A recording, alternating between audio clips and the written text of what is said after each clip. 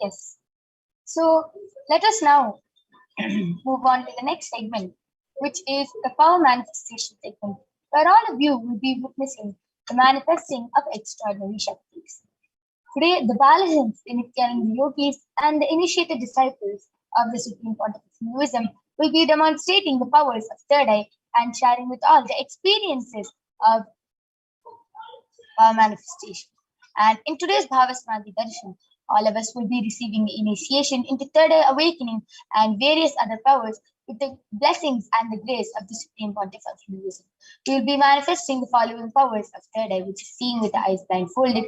And third eye is the cosmic browsing center, which is located between the brows. And I request the previous slide to be shown. And third eye is the cosmic browsing center, which is located between the brows, and one can effortlessly express powers and see through the third eye, just as you would with both your two eyes.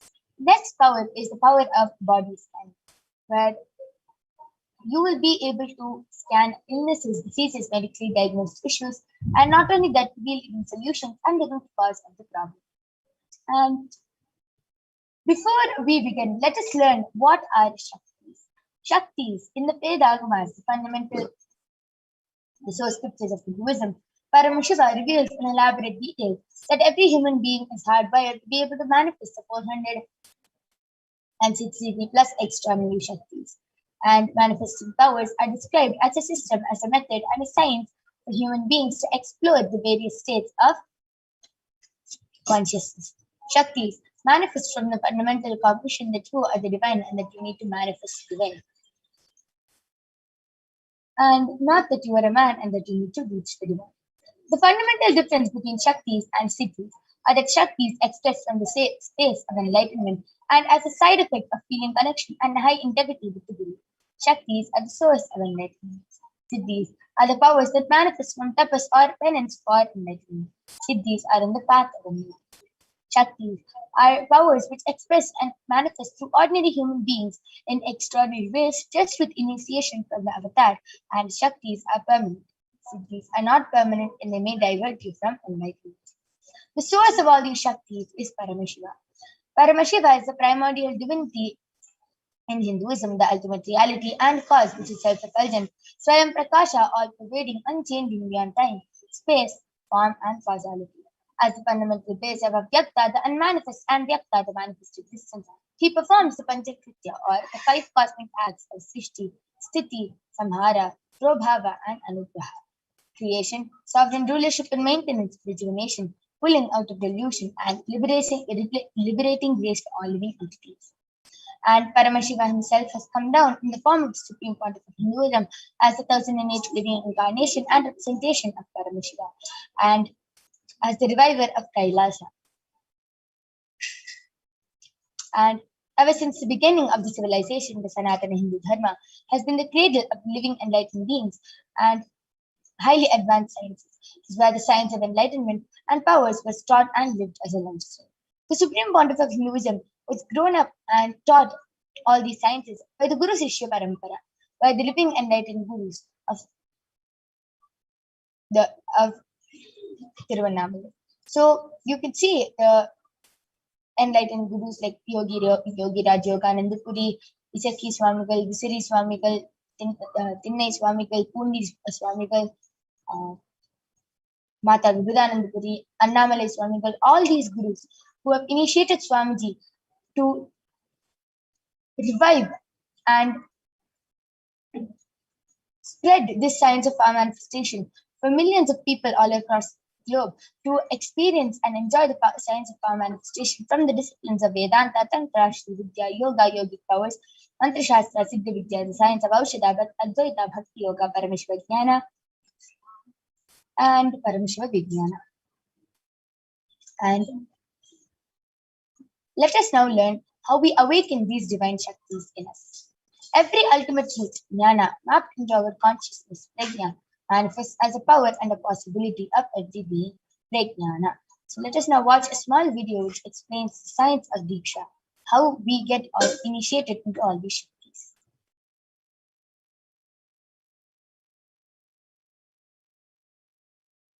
Diksha is the direct transfer of spiritual energy by an enlightened being through look, word, or touch.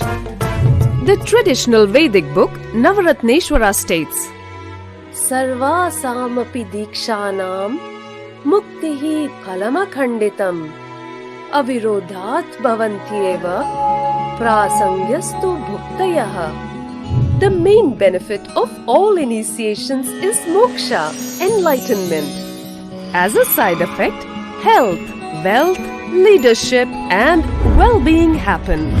And in Rudrayamala Tantra, Shiva says, Devi Diksha Vihinasya Na Siddhihi Na Cha Sadgatihi Tasmat Sarva Prayatnena Guruna Dikshito Bhavet. The one who is not initiated does not attain liberation nor a better future. So by all efforts, one should get initiated by Guru. What is the science of initiation?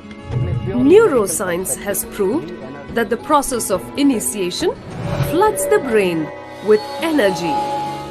This is the superconscious energy of Kundalini, our own highest inner potential energy. As the Kundalini flows from the thalamus to the cortex, it sets up a powerful energy loop within the brain, which awakens the latent non-mechanical parts which we have never used before. With increasing levels of coherence, the whole brain comes alive, turning into a superconductor of conscious energies that heal, empower, transform our lives, bliss and fulfillment. Initiation creates high awareness, visualization, creativity. It also slows the aging process and improves the immune system. Kundalini awakening, healing experience, levitation, teleportation, materialization. Experience the power of initiation through a range of exclusive programs conducted at the ashram. Nithyananda Dhyanapitham.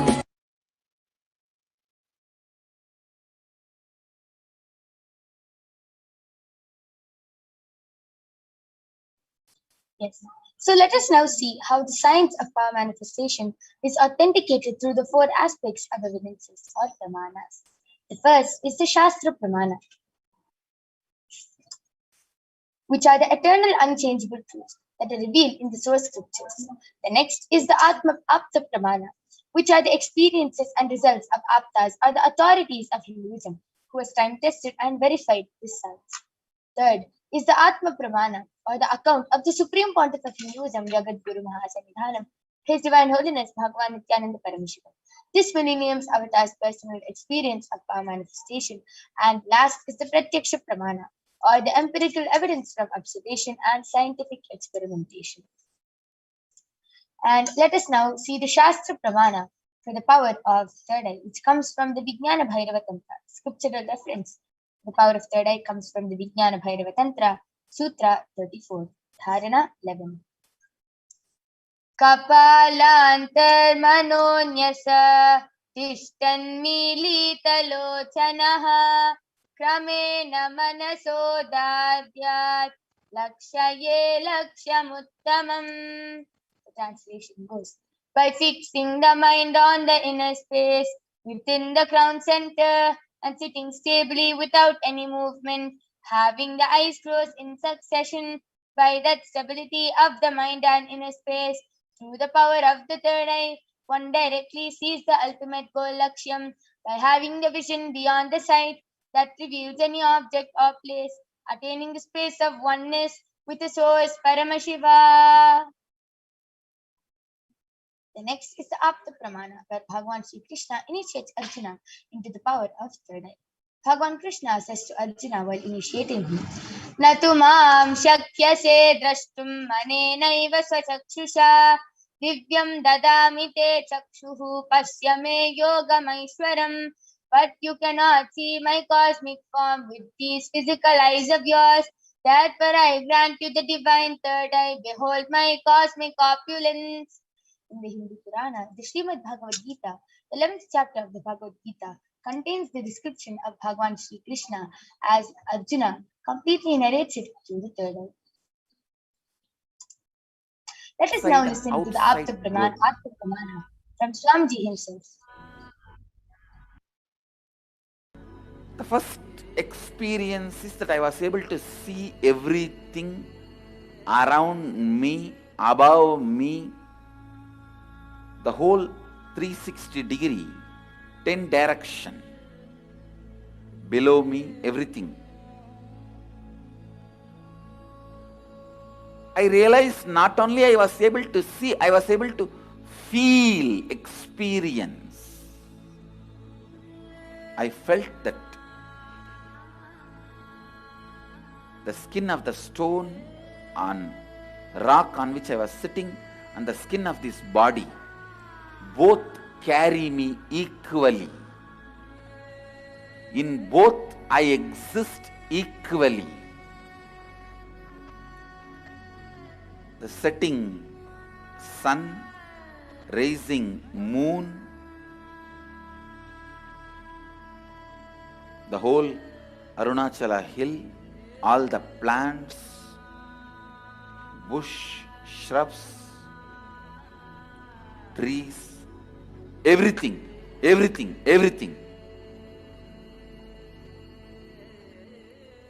just became so alive. The idea, something is inside,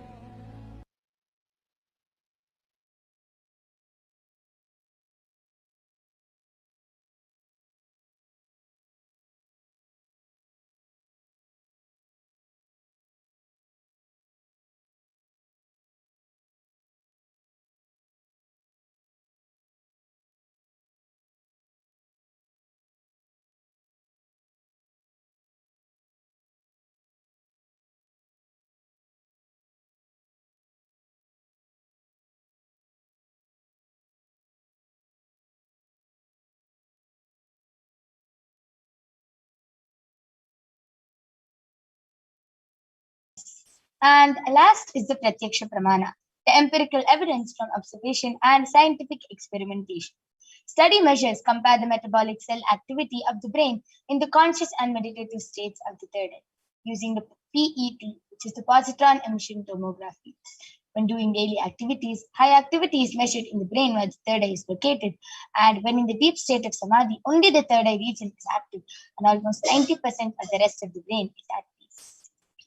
And now, without further delay, let us get ready to witness the Sakshi Pramana, live demonstration of the power of third eye being manifested by the Balasants of the Nithyananda Gurukul.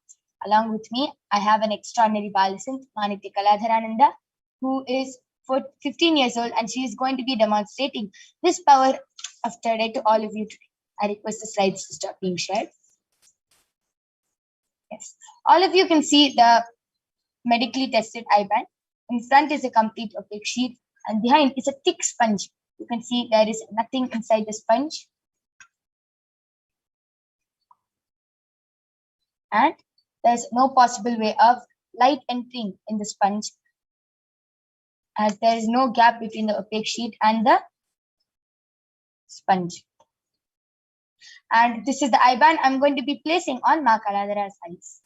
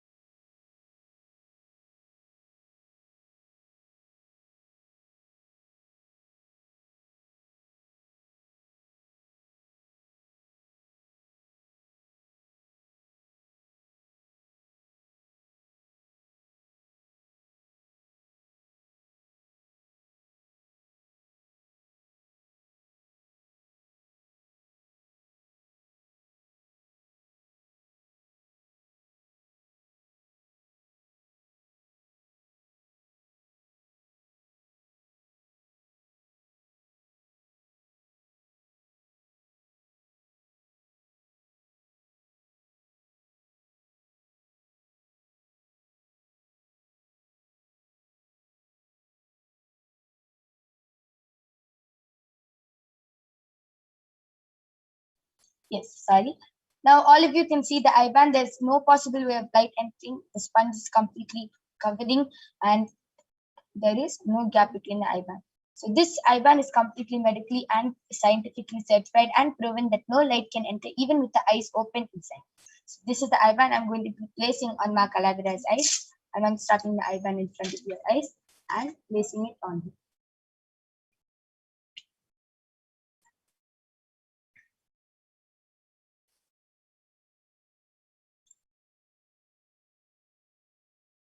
Yes, Ma Kaladra, are you comfortable? Yes. Yes. So all of you can see she's completely comfortable. Move to your right, left, up. You can see there's no gap and down. Yes. So now the eye-band is completely covering Ma Kaladra's eyes. I request the YouTube comments to now be projected.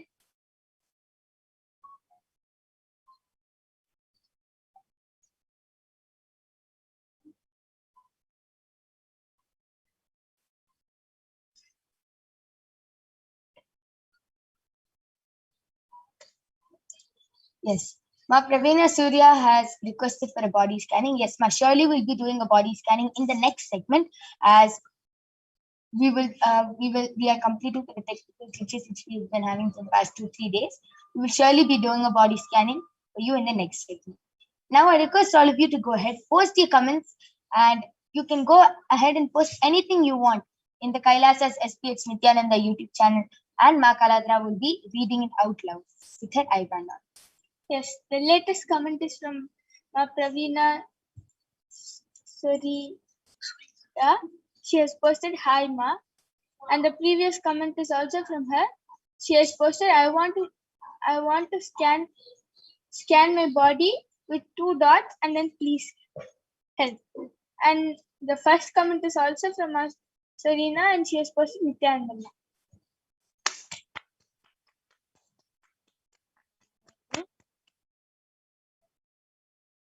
Yes, I request all of you to continue posting your comments.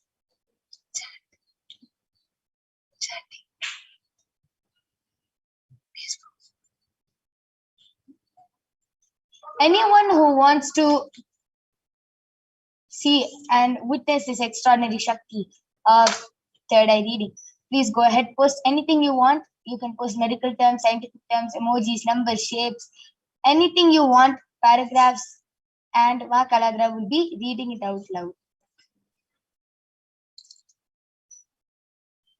Yes, the next comment is from CAROLAPORKLER. As posted, I am as old as the sun. I am as new as the sunrise. All of this how with her eyes blindfolded, Ma Kaladra was able to read. This is actually a beautiful quote which Swamiji says. Yes. The next comment is from Sita Narayan, and he has posted Nithyanandam. I would love to scan my body to know what is causing pain in entire body. Blessings. And the next comment is from Nithya Perumal, Nithya Perumal, and he has posted Nithyanandam everyone. And the next comment is also from Sita Narayan, and he has posted Nithyanandam unable to control blood SUGAR,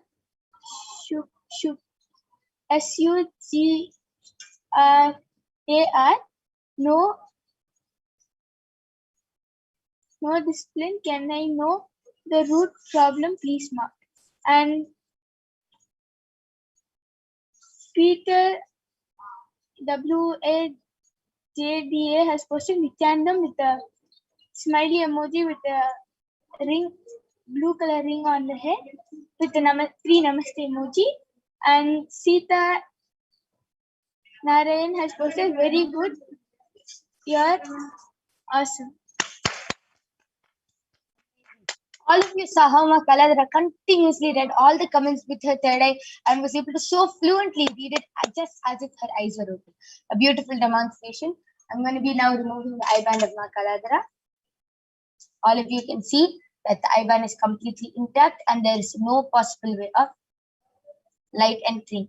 And this was the very eye band which Ma Kaladara manifested and showed this demo with. Amazing. That was a beautiful demonstration of the power of third eye. Please stay tuned. I saw so many people have posted requests for a body scanning. Yes, in the next segment, we are going to be manifesting the power of body scanning. So just stay tuned and we'll be back with the Balasins of the Nithyananda Gurukul who are going to be demonstrating the power of body scanning for all of you. Please stay tuned and you will be witnessing this extraordinary Shakti. Let us now move on to the next segment, which is the Pramanas for the power of body scanning.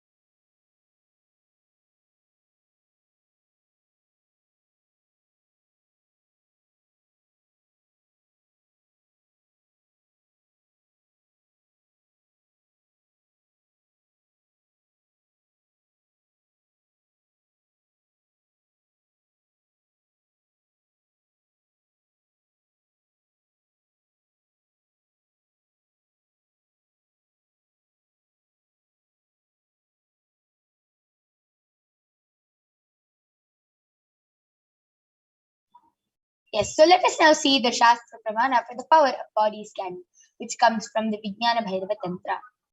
Swadehe jagato vapi sukshma sukshmatarani cha tattvani yani nilayam dhyattvante vyajyate para. Bhagavan Paramashiva says, cognize deeply that from the subtle to the subtlest constituted principles of your whole body, Swadeha, or of the whole universe, simultaneously consist of the essential reality. They are being absorbed in their source cause, Paramashiva, and by the experience of such restful awareness, one becomes complete from all thoughts, and the ultimate universal divine power, Paradevi Adishakti, is revealed, and the supreme power manifestation happens. The next is the Apta Pramana, which is the reference for the power of body scanning from the life of a Siddha named Teriyar. Teriyar was a Siddha and one of the prominent disciples of Agastya. One day, a man suffering from a severe headache comes to Agastya for healing, and Agastya uses the power of body scanning and identifies the root cause of the headache. He reveals that there is a small Tere, a type of frog, sitting in the person's brain. Agastya immediately instructs Teriyar, his disciple, to perform an open head surgery and remove the frog. After the surgery is completed successfully, the person is healed and cured of the headache. Thus, he gained the name Teriyar. Third is the Atma Pramana, which is from the life of His Divine Holiness Swamiji, who has also authenticated and time-tested this science. Swamiji beautifully shares, paraphrasing his words, only when I had a multiple compound hand fracture was I forced to go for surgery and therefore for medical checkups related to that. At that time, they detected heavy metal quantity in my different organs, and it was revealed that I had been poisoned without our knowledge. I immediately used diagnostic methods instead of medical facilities to study the body condition due to the poisoning. Through body scanning, I found out what the problems and imbalances had happened and where the balance had to be done. I used allopathy as a second opinion just to verify my findings. And all these avatars, these incarnations, and these living and let beings are born as awakened beings. And even though they take the human body, they are much, much beyond suffering. Any incident which happens in their life is not an accident, it is an Leela, it is a divine play. They are beyond the usual sufferings of birth and death. And last is the Pratyaksha Pramana, the Sakshi Pramana. All of you can see so many of the disciples who have shared their experience of power manifestation in the Kailasa's HDH Nithyananda Facebook page. And let us now witness the live demonstration of the power of body scanning by the Balasins of the Nithyananda Gurukul. So we'll be back right after a short break.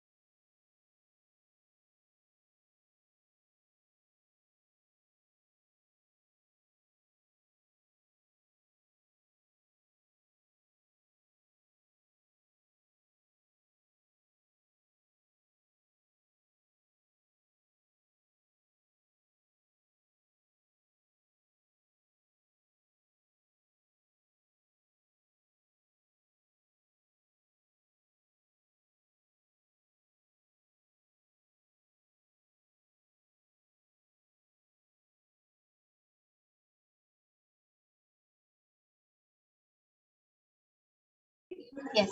So now I'm back with the Bharisans of the Nithyananda Gurukul, Ma Soni, who is 16 years old, and she is going to be demonstrating this power to all of you today. And yes, so I can see so many people have requested for a body scanning, and for the past few days we've been facing technical glitches and they were not able to hear. So yes, we will surely be doing the body scanning. And yes, I request the comments to be scrolled up. Ma Soni, Ma Pravina Surya has actually requested for a body scanning. She has requested before itself asking regarding her weight, why the numbers on the scale is not reducing. So please go ahead and do a body scanning from our Pravina Surya. And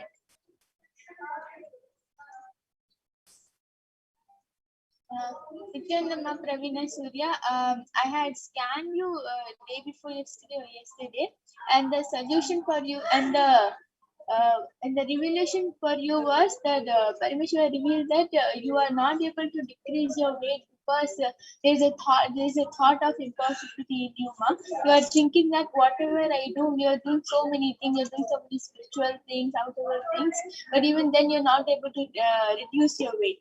So, and because of that, you are having a thought of impossibility, ma'am. So, Paramashiva will reveal the solution as the minute you complete with the thought of impossibility, you will see the drastic change in your body, ma'am, and you will manifest whatever you want. yes, so this is a body scanning from our Pravina Surya. And Ma Pravina Surya has also posted, I'm having a problem with my siblings, some wealth issues. When will this sort out now? It's supposed to be 50-50 as my parents passed away, and he is delaying it. Hope Swami will bless to move all obstacles. Yes, ma. You can also request whenever Bhagwan Irena Paramashiva Sundareshwara comes. You can also request for blessings for this. And when Devi Parashakti comes in the form of Swamiji, you can request, and Devi and Sundareshwara will definitely bless you, and you will be cleared from all your obstacles. Carola Torkler has posted for a request for a body scanning as she was diagnosed with anemia at emergency hospitalization. The critical low hemoglobin HbA is at 7.8. It must at least be at 30. Yes, ma'am. Few days back, I did the body scanning for you. Paramashiva revealed that it is a lot of heat and toxins which is in your body, um, which is causing this problem. And Paramashiva revealed that every day before sleeping, apply turmeric on your forehead with the kumkum and place onions below the foot.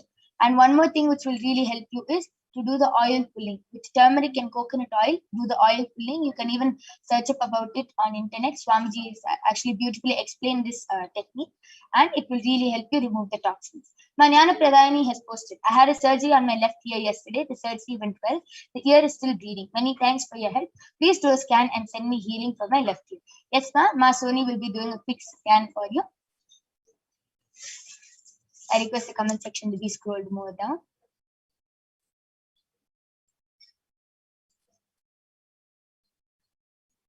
Okay, Ma Sita Naren has posted, Nithyanandama, I would love to scan my body to know what is causing pain in my entire body. Yes, pa, surely will. And Sita Naren has also posted, unable to control blood sugar, no discipline. Can I know the root problem? Yes, ma, I will be doing the body scanning for you now. Yes, ma, Soni, you can go ahead. Nithyanandama Jnanapradayini, you had shared with us that your left ear, after surgery also, your left ear is continuing to bleed. So Paramashiva revealed the solution as to apply turmeric in the part where it's bleeding. In your left ear, apply turmeric in the part where it's bleeding, ma. The bleeding will get stopped in 3 days. Apply turmeric continuously, and the bleeding will get stopped in 3 days. Beautiful, amazing body scanning for Ma Jnana Pradayani. I request Ma Pravina Surya, Ma Carola Turkler, and Ma Jnana Pradayani to get back in the chat section. Ma Sita Narayan, Paramashiva revealed the root cause of all this body pain is just self-doubt, Ma, and self-denial. You are continuously denying yourself and feeling that you cannot do anything, you cannot expand, you don't have a possibility to do anything. This is actually causing the entire pain in the body, and Paramashiva revealed a simple solution. Just to completion yourself every day and start doing Surya Namaskar. Every day, just do the Surya Namaskar and you will start getting healed from this. Yes. I request the comment section to be scrolled down.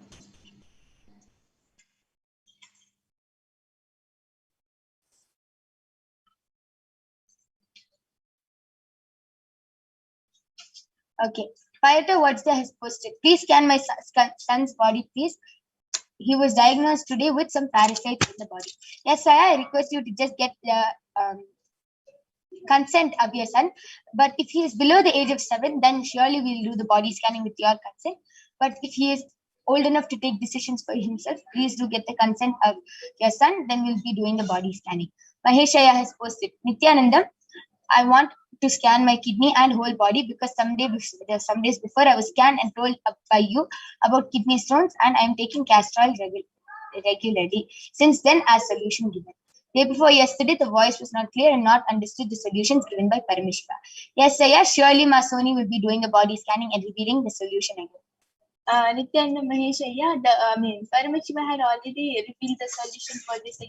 Paramashiva revealed that your body is still recovering, your kidneys are still recovering, and Paramashiva revealed that to get a scan of the kidney and then continue for the solution for at least 1 week and 1 month, and then go again and have a scan of your kidney, and then you will see the drastic change in your kidney, the drastic change in your body and your kidney. Yes, and Paramashiva also revealed in my third eye for Maheshaya that it's also because of a lot of heat and toxins which this problem is taking some time to heal. So Paramashiva revealed to place onions below the foot and sleep, and to do the oil pulling. And you can search for the technique. Swamiji has beautifully given the technique. You can search on internet or in the Living Enlightenment.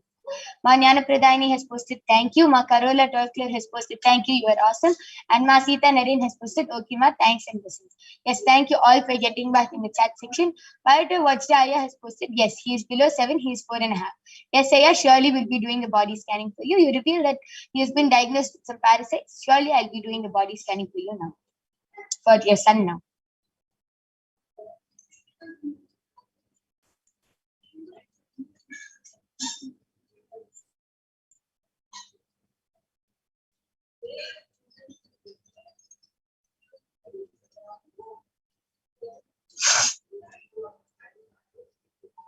Okay.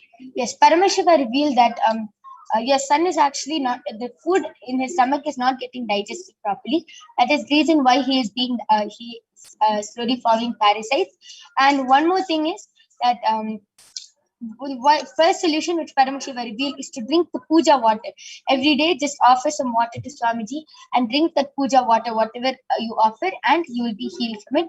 One more thing is because the food is not getting digested properly, Paramashiva revealed that he has to drink neem juice every morning.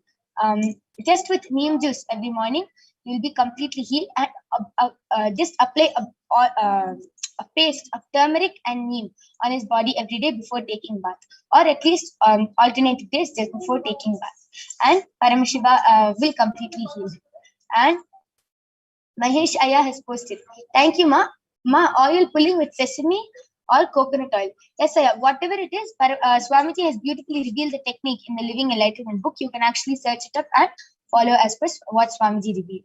Yes, and with this, we would like to conclude this session. We thank all of you for joining us in this power manifestation session today. And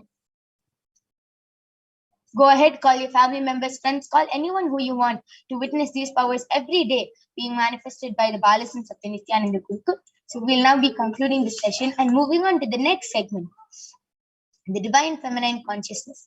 We'll be joined with Ma Madhura soon, and we will be learning so much about Devi Parashakti.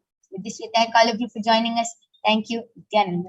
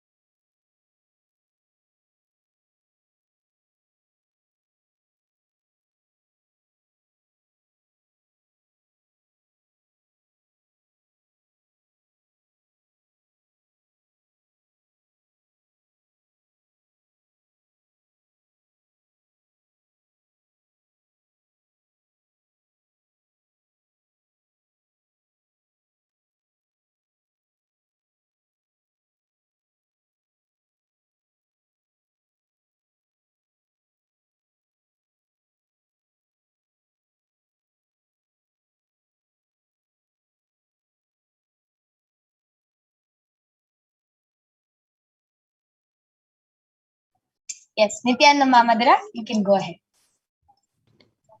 Yes, Nithyananda everyone. And thank you, my Yoga Prana. So that was a great power demonstration that all of us just witnessed by the Balahandra Nithyananda Gurukul. And now we'll be moving to the next segment of this program where we will be seeing and learning about who is Devi Parashakti, the divine feminine consciousness. So we'll be first looking at Dhyana Shloka of Devi Parashakti, which comes from the Lalita Sahasranama Dhyana Shloka. सिन्दूरारुणविग्रहां त्रिनयनां माणिक्यमौलिस्फुरत् तारानायकशेखरां स्मितमुखीं मापीनवक्षोरुहां पाणिभ्यामलिपूर्णरत्नचषकं रक्तोत्पलं बिभ्रतीं सौम्यां रत्नघटस्थरक्तचरणां ध्यायेत् परामम्बिकाम्. In the translation for this verse is the Divine Mother is to be meditated upon as shining in a vermilion red body, with the triple eyes sporting a crown of rubies studded with a crescent moon. A face all smiles, a splendid bust, one hand holding a jewel cup of mead and the other twirling a red lotus. And another Dhyana Shloka which comes from the Lalita Sahasranama Dhyana Shloka says, Arunam karunatarangatakshiim dhritapaşankuşapuşpabanachapam animadibhiravritam ayugaihi rahamityeva vibhavaye bhavani. The translation for this verse is, I meditate on the great Empress. She is red in color and her eyes are full of compassion. She holds the noose, the gourd, the bow, and the flowery arrow in her hands. She is surrounded on all sides by power such as anima of her rays, and she is the self within me. And Devi Parashakti is the ultimate pure feminine consciousness. Parashakti is the cosmic mother. It is her cosmic womb from which billions and billions of universes come out and go in, and the source where the Big Bang and black holes go on and on. And Parashakti is the source Shakti, the source energy, the source power, from which all of us came, in which all of us are living even now, and in which all of us are going to merge. And out of extreme love and compassion, Devi Parashakti herself is manifesting through the embodied form as the Nijavatara of the Supreme Pontiff of Hinduism, Jagat Guru Mahasannidhanam, His Divine Holiness Bhagavan Nithyananda Paramashivam, gracing us, answering all of our questions, attending to all of our prayers, giving boons, healing us, revealing our past, present, and future, delivering profound spiritual truths, and ultimately giving us the experience of Paramashivoham itself. And Devi Parashakti beautifully reveals the words of Devi Parashakti herself. She says, breathing as Omkara, expressing as Vedas and Agamas, blossomed as Shrimkara, filled as Parashodasi, living in 40 triangles, the Kailasa Swami who is in Kailasa, Shri Parajiddaman, Parashodasi, sitting as part of Paramashiva, Parameshwari who rules the world, Paramashakti, Manonmani, Meenakshi. As Nithyananda, I took Nijavatara here to give good boons to everyone, to bestow all goodness. Hiranyagarbha Swarupani, Brahmanda Yoni, Shami, Chandramauli, Rapala, Aparna, Uma, Parvati, Savitri, Navayovana, Samraji Lakshmi, Parameshwari, Parashodasi, Meenakshi. Taking the form of Nithyananda, I came here as Nijavatara. With great compassion and blessing, listen, people, to do good to all of you, I took the form of Nithyananda and came down as Nijavatara. And Devi Parashakti continues to reveal, raising an Omkara, blossoming as Shiva, Shiva manifesting as source of existence, powers of existence, expression of existence, from the oneness of Om, blossoming into two as Prakriti and Purusha, blossoming as three Shaktis, Icha, Kriya, and Jnana, growing as 4 Vedas, expanding as 5 Panchabhutas, beyond 6 chakras, filled as gotras of 7 rishis, expanding as 8 directions, existing as 9 grahas, blossoming as 10 indriyas, being as 11 rudras, creating all the worlds, bringing life to tell and make truth blossom and to do good, Parashodasi, Meenakshi, in the form of Nithyananda, I came to bless every one of you. And now let's see how we can receive Devi Parashakti. So literally we're seeing Paramashiva and Parashakti at that moment. She is there on your screen. So always receive her in a very traditional manner. You can keep 2 beet leaves, 1 banana, 1 betel nut, and a coin in front of the screen as you receive Devi Parashakti and watch Devi Parashakti on the screen.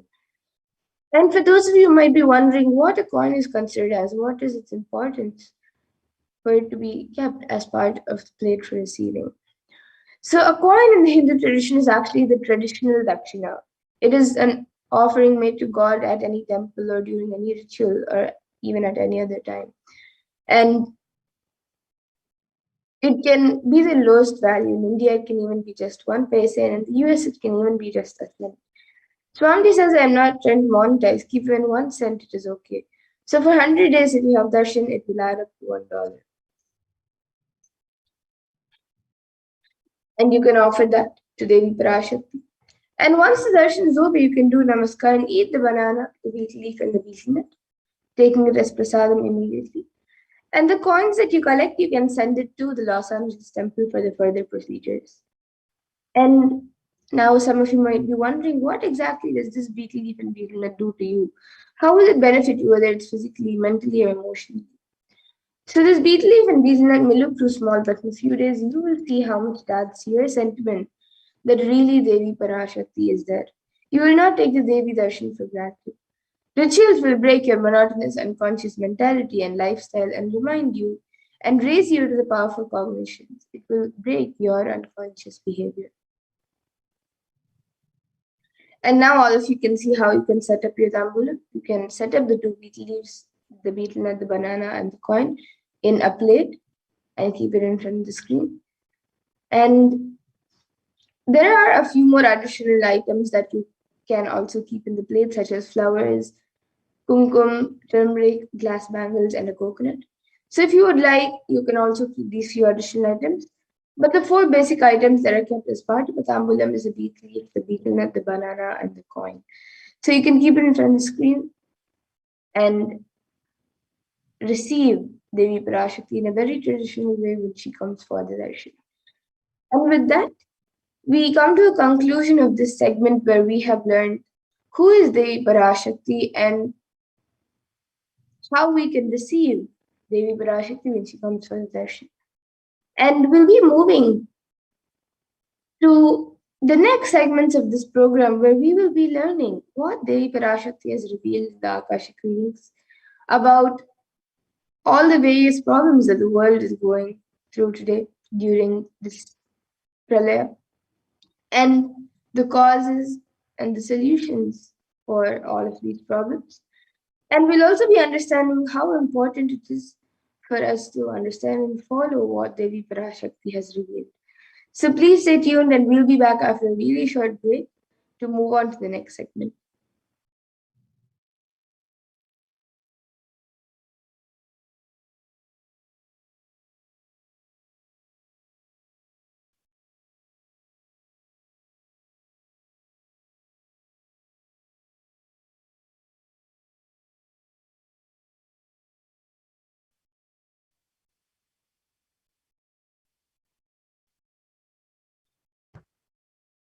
Yes. So let us understand what Devi has revealed as the 8 ways to prevent COVID-19.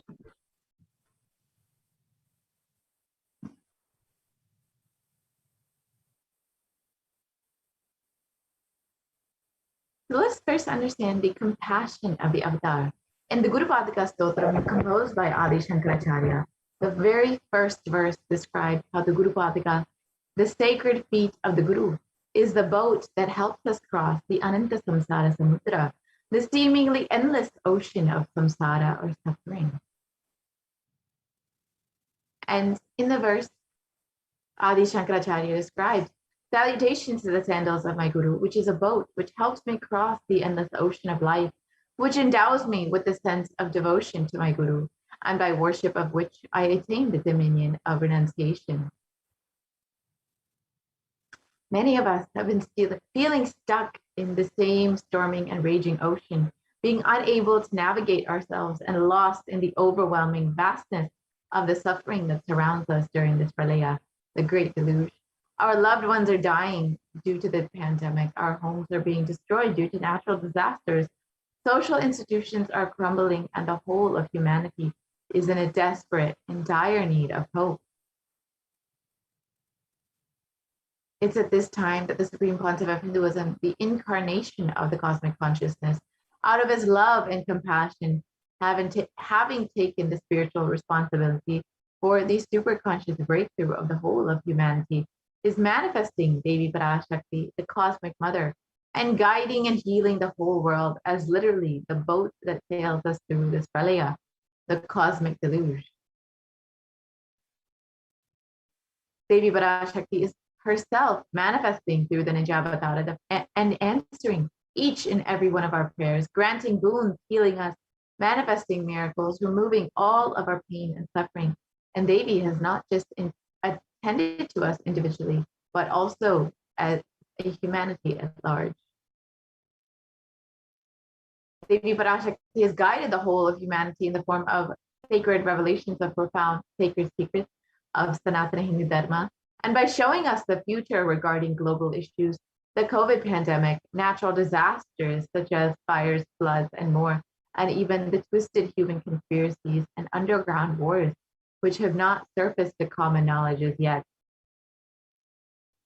In this segment, we will be elaborating on the statistical, scientific, and scriptural references of each sacred revelation, which is manifested precisely as the same guidance emerged from Devi Parashakti for us to imbibe deeply and start following as Devi Parashakti continues to protect us until the storm ends and we are safely harbored at the shores of our consciousness.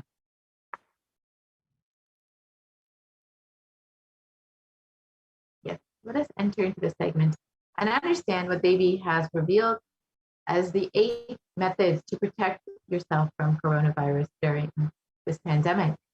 This was revealed on the 30th of April, 2021.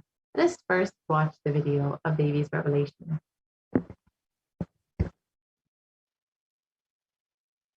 Parashodasi Meenakshi, Parameshwari Meenakshi, Parashakti Meenakshi, இங்கு எழுந்து அருளினோம் எல்லோர்க்கும் ஞானமும் தன்மையும் தந்திட நன்மையெல்லாம் அளித்திட நாமே வந்தோம் இங்கு கைலாசத்தின் சுவாமினியாய் பரமசிவன் கிரகத்திருந்து நம் அனுக்கிரகத்தினால் நித்யானந்தன் விக்கிரகமாய் மலர்ந்தோம். உங்கள் எல்லோருக்கும் நல்லதை செய்திட நன்மையை சொல்லிட தர்மார்த்த காம மோக்ஷம் எனும் புருஷார்த்தங்கள் நாளும் பொங்கி மலர்ந்திட வந்தேன் இங்கு.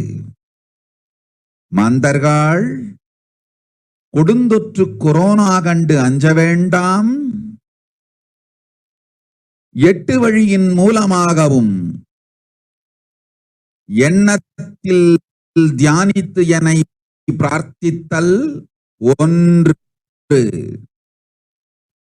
சமூக வலைதளங்கள் மூலமாய் என்னை சரணடைதல் 2,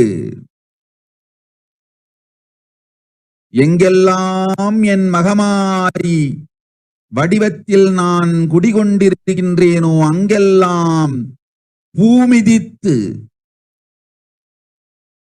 என்னை வழிபடுவது 3, நெஞ்சில் மஞ்சள் தடவி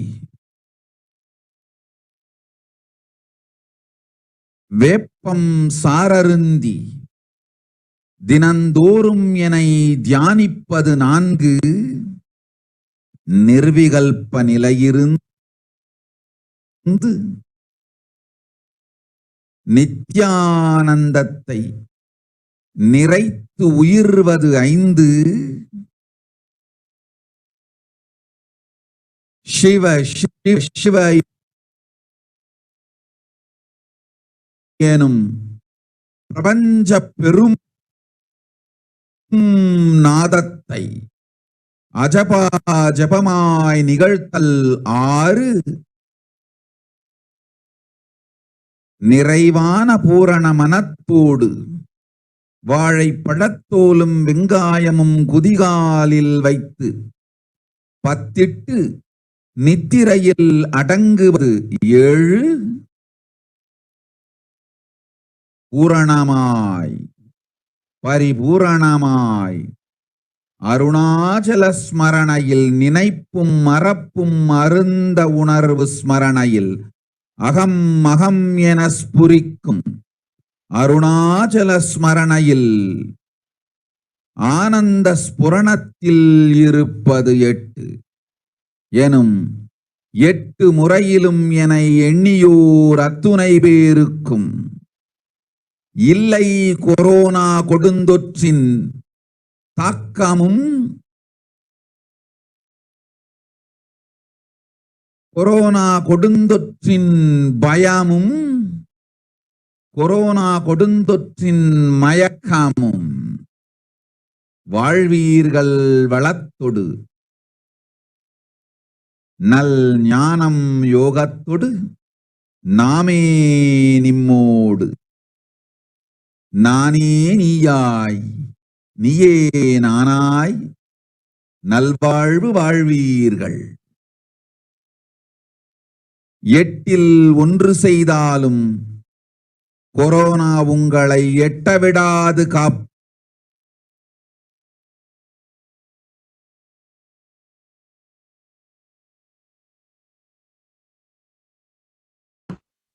Let us understand what Devi has revealed, mapped into English. Oh, humans, don't be scared of the deadly infection corona. Through these 8 ways, by praying and meditating on me, surrendering me through social media, wherever I am residing, worshiping me by doing fire walking, applying turmeric in the chest, drinking neem juice, and meditating on me every day, being in the unclutched state, filling with eternal bliss, doing the ajaba of the cosmic sound, Shiva, Shiva, Shiva, with complete mind, applying banana peel and onion in the heels and going to sleep, being in the state beyond any remembrance or forgetting, in the Arunachala Spurana that blossoms as aham, aham, in the state of Ananda Spurana. Everyone who thinks on me through these 8 ways, they will not have effects of corona. They don't have fear and delusion of corona. You will live with prosperity, with wisdom and fortune. Me with you, you as me as you. You will live good life. Even if you do one of these 8 ways, I will protect you. Corona will not reach you. Don't have fear, O people. Be blissful. In these revelations, Devi Parashakti has revealed the 8 methods to protect all of humanity from COVID-19. Now we're going to go through these 8 steps and understand each of these benefits and the science behind these methods.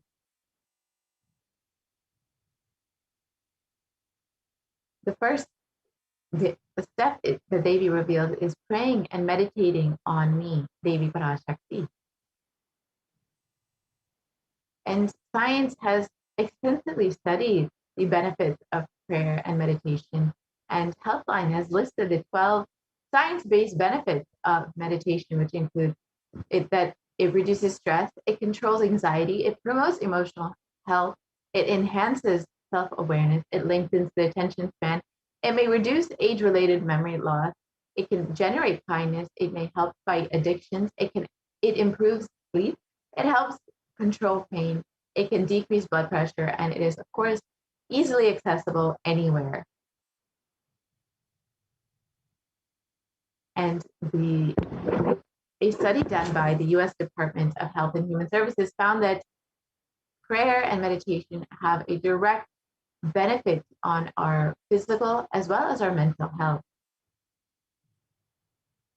And another study published in Cambridge University Press reiterates the necessity of meditation during times of crisis. such as COVID-19. And Everyday Health published research on how prayer and spirituality protects our emotional health on December 7th, 2015. And they stated that it offers a bigger sense of purpose. It provides social support, it lifts the spirits, it helps you cope with difficulties. And a report published on September 2015 found that when researchers followed 191 people with congestive heart failure for 5 years, they found that those who reported feeling spiritual peace and who also made some healthy lifestyle changes were significantly more likely to live longer than their peers. And people with major depressive disorders or chronic medical illnesses who report high levels of religiosity, which include daily religious experiences, generally become more optimistic than their peers. And this was published in a study in Depression and Anxiety Journal. So and the Avatar himself has directly demonstrated how meditation can impact our brains. So let us watch how exactly meditation impacts our brain.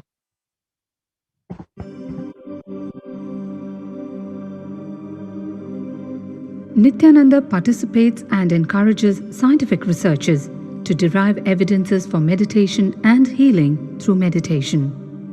Dr. R. Murli Krishna, President, COO, Integris Mental Health and James L. Hall Jr., Center for Mind, Body and Spirit, Oklahoma in US, and his team invited Nithyananda to derive scientific evidences for meditation and the state of his enlightenment. When Swamiji came, I have requested him to do one thing. I asked him, would you be willing to undergo some scientific investigation of the meditation process? He very cheerfully agreed without one complaint. He went for 3 repeat sessions for PET scanning and 3 repeat sessions for quantitative EEG sessions. And these are really not very easy tests to go through. It requires a lot of patience and a lot of willingness to do that. So we did that. Because if a meditation process is doing something to your brain, we should be able to detect that. Scientific findings are verifiable. They're replicable. You can replicate them, duplicate them. So Swamiji went through those sessions and we found some interesting findings. In PET scan, they inject a radioactive dye which goes and sits in parts of the brain that are active. In the normal, non-meditative state, the brain is very active. And when we are seeing someone, the rear end of the brain, the visual cortex, is very active, as shown in the diagram. Usually the brain is so active, there are 100 billion brain cells there. But what meditation does is something very interesting. It shows the frontal lobes getting more active. The frontal lobe is where you have judgment, wisdom, reasoning. Here are some of the brain scans I'm going to share with you. This is alert, non-meditative state. The second one is 30 minutes into this one. 30 minutes meditation. Look at the frontal lobes, how they light up. They light it up big time. 60 minutes of deep meditation, and here is a deep, deep level of meditation where it lights up significantly right here. Right in the middle, probably 1.5 inches, 2 inches deeper.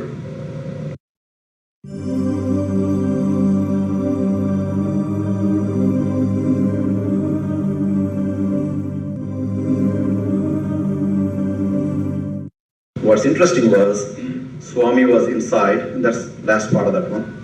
See that light right here? So what's interesting was, I've never seen that before in my life, so the other parts I've seen may not be to the extent that Swamiji showed, but this is something interesting. There is something called dopamine, which is a chemical our brain is involved in. Dopamine is produced mostly in this area. And when you have any pleasurable feeling in your body, it is mediated through dopamine. It's a neuroreceptor. It's a chemical that transmits messages of pleasure. It basically evokes pleasure. You eat the same thing is with visual pleasures you have, beautiful people, beautiful sceneries, nature, whatever gives you pleasure. It's mediated through dopamine. Everything that human being experiences involves dopamine. But what's interesting is that you and I have the potential to create our own dopamine in a big way. So I named it, for lack of a word in the past, the D spot, which is the dopamine spot. If you can discover your D spot, you got it made in life. The D really stands for divine spot. The D also stands for delight and the dopamine spot. What's also interesting is that he could at will go in and out of the states. Those are some of the findings I want to share with you. There's so much more talk about physiology of mind and brain and the body. It's a fascinating field that this is something that all human beings can relate to, can apply in our own lives. Not only a sophisticated knowledge, but these things have application in daily life for all of us. Nithyananda's system of free healing, known as Nithya Spiritual Healing, has been baffling the medical world, curing diseases from migraine to cancer. Qualified people are also initiated to become healers. The complete report of the research conducted on Nithyananda's neurological system can be found in the book Mystic Phenomena, Scientific Data.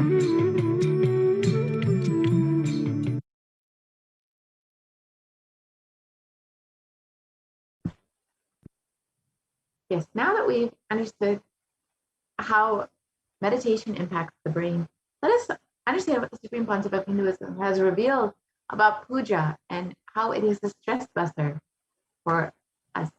Let us watch that video now.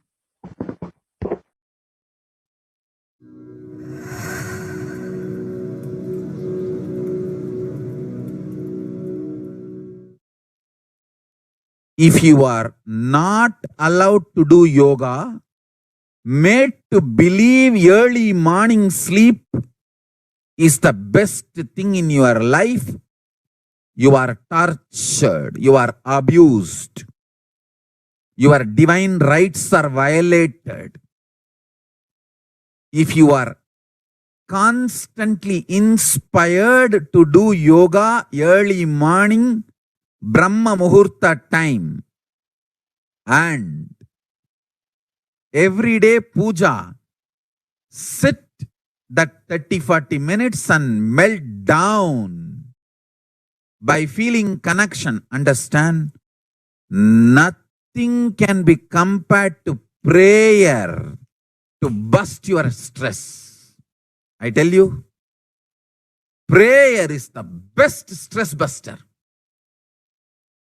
Deep feeling connection and tears rolling in your eyes and melting down. Prayer to Paramashiva. Intense yearning, Vyakulata, talking to Paramashiva, relating to Paramashiva. Nothing can be compared to that to bust your stress. I tell you, every day puja is an ultimate recharging experience. If you do everyday puja,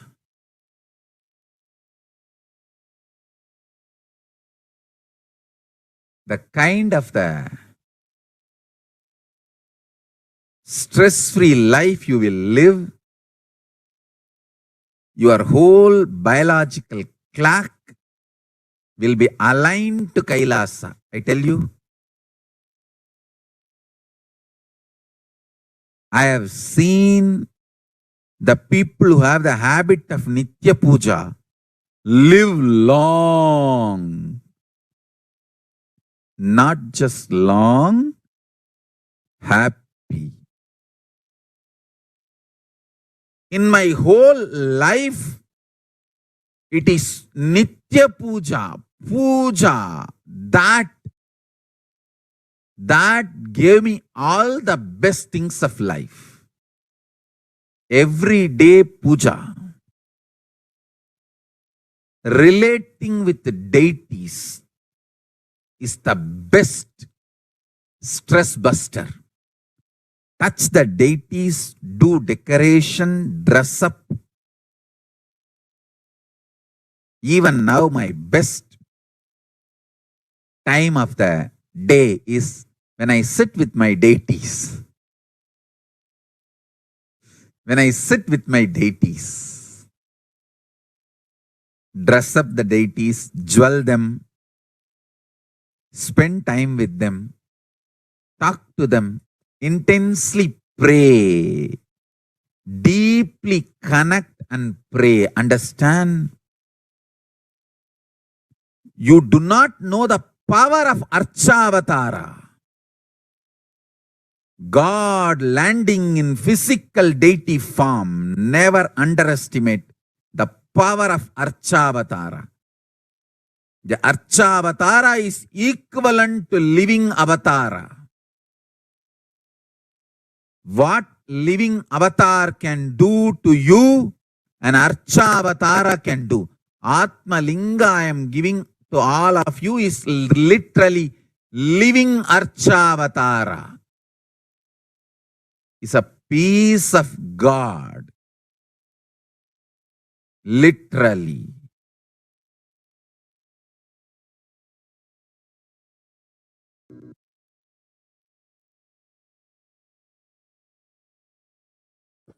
And the second method to protect yourself from Krona is by surrendering to Devi Parashakti through social media.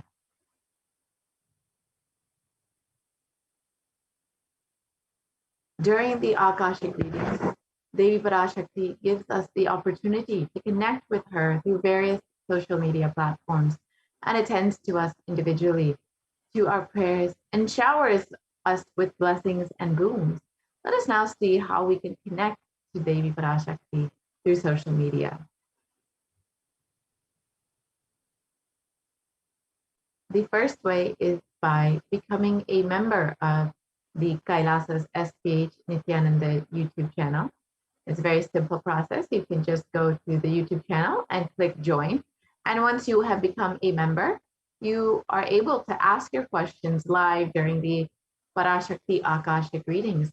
And your questions will fall in the eyes of Devi herself.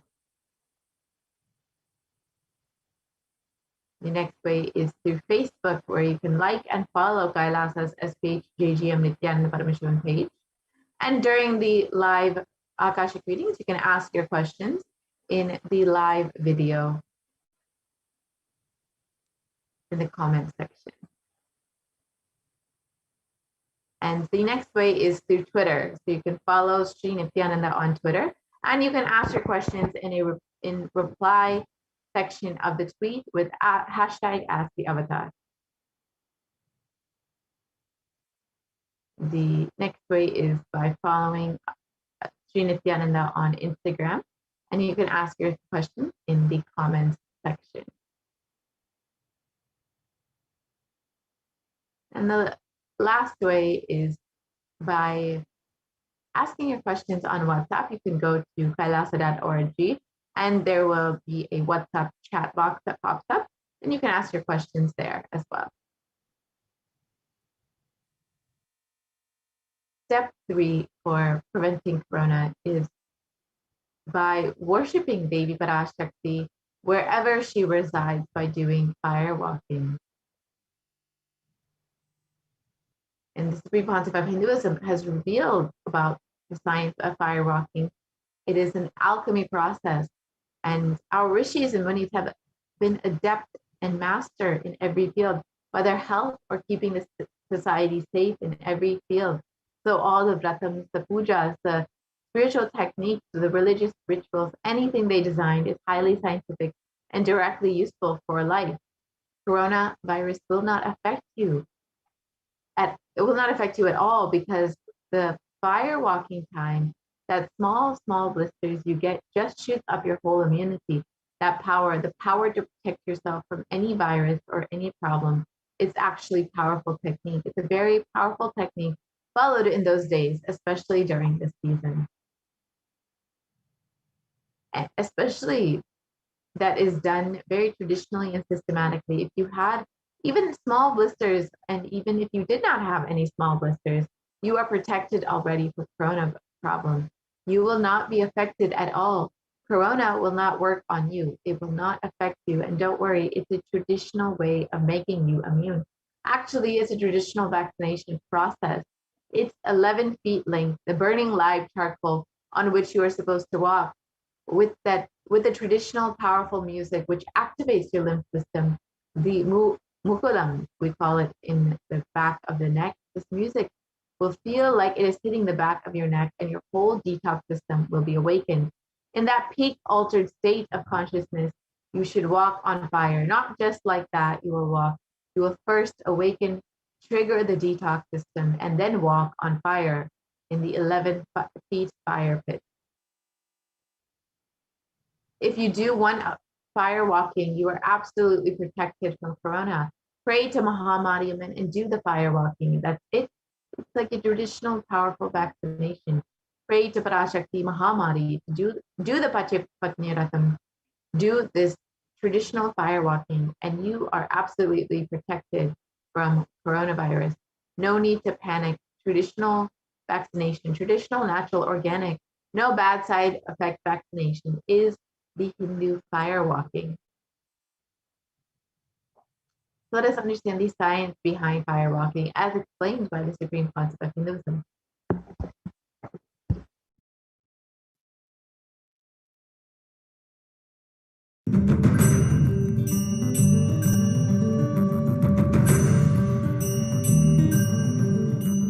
All these transmutation processes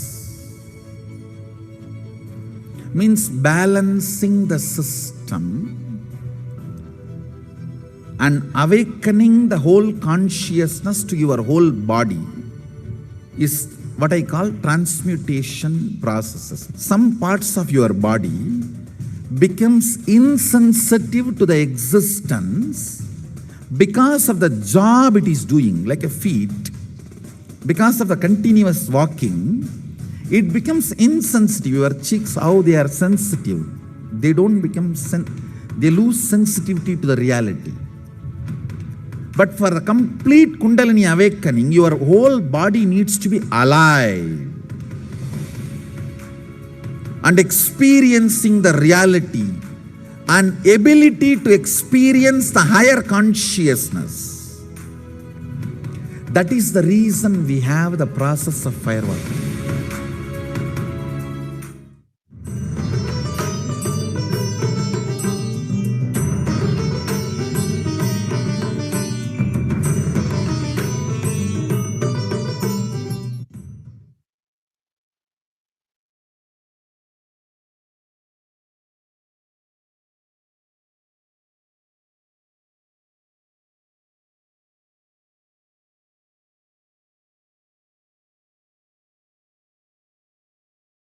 And let us watch the supreme concept of Hinduism himself doing the fire walking in Tirunamalai.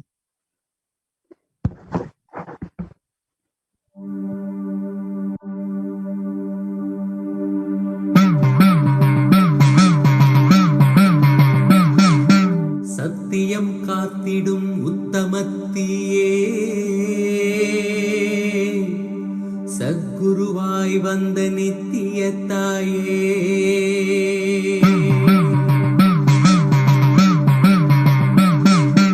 வேதங்கள் வணங்கிடும் ஆதியும் நீயே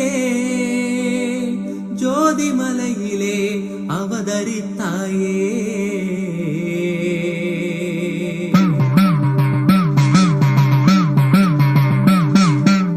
அவனியை பேணும் ஞானமும் நீயே அக்னி வடிவிலே அருள் புரிந்தாயே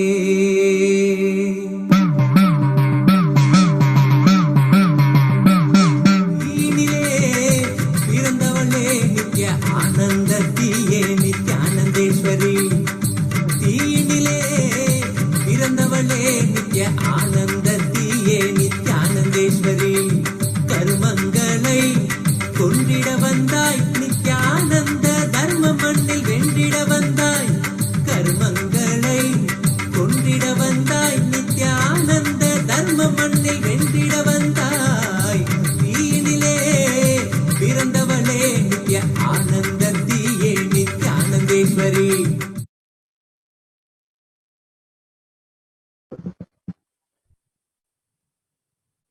Let us understand the science behind firewalking.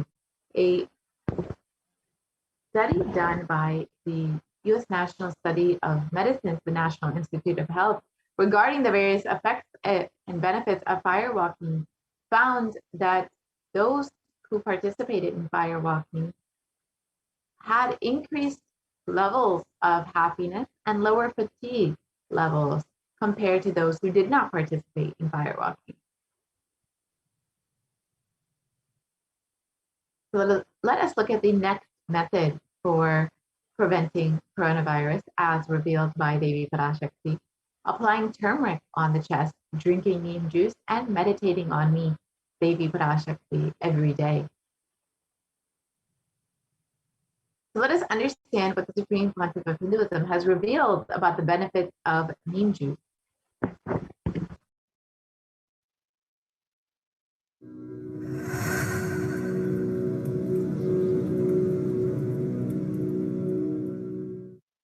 Bididi.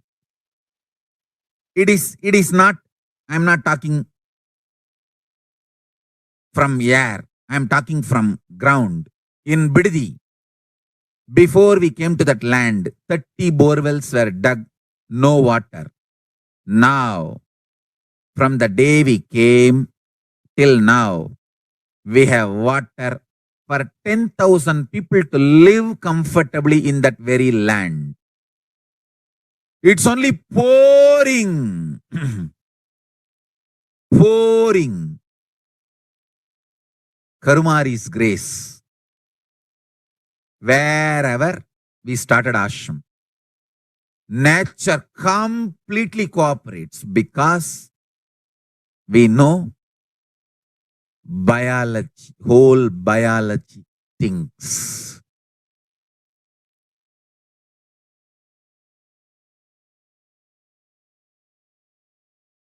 If you are having bitter relationships in your life, just start drinking bitter neem juice every morning. The problem will be solved.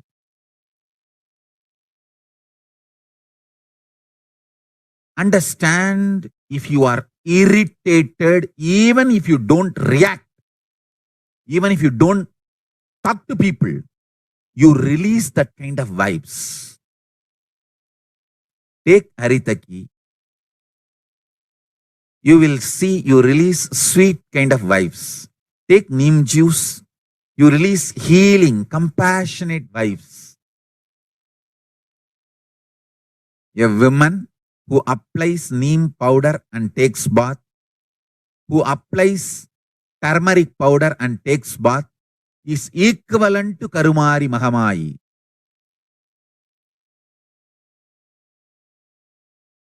That neem paste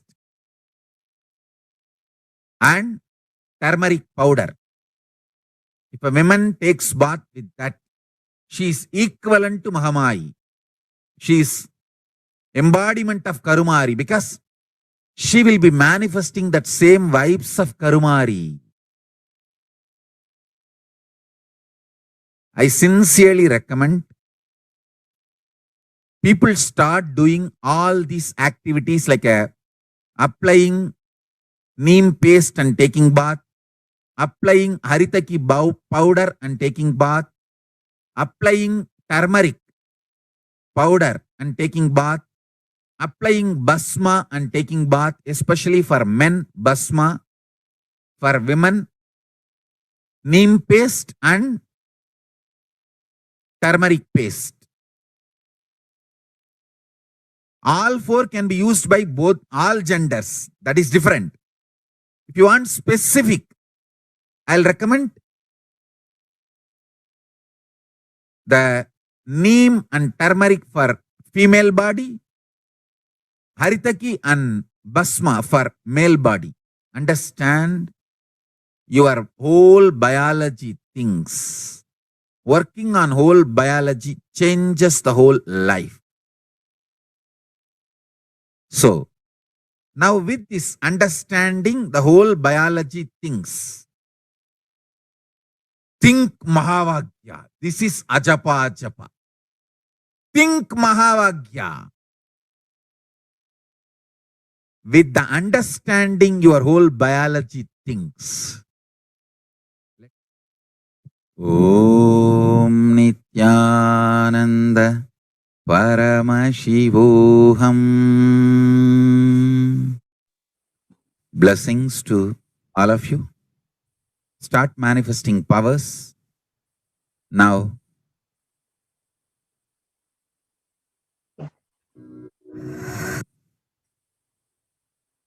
Understand the benefits of turmeric. Traditionally, turmeric is well known for its anti-inflammatory effects, and curcumin, which is the active agent in turmeric, has been shown in the last 2 decades to be a potent immunomodulator agent that can modulate the activation of T cells, B cells, macrophages, neutrophils, natural killer cells, and dendritic cells, which are all immune cells. And curcumin can also downregulate the expression of various pro-inflammatory cytokines, including TNF, IL-1, IL-2, IL-6, IL-8, IL-12, and chemokines, most likely through the inactivation of the transcription factor NF-kappa B.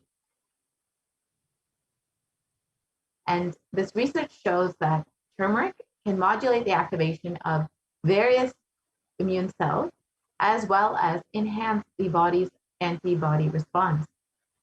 And this essentially strengthens the immune system and can help you stay healthy and maintain an active lifestyle.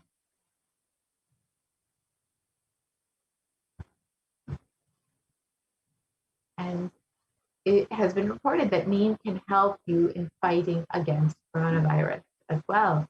And it is a very important aspect of Ayurveda. Turmeric and neem are also effective against coronavirus, according to a study done by KGMU. And the fifth method for preventing coronavirus is with complete mind, applying banana peel and onion in the heels and going to sleep.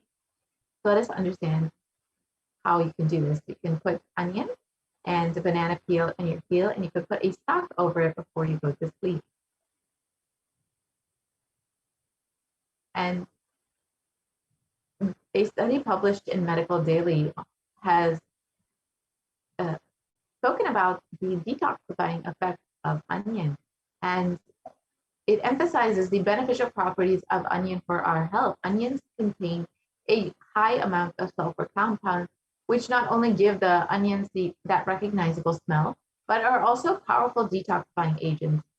And with more than 100 sulfur-containing compounds, which are what cause the eyes to tear, onions can help prevent and treat ailments from diabetes to heart disease, which is why it's very well known in Ayurveda as a medicine rather than for its taste and flavor.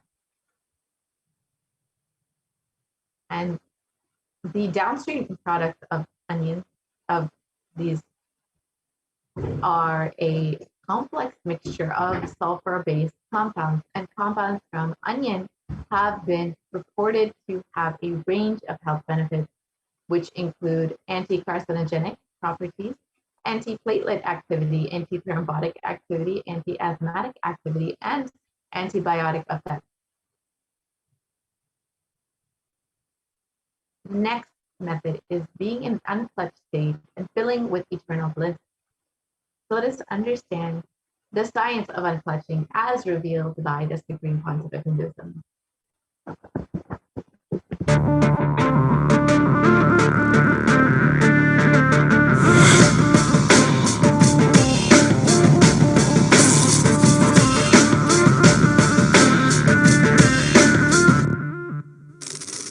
The The brain is the organ which controls our whole physical being. Once our brain has been imbalanced, it will then transmit that imbalance throughout the whole body. Thought forms are pure energy that have the ability to influence people and everyday events in life. According to science, our brains generate an electromagnetic field which may be measured by such instruments as an encephalograph. This electromagnetic field is generated by the brain every time we think, and as our mind is never still, we may be compared to perpetual power generators. Fear produces nervous disorders. Anger produces headaches and violence. Confused thoughts produce congestion and ill health. Depression causes cancer, tumors, mental diseases, and lowering of the immune system, causing death through own willpower. Our thoughts generate intricate energy patterns which can be detected by sensitive equipment and seen by clairvoyant individuals. These energy patterns are known as thought forms. Surprisingly, thought forms are shaped by the thoughts themselves. Each of us creates hundreds of thought forms every hour and release them into the environment. Although we cannot see them, the thought forms have as real an existence as any other form of energy. Most people can sense others' thought forms, and a continuous energetic exchange happens between people, about which we are usually unaware.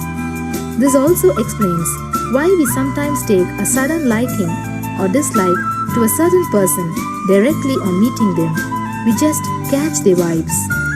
Unclutching is a guide for equanimity and enlightenment. Thoughts are like bubbles in a fish tank.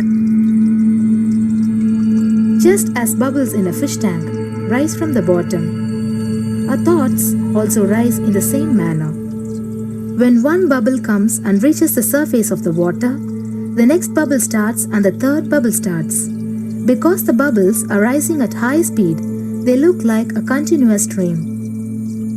But our mind is not a continuous stream. There is always a gap between two thoughts. Like the bubbles, we also experience a neutral space between two thoughts. This neutral space between two thoughts is our original state, the pure silence. It is a state of pure consciousness, the state of God. Since the gap or the neutral space between two thoughts is too small, we think all thoughts are connected and form a shaft. But there is always a gap between two thoughts. In the forest of northern India, the hunters trap the birds using a trap. They tie a rope between two trees. The rope is the shaft that we create by connecting two thoughts. In the middle of the rope, they secure a wooden stick. The stick is our mind. The rope is tied at the midpoint of the stick. When a bird comes and sits on the stick, the bird's own weight turns the whole stick upside down. It turns topsy-turvy. The moment it turns upside down and loses its sense of balance, it feels totally shaken and tightens its grip on the stick. It simply holds onto the stick as if its life depends on it. Similarly, we connect thoughts and form a shaft out of it and live in the fear that if we drop our mind, we might be lost. We might lose our identity. Because it is hanging upside down, it thinks, if I unclutch from this stick, I will fall and die. Is similar to the fear that if we start trusting that we are unconnected, unclutched, independent and illogical thoughts, we might be lost. If the bird lets go and relaxes, it may flutter to balance for a moment or two. When it leaves the stick, maybe for a few seconds, it will fall, but then it will adjust itself and start flying. In the same way, we hold on to whatever we think is our identity and security, our education, our mind, our life, our relationships, or our bank balance. Ultimately comes to remove the stick that is our identity. Just like the bird, we don't realize that if we drop our mind, at that moment we can become a Paramahamsa. that very moment we can be liberated.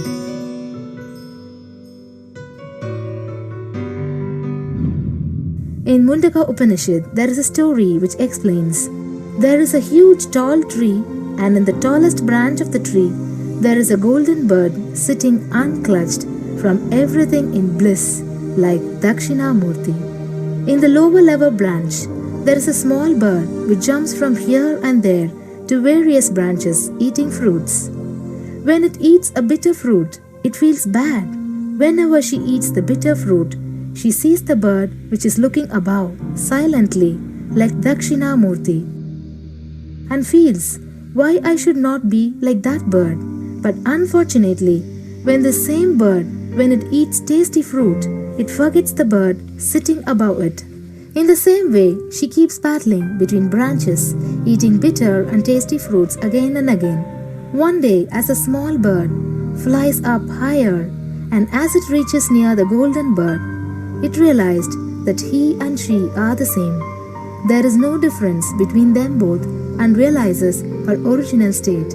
The small bird realizes that she also can be in the same state of the golden bird and become a Paramahamsa. This moment, trust yourself. Don't bother about losing your identity. Just trust yourself and let go of your identity. You will immediately become a Paramahamsa and be liberated. All you need to do is to trust that you're unclutched. Dropping the conclusions you can't be transformed is unclutching.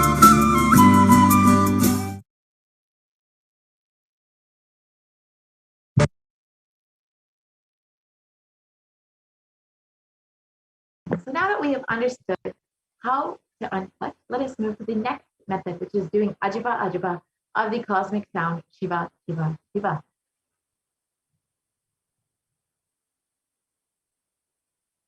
And there has been extensive research that has been done on the benefits of chanting, and a study conducted by the US National Library of Medicine on the benefits of chanting clearly establishes how doing Ajiba Ajiba, chanting, has a direct and positive benefit on the physical and mental well-being.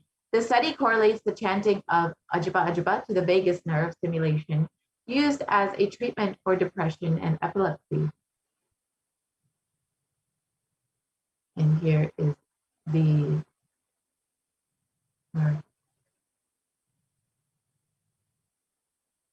and a study conducted by Dr. Masaru Emoto establishes that human intentions, words, or thoughts can change the molecular structural formation in water.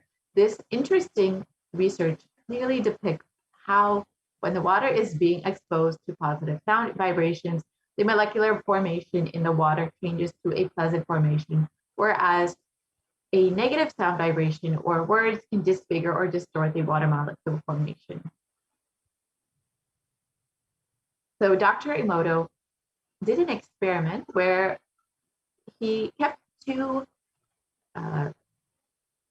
water and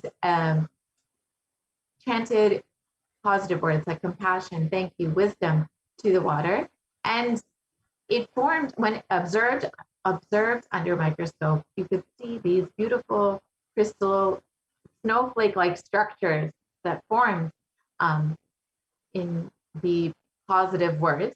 However, when negative words were uttered to the water, like I will kill you, you fool, and heavy metal music was played for this water, when observed under the microscope, it did not form any crystal formations like the positive words, and it was very disjointed and disfigured, as you can see in these photos. And you can imagine what happens inside your body, which is composed of more than 60% water. And when you chant the Ajiba Ajiba, the Shiva, Shiva, Shiva sound, the cosmic sound, the chanting of this powerful sacred mantra will have such a positive effect on your body. And being in the state, the last step is being in a state beyond any remembrance or forgetting in the Arunachala Purana that blossoms as Aham, Aham, the Ananda Purana. And this is the last method. When you do all of these methods, or any one of these methods Devi has revealed, you will be protected from coronavirus. You will not have the effects of coronavirus in your life. So Devi has been continuously guiding us and blessing us with these various revelations and has directly revealed how to prevent coronavirus during this pandemic time. And Devi is continuously blessing us throughout this time. So if you are just overflowing in gratitude and love for your cosmic mother for helping guide you during this time, you can stay tuned for this next segment where we will understand how we can connect with Devi Parashakti more deeply. So in this next segment, we will be going through the various offerings that you can make to Devi Parashakti. And these offerings are made out of love and gratitude for your cosmic mother, who has happened in your life just to guide you, take care of you, and bless you. So let us enter into this segment.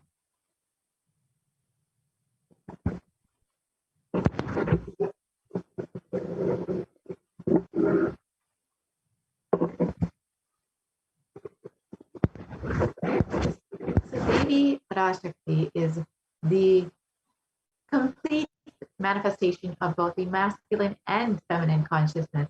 And both consciousness have to be expressed equally by every human being to be enlightened. Until enlightenment, only the masculine dimension expresses more than the feminine dimension, irrespective of whether they are in the male or female body. And every human being has to complete with 5 dimensions to achieve enlightenment, which are the Pitrus or the ancestors, the Kuladevatas, which are the family deities, the parents, and nature, and ultimately Guru himself, who gives you enlightenment, who bestows enlightenment upon you.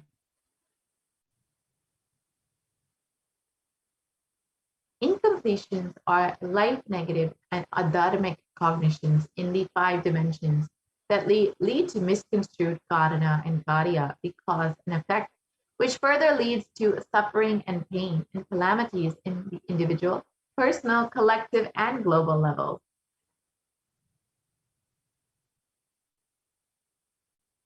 Being sensitive is being aware and in gratitude to life for everything that we have, from the air that we breathe, to the place that we're sitting, to the energy that we feel that we exist, and to the energy to be able to celebrate our existence.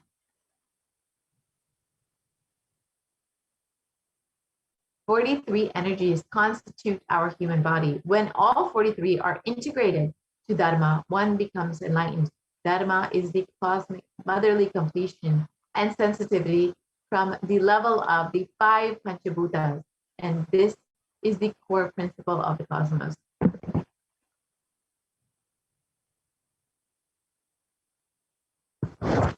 Awakening the sacred feminine is key to enlightenment. When awakened, man expresses the sacred feminine consciousness. He becomes a great revered leader. When awakened, a woman expresses sacred feminine consciousness. She becomes Devi, the cosmic mother, expressing all the various powers.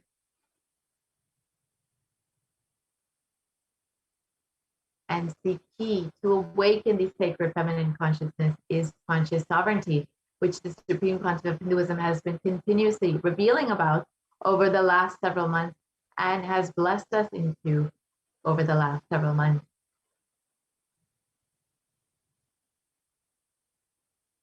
And out of millions of paths, the easiest, sweetest, and most beautiful path to enlightenment is connecting with the cosmos as Mother, Devi Parashakti, the cosmic feminine consciousness.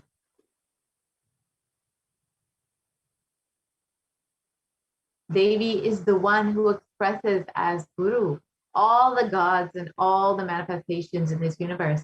She can straight away deliver enlightenment by connecting to the cosmic umbilical cord.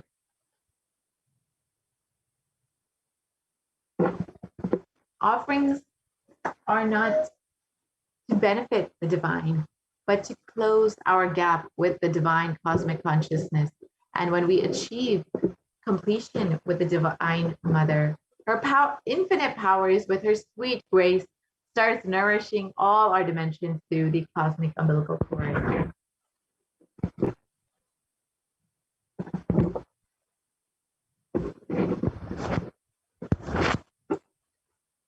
And there's nothing too small or too big one can offer to connect with the Divine Mother. It has to be from a space of love, of a child looking at a mother and handing her what it has to share with her out of deep love and gratitude. It can be a cup of milk or a flower, or it can be a precious jewel to adorn her smiling face or her hair.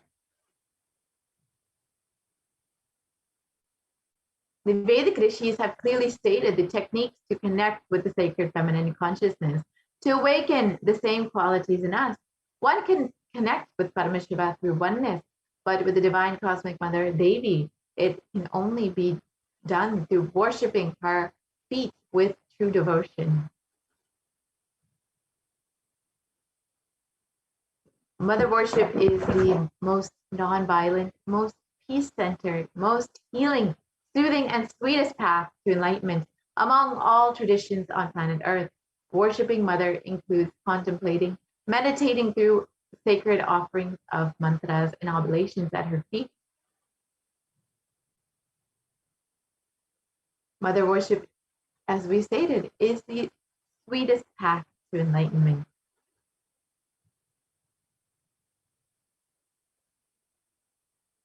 So why do we worship the Divine Feminine Consciousness? Why the Divine Feminine? Because she is the ultimate, and she can make us experience the ultimate.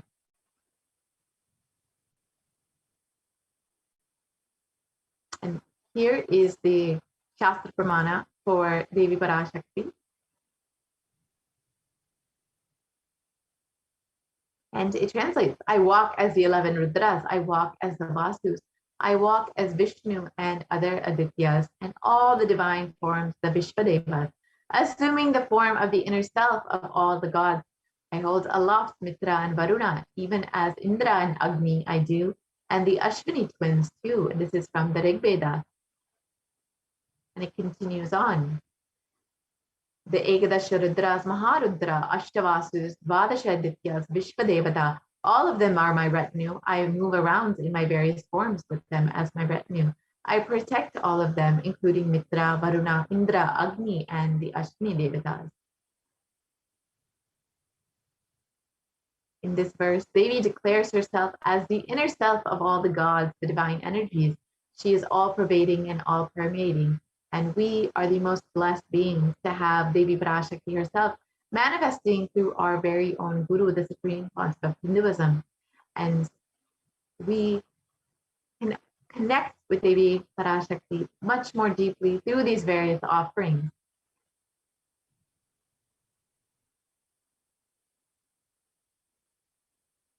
The first offering that you can offer to Devi Parashakti is the e-hundi donation, which is a general donation. And this is done like in any other temple that you go to, where you may offer a few dollars or how much ever you want in the hundi in any temple that you might go to. This has now been made easily available for you online through the e-hundi offering. And you can go ahead and just offer how much ever it is you like, however little or however big you want. And you can just do this through just to say thank you to Devi for happening in your life. And it is stated that Devi is fond of true devotion and is realized through true devotion. She can be won over through true devotion, and she removes all fears.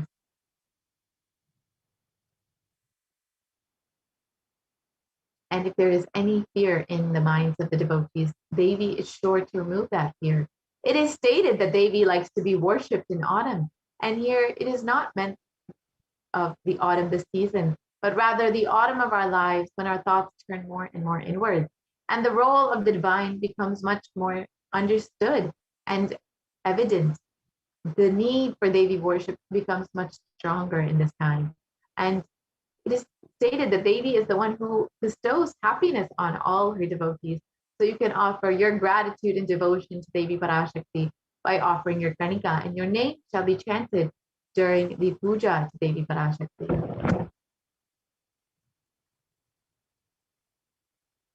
The next offering is the Sankalpa chanting, which is the offering of your conscious resolution.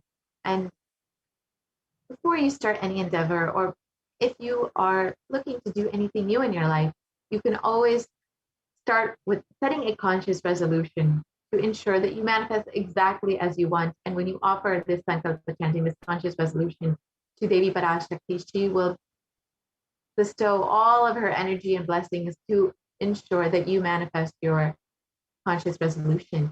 And you will be blessed with both asked and unasked, remembered and forgotten wishes to manifest by the grace of Devi Parashakti when you do it from the space of true devotion. And it is stated in the Saundarya Lahari that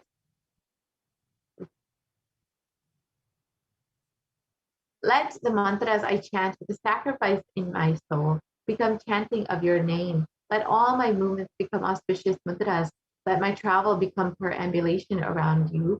Let the act of eating and drinking become the offerings, the oblations in the homa to you. Let my act of sleeping become salutations to you. And let all actions of pleasure of mine become part of your worship. And when you offer with this context to Devi Parashakti, everything in your life will be graced with the auspiciousness of Devi Parashakti.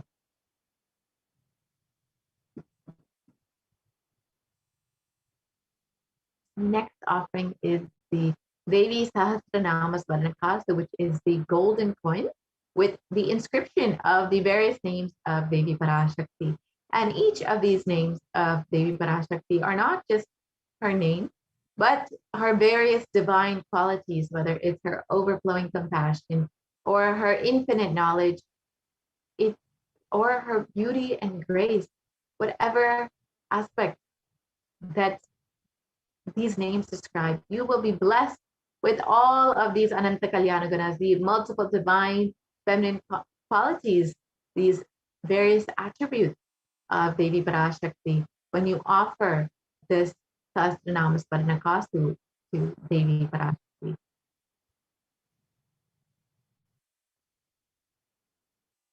The next offering is the Mukta Angruti, which is the finger ring with a pearl. And the pearl represents compassion. And Devi Meenakshi is very well known to be adorned in pearls. And you will be blessed with Devi Parashakti's infinite compassion and protection from all dangers when you offer this Mukta Angruti.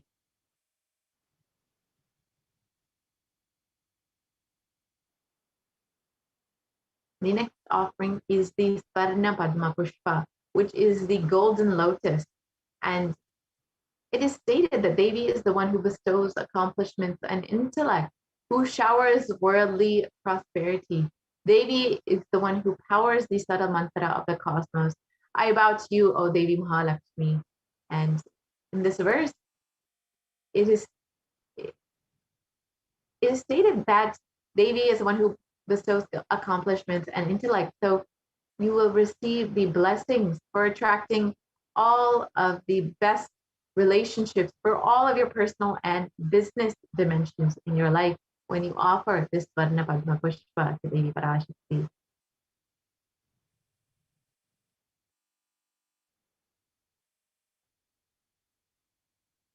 And the next offering is the Swarnamati, the gold toe ring. And in the Saundarya Lahari, it states that Lord Brahma, the creator of yours, selects the dust from your feet and creates this whole universe. And the great Adishesha, with his thousands of heads, somehow carries a dust of your feet with great effort. And the great Lord Rudra takes it and powders it nicely and uses it as the holy ash. So you can see the divineness of Devi Parashakti's feet. Just a dust from the feet of Devi Parashakti is enough for Lord Brahma to create this entire world. So when you offer this Swarnamati at the feet of Devi Parashakti, you will be blessed with a lifetime of leadership qualities.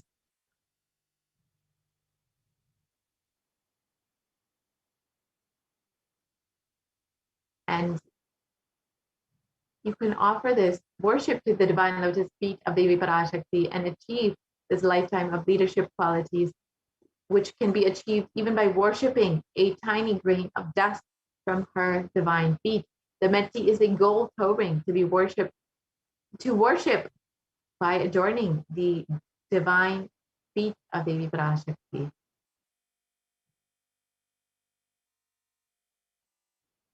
The next offering is the mantika, the gold hairline jewelry. And Devi is described in this verse as the one who makes the nectar flow from the Sahasrara, the crown center, to the Anya and permeates through all our 72,000 nadis to give us the ultimate experience of the cosmos. So when we offer this Swarna Mantika, the gold hairline jewelry to Devi Parashakti, we will be blessed with the overflowing bliss in the Sahasrara and have the blessing to live an enlightened lifestyle.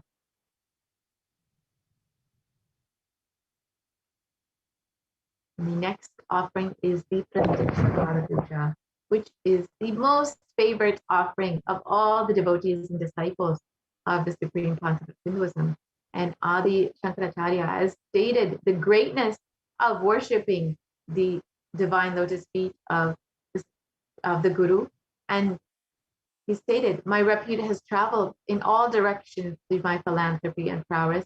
All things of this world are in my hands as rewards for my virtues. Yet if one's mind be not centered upon the lotus feet of the Guru, what then, what then, what then? And we are the most blessed beings in this whole cosmos to have our very own Guru, the Supreme Pontiff of Hinduism, continuously manifesting Devi Parashakti, and to be able to offer this Pratyaksha Puja at the divine lotus feet of our Guru, manifesting Devi, the cosmic mother herself, is the most auspicious happening in our lives.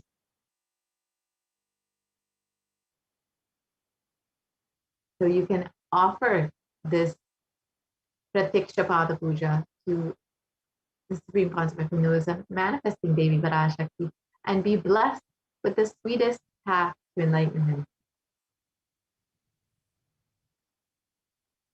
The next offering is the Vastra Seva, or the offering of cloth to Guru, the dimension of the Cosmic Mother. And you can offer this during the Pratyaksha Puja, and you will be bestowed with the sweetest path to enlightenment and with complete protection on this path. Devi is the one who is the one beyond the idea of male and female, and she is manifesting through your very own Guru for you to connect with personally. So you can offer this Vastra Seva and connect with the Divine Cosmic Mother through your very own Guru and receive complete protection of both the Supreme Pontiff of Hinduism and Devi Parashakti herself.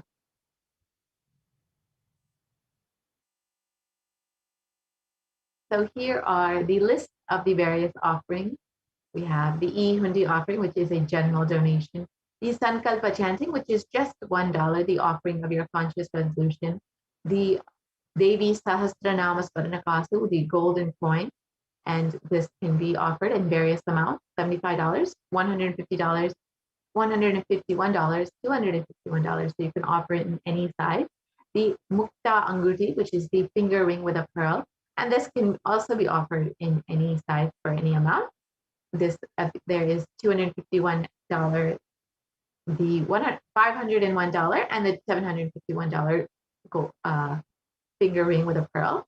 And we also have the Swarna Padma Pushpa, which also can be offered in various sizes. This is the golden lotus, and you can offer in the $600 size, the $1,200 size, or the $1,800 size. Next is the Swarna Mati, the gold toe ring, which is $750. The golden hairline jewelry, the Mantika, is $750, and the Pratyaksha Puja is $1,008, and the Vastra Seva is $1,008. So you can make any of these offerings, and we will be projecting that link where you can go ahead and visit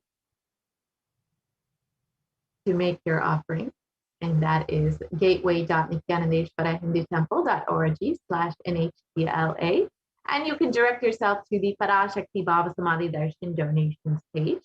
And this is what the page will look like. So you can see the drop-down menu, and you can select whichever offering that you would like to make. Yes, you can see all of these various offerings that are listed in the drop-down menu. And you can select whichever offering, whether it's the Swarnameti or the Pratiksha Pada Puja. You can select whichever one you would like, and you can choose as many as you would like. Say you would like to offer a Swarna Padma Pushpa for yourself and on behalf of your daughter. You can go ahead and select two, and you can add this to your cart, and you can see what it looks like in your cart. And then once you have verified that you have added everything into your cart, you can go ahead and proceed to checkout. And this is a very simple process. You can make your payment online directly. You can fill out your billing details like you would for any other online payment, and you can fill out your order details.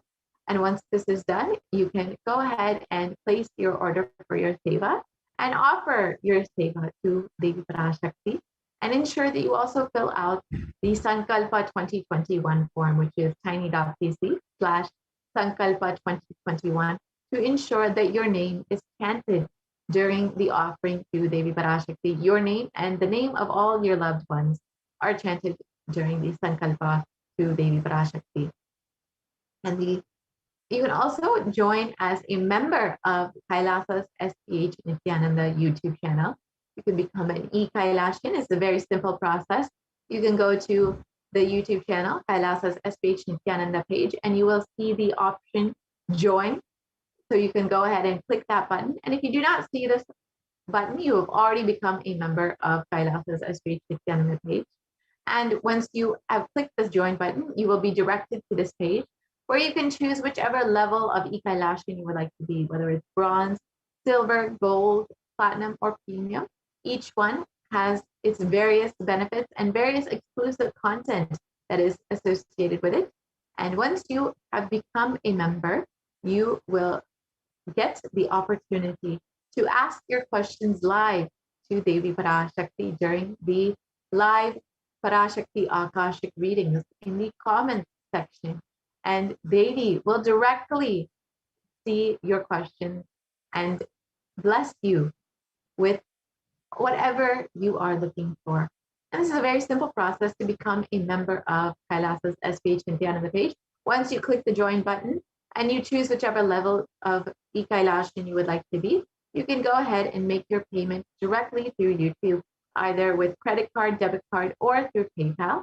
And this is a very simple process, again, as you would make for any other online payment. Once you have done this, you will become a member of Kailasa's SPH Nithyananda page, an e-Kailashian, and you can have access to various exclusive content.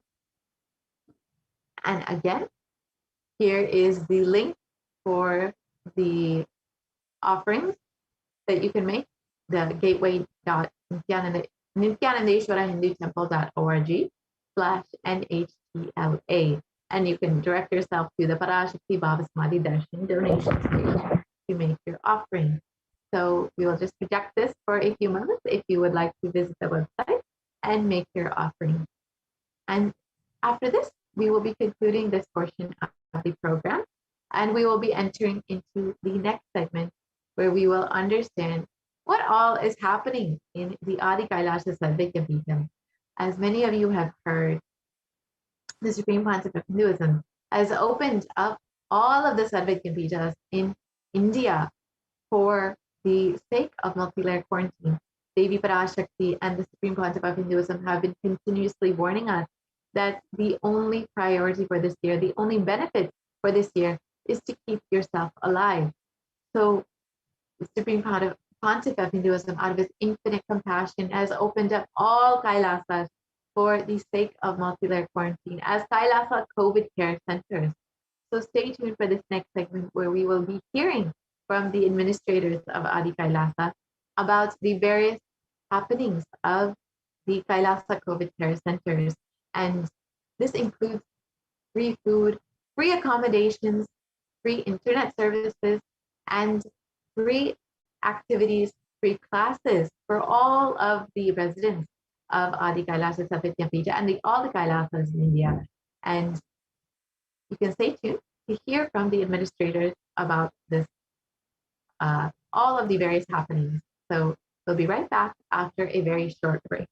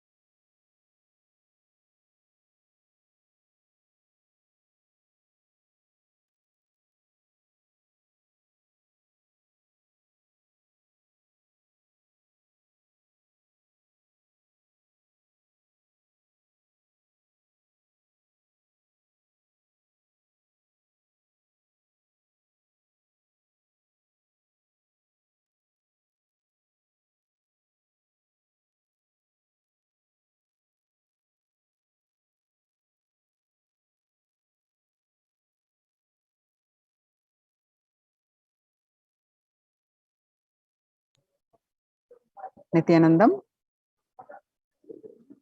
Nithyanandam, welcome back. Now we are going to learning in this segment the multi-layer quarantine COVID care protection centers at the Kailasa's de facto spiritual embassies with the blessings of the Supreme Pontiff of Hinduism, Jagadguru Mahasannidhanam, His Divine Holiness Bhagwan Nithyananda Paramashivan's blessings. Let's start with the Sadguru Vandanam. Nithyanandam Paramasagadam Kevalam Jnanamurtim Dvandvatītam Gagana Sadrisham Tattvamasya Ekam Nityam Vimalamachalam Sarvadi Sakshibhutam Bhavatītam Triguna Rahitam Sadgurum Tvam Namami.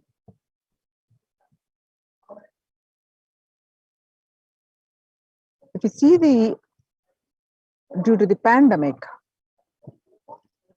according to the United Nations, the COVID-19 pandemic is concerning the world more into peace. COVID-19 Delta variant still most concerning, says the World Health Organization expert. Even with the emergence of the new COVID-19 variant, the Delta strain remains the top concern globally, appearing to outcompete others. Senior officials with the World Health Organization said on Tuesday. I think Delta variant for me is the one that most concerning because of the increased transmittability, said Dr. Marina Van Kerkhove, the agency's technical lead for COVID-19, speaking during an online question and answer session. It's doubly transmittable compared to the ancestral strain, which means that it can spread to more people. The COVID-19 made the world less peaceful. The COVID-19 violent incidences and fatalities from January 2020 to April 2021. The violent incidences related to the pandemic peaked in April 2020. The indexed trend in peacefulness by domain 2008 to 2009, 2020-21, you can see the statistics that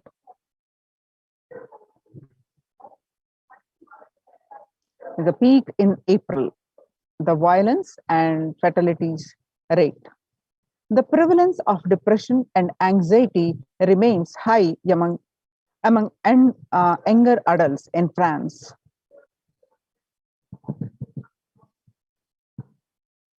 The younger adults are more likely to report symptoms of anxiety and or depressive disorder during the COVID-19 pandemic. Ages 18 to 24, about 56.2% are suffering with anxiety and or depressive disorder, and about ages 25 to 49, about 48.9%, and about ages 50 to 64, about 31.1%, and ages 65 plus, about 29.3%.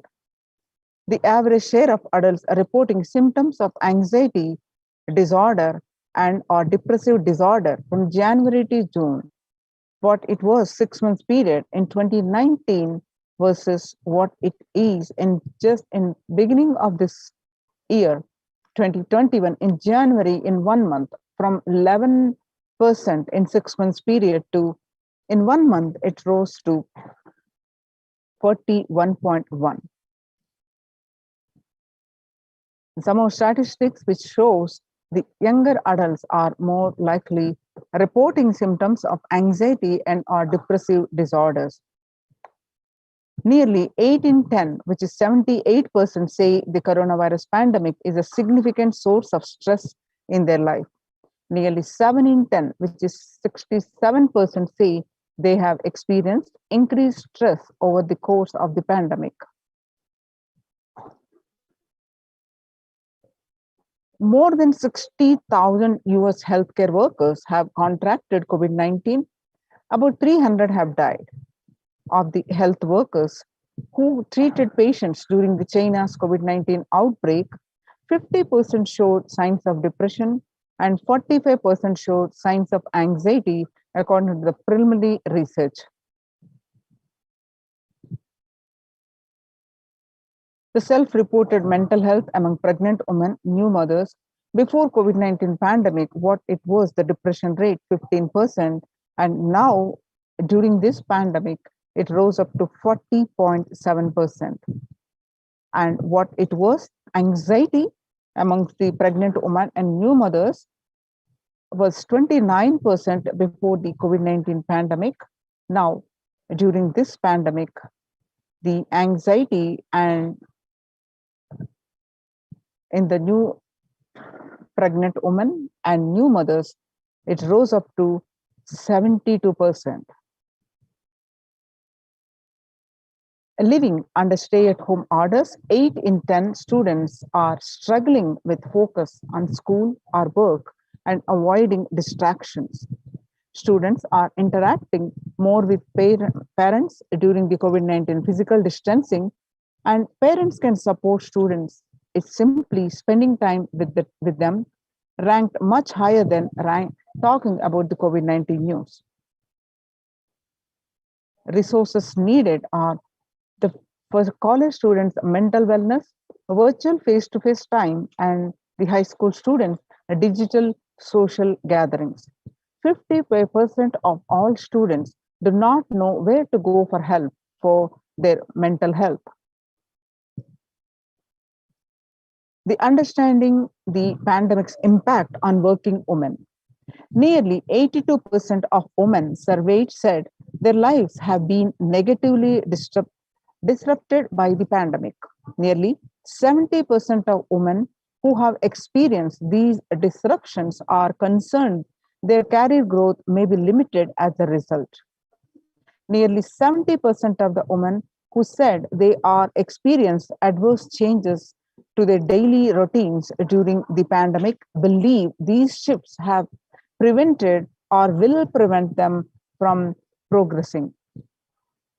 As it relates to the on-demand work environment, nearly 1/3, which is 29% of the women who feel they always need to be available are concerned that if they are able to fulfill this need, their career opportunity may be impeded.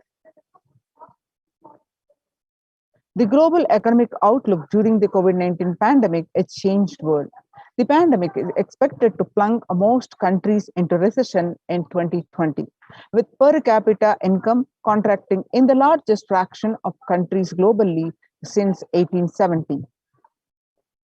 The COVID-19 threatening global peace and security, according to the UN News, that the US chief warns that while the COVID-19 pandemic is first and foremost a health crisis, its implications are far more reaching and could threaten global peace and security.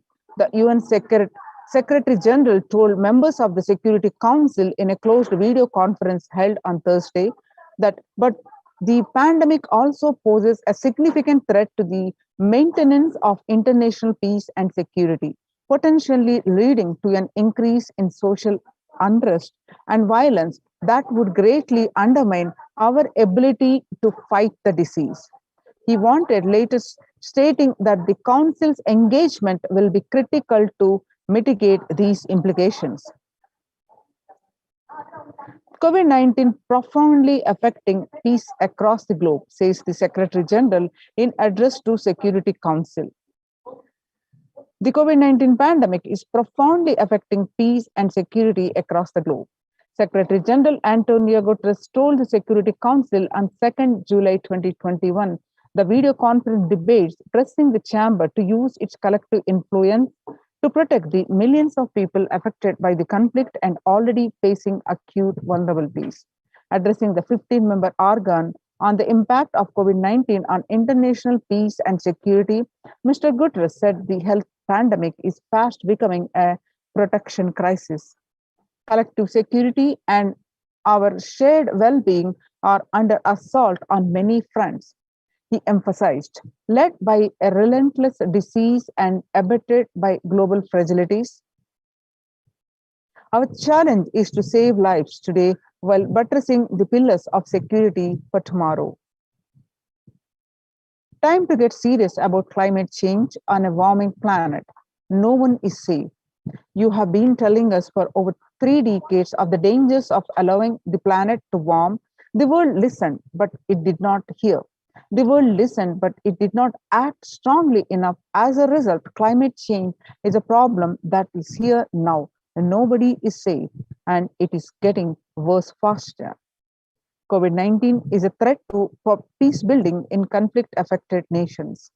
The COVID-19 crisis has worsened already fragile situations. The International Labour Organization, ILO, is far more aware than ever of its responsibility to promote peace and resilience in the times of this global pandemic, says the ILO Director General, Guy Ryder. The breakthrough infections found in 25% health staff. According to a study, a little over 25% of healthcare workers were infected with coronavirus despite getting fully vaccinated. A recent study has revealed, giving an insight on the breakthrough infections due to the Delta variant. The study, jointly conducted by the Institute of Genomics and Integrative Biology and Max Hospitals in Delhi NCR, found that vaccination breakthroughs were far more common during the Delta outbreak in Delhi than previously reported. The new COVID-19 variant Mu shows signs of vaccine resistance. All you need to know is the new coronavirus strain shows known as Mu, which was first identified in Colombia in January, has been designated a variant of interest by the World Health Organization. After being detected in Colombia, Mu, known as scientifically as B.1.621, has since been reported in other South American countries and in Europe. The Mu variant has a constellation of mutations that indicate the potential properties of immune escape, the global health body said Tuesday in its weekly pandemic health. New strain of COVID-19 detected in 6 countries. The ongoing coronavirus pandemic is not over yet, and a new highly mutated COVID C.1.2 strain discovered in South Africa is a testimony to how dangerously the virus can adapt to bypass vaccines when the world decides to reopen prematurely. The C.1.2 variant has been termed the world's most mutated variant since the beginning of the pandemic. The new COVID-19 C.1.2 causes flutter. The World Health Organization says it's watching. The World Health Organization has said that to date, there are 100 sequences of C.1.2 reported globally from the earliest report from May 21 from South Africa, and currently it does not appear to be increasing in circulation. The new variant was first found in South Africa in May. Researchers from South Africa have described the C.1.2 variant, which has 40 to 59 mutations more than the original Wuhan virus. It is spike protein. There are 14 mutations, which include the usual suspects, including the various N.N501Y and E481K and Y144del. It shares the T478K mutation with Delta. The spread of evolution for this variant is 1.8 times faster than average. So join the Kailasa's COVID care production centers and save your life. Register now through the link below, https://kailasa.org/Kailasa care.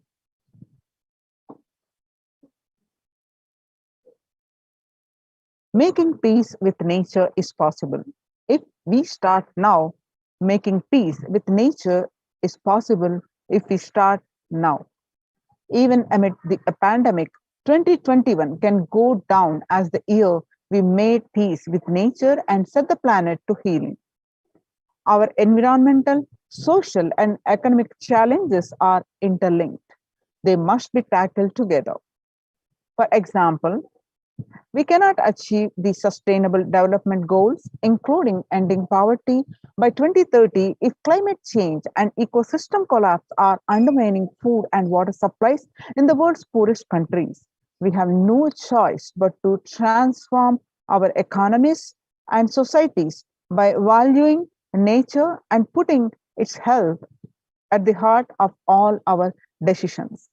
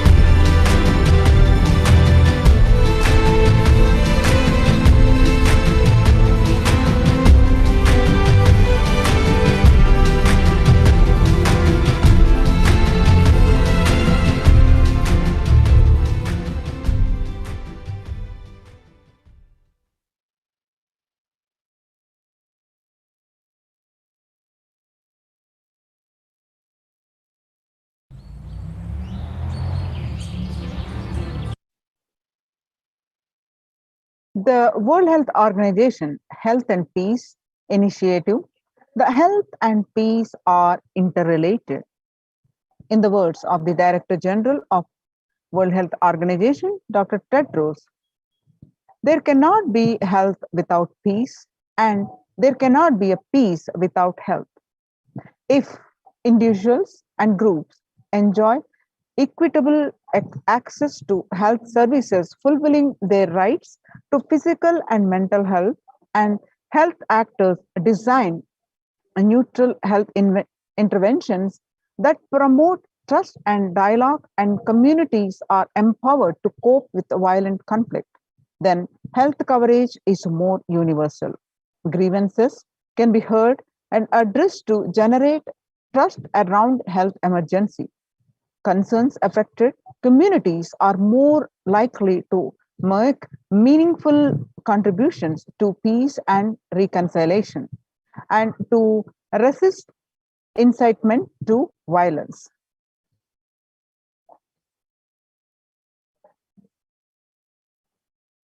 On the International Day of Yoga, 21st June, the theme was Yoga for Well-being. The day will be marked at a time when COVID-19 pandemic continues to upend lives and livelihood of people globally. Beyond its immediate impact on physical health, the COVID-19 pandemic has also exacerbated psychological suffering and mental health problems, including depression and anxiety, as pandemic-related restrictions continue in various forms in many countries. This has highlighted the urgent need to address mental health dimension of the pandemic in addition to the physical health aspects. The message of yoga in promoting both the physical and mental well-being of humanity has never been more relevant. A growing trend of people around the world embracing yoga to stay healthy and rejuvenated and to fight social isolation and depression has been witnessed during the pandemic. Yoga is also playing a significant role in the psychosocial care and rehabilitation of COVID-19 patients in quarantine and isolation. It's particularly helpful in allaying their fears and anxiety. Amid COVID-19, we need enhanced international coordination to build peace. Tackling the pandemic and building resilience in fragile states requires concerted international action at local, national, and global levels. As the humanitarian and economic toll of COVID-19 pandemic continues to grow, so does the risk that this crisis will fuel new conflict around the world, while stemming prospects for resolving ongoing ones. The Sustainable Development Goals, the UN spotlights health benefits of yoga, ancient practice that can ease stress of our modern laptop lives. Yoga is a practice that can be relevant to all ages, relevant to all cultures, irrespective of what socio-economic status people represent. It can be used to unite our complex and difficult world, to promote not only a healthy lifestyle, but to promote peace and security in the world, said Dr. Nata Manabde, Executive Director of the New York office of the World Health Organization, at an event entitled Conversation Yoga for Health. The stronger health systems and universal health coverage must be a priority. For the first time since 1945, the entire world is confronted by a common threat, regardless of nationality, ethnicity, or faith. A new social contract between people, governments, and the private sector, civil society, and more can tackle the roots of insecurity with the fair taxation on income and wealth, universal benefits, and opportunities for all. The food system hold key to ending world hunger. Effects of COVID-19 pandemic, the UN has noted a dramatic increase in world hunger. According to the state of food security and nutrition in the world, 1/10 of global population, as many as 811 million people, were undernourished in 2020, an increase of 108 million from 2019. According to the EAT, the Lancet Commission, moving toward diets with a diversity of plant-based foods, low amounts of animal-sourced foods, unsaturated rather than saturated fats, and limited amounts of refined grains, highly processed food, and added sugars could prevent between 19 to 24% of all adult deaths each year. The international peace and security. Our contemporary world is showing no signs of decline in the intensity of violent conflicts, crime, displacement, and the prevalence of a continued state of tension in many regions of the world. According to the UN report, in the year 2019 alone, about 50% of 358 political conflicts worldwide involved the use of violence. Geopolitical tensions, which have been on the rise even before the COVID-19 pandemic, have had only prolonged violent conflict, making it difficult for policymakers to come together and resolve their differences peacefully and amicably. The last decade witnessed the highest number of people internally displaced by conflict and violence. The international peace and security. Vedic tradition beautifully describes that yastu sarvani bhutani atmani ivanu pashyati sarva bhuteshu chatmanam tatona viju gupsyate. Ishavasha Upanishad, verse 6. The inner peace leads to world peace. Now let us understand the Supreme Pontiff of Hinduism contributions to the humanity. In his own voice, let's listen from the Supreme Pontiff of Hinduism, Self-Transformation, a Secret to Achieve Global Peace. Social answer means I'll tell, oh, you should all work for global peace. You should all work for turning the world. You should work for revolution. You should work for all these, that things. You should vote only the party which says that it will stop the war and all these things. This is the social answer. Nonsense. If you want the honest answer, I tell you, simply transform yourself. You can't do anything. If at all you can do, you would have done it. Be honest. If you can do, you would have done it. You are raising this question because you are not able to do. Am I right? So let us be very clear. Let us be honest. We are not able to do socially. That's the truth. That's the reason you are sitting here and raising the question. I tell you, understand few important things. There are a lot more attached to this question. There are many things which is attached to this question. We always feel the present is the world is totally spoiled. It is not going according to the rules or how it is supposed to be. It was wonderful once upon a time. In ancient time, things were going properly. Everything was well and great. And I tell you, 10,000 years ago, they found some writings on stone in Harappa Mohenjo-daro culture. Some stone writings have been discovered. The other day I read a beautiful book about that stone writings. That writings, it says, oh, nowadays the society is not as it should be. So much of war. There is no peace. In the early times, there was so much of peace. Society was really great. Things were as it should be. And it almost looks like a today newspaper editorial. 10,000 years ago, the same thing carved on a stone. Then understand, there was no such time as only good prevailed. It is just a fantasy. Hinduism, they call it Satya Yuga, the age of truth. There was a time only truth prevailed. And every religion, Christianity, they say the Garden of Adam and Eve. There was a time everything was wonderful. Every religion has got the fantasy. The past was great. There was golden past. Always the idea of golden past exists only in the past. The more you go back, again you say the past was great. And I tell you one thing, it is a wonderful way of postponing accepting the reality. Otherwise, I can be sure the world was same as it is today.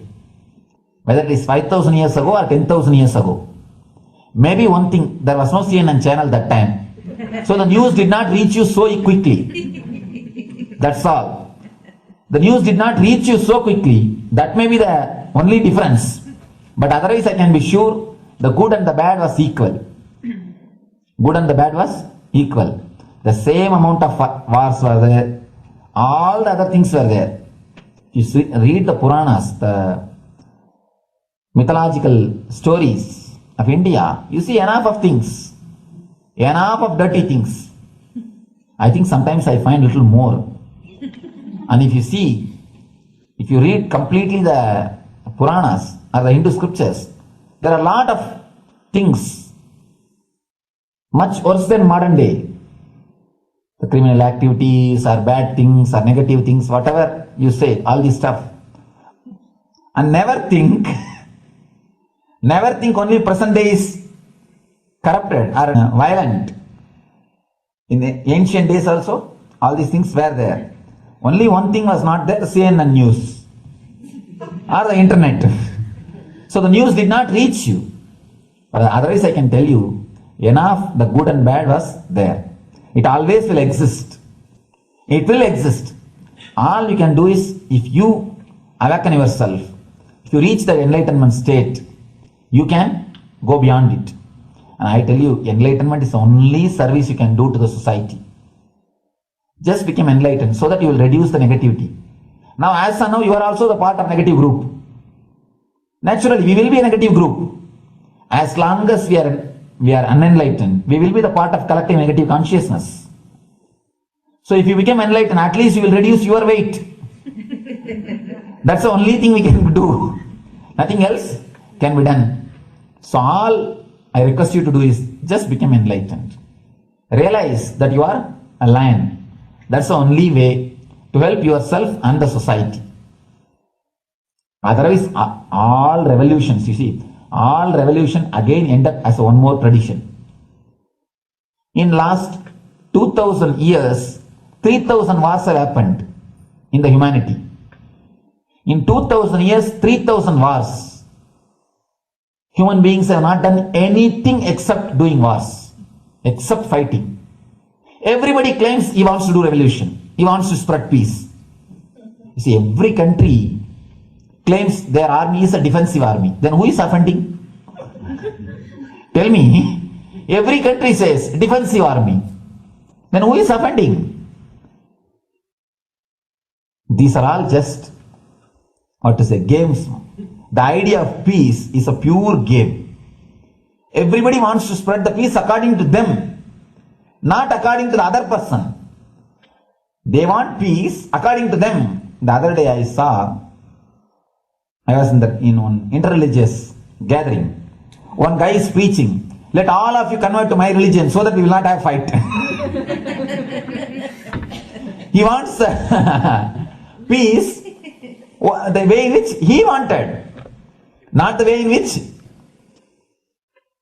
And there's a beautiful saying, the sword of Muhammad, it is written, peace alone should survive, something like that. He has written some statement about the peace on the sword. We all take sword to spread the peace. So no revolution is going to help, because in the last 2000 years 3000 revolutions have happened, but still world is same, I think much worse. So no revolution is going to help, only individual evolution is going to help. So be very clear. Instead of working in the outer world, start working in the inner world. That will help you and society some way.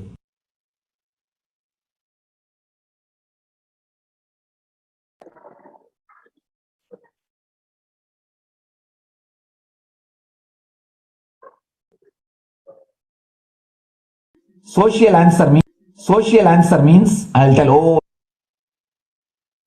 Now, let us listen from the Supreme Pontiff of Hinduism that Sri Kailasa is all about peace-based powerfulness.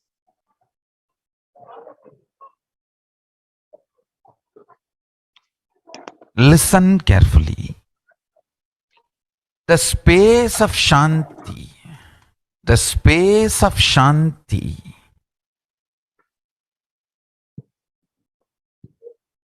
is where Kailasa grows. Listen carefully. It is in the deep powerfulness of peace, or peace-centered powerfulness is the ground, breeding ground for Paramashivatva to manifest. Please understand. Like how pure mirror reflects everything, pure Shanti-based Shakti, peace-based powerfulness reflects Paramashiva. Paramashiva manifests in peace-based powerfulness. Please understand. Neither violence nor powerlessness. Powerlessness is weakness. Violence is abusive. Peace-centered powerfulness. Powerfulness-centered peace. All the Upanishads starts with peace, completes with peace. Shanti mantra. Starts with Shanti mantra, gets completed with Shanti mantra.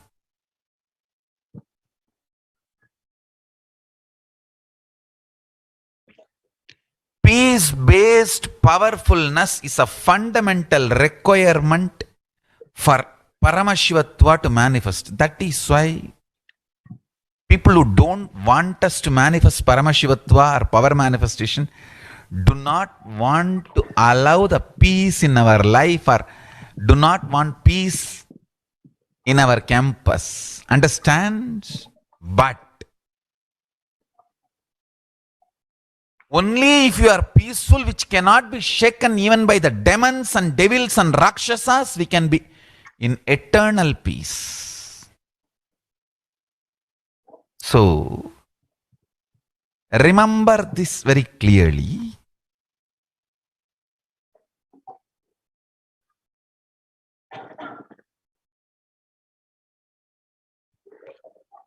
Peace alters the very DNA structure, genetic structure, the core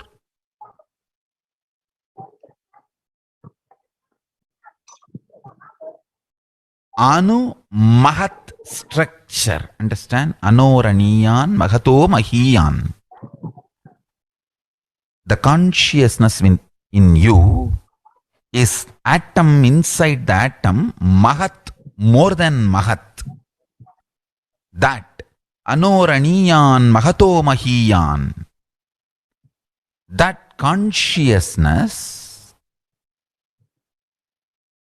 starts growing in you with more and more peace-based powerfulness developing in you.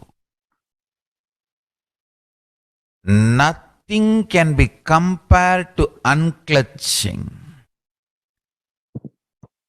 Spend more and more time, energy in unclutching. It will never be wasted.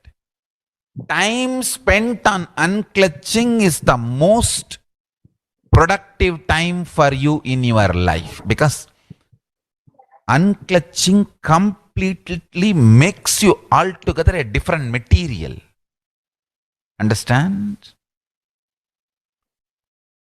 It makes your very biomemory, muscle memory, core structure, molecular structure, genetic structure, DNA structure, everything.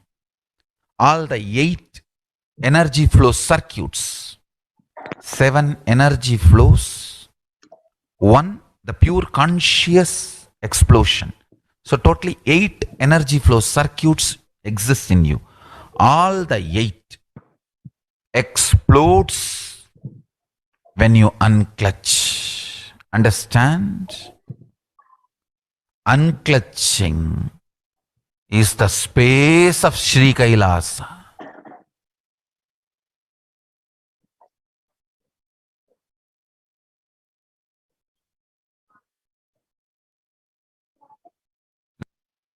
Now, let's listen from the Supreme Pontiff of Hinduism that each prayer in Hinduism ends with peace.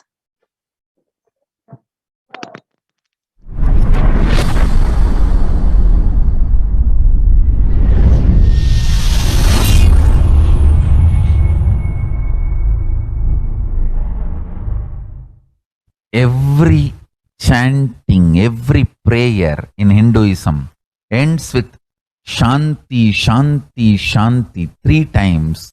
Means peace, peace, peace. Hinduism is the real religion. Loving peace, living peace. Individual level, social level, global level. Understand? Hinduism lasts all its 56 nations, 200 states, 10,000 kingdoms, samsthanas, is not a loss to Hinduism, it is a loss to planet Earth, human beings. Wherever Hinduism is practiced, kept alive, the ideal of global peace is kept alive.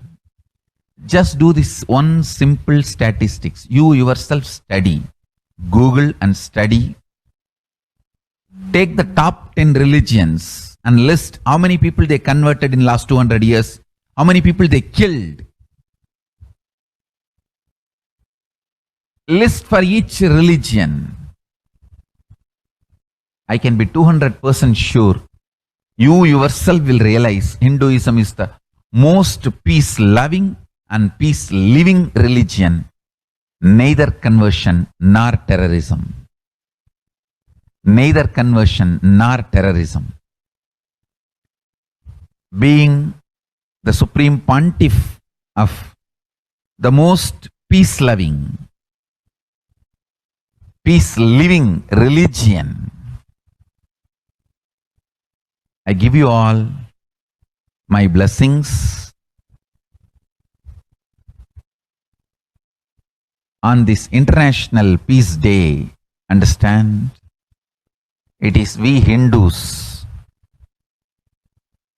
need to keep the global peace as a living possibility, and we need to make this global peace as reality.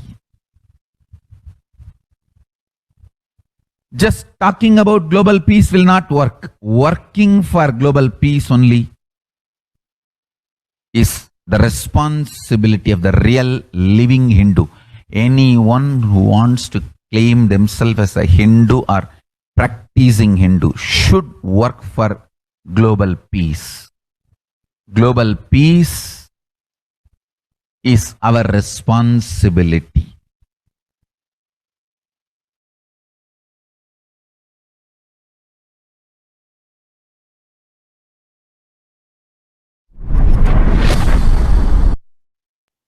Now, the Supreme Pontiff of Hinduism says Hindus have the responsibility to bring global peace.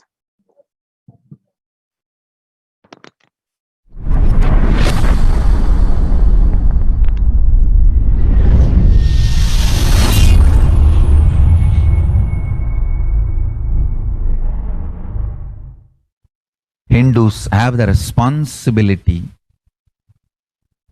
to bring global peace. So you can also throw a challenge. See, if you are making a Hindu micronation, you can throw this challenge to each one, your friends, family, 10 people. Let them participate in the challenge and then let them send a challenge to others. So I welcome all the living and practicing Hindus to become founding fathers of Kailasa micronation in your countries. You can also make a challenge, like how they made ice bucket challenge and all that. We can make a challenge. You form Hindu micronation and claim, I am the founding father of the Hindu micronation Kailasa. And then you can invite your family, friends for a challenge. 11 people. You form and you challenge 11 people and they also form and they spread. So let us start spreading. This project is my message on this International Day of Peace. Let us start working for global peace instead of just talking. The work we do will talk for us. The talk we do will not work for us. This is the message. The work we do will talk for us. The talk we do will not work for us. Global peace is responsibility of Hindus. We living, practicing Hindus not only we should achieve the individual peace through unclutching yoga meditation, we should also create an ecosystem where the global peace starts manifesting. This Kailasa Hindu micronation is the enlightenment ecosystem. I request every living practicing Hindu to manifest, do it, so the global peace can manifest from these Kailasa Hindu micronations all over the world.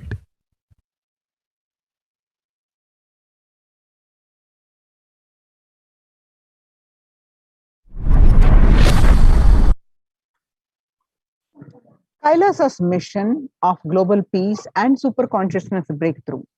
The Supreme Pontiff of Hinduism is the founder and spiritual head of Kailasa, the revival of the ancient, enlightened Hindu civilizational nation, which is being revived by displaced Hindus from all around the world. The sovereign order of Kailasa, led by the Supreme Pontiff of Hinduism and Nithyananda order of monks, nuns, and Hindu diaspora, are working for global peace and to give a super consciousness breakthrough to humanity. It is the Supreme Pontiff of Hinduism's mission to recreate a conscious world where the global issues at the climate, economic, social, health, and humanitarian levels cease to exist from their very root, turning the problems of poverty, hunger, violence, discrimination into powerful living through the experience of oneness.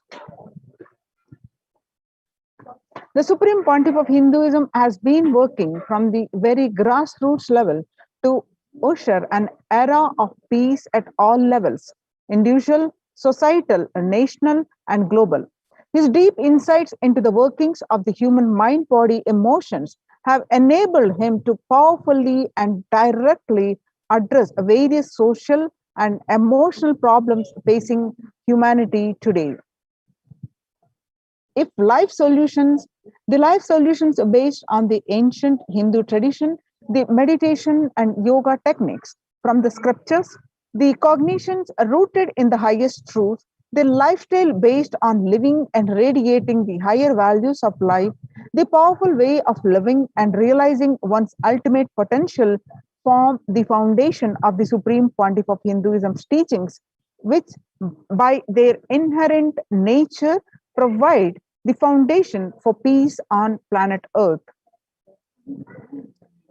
In a short period of public life, he has contributed to humanity in the areas of meditation, healing, health and wellness, yoga, medicine, education, lifestyle, and science and technology. The Supreme Pontiff of Hinduism has been working on creating and teaching people significance of peace and how to achieve it, working for higher consciousness, life, and lifestyle, reducing collective negativity in thought, words, and actions, living in oneness, peaceful coexistence with humanity and nature,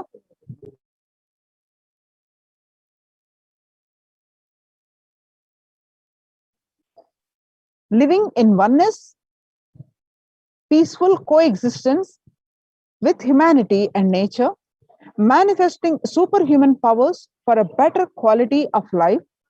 More than 20 million people in 347 cities in 196 countries over 6 continents revere and follow the Supreme Pontiff of Hinduism. The Supreme Pontiff of Hinduism launched the Minutes for Peace initiative, which aimed to reduce crime globally by conducting mass meditations around the world in parallel.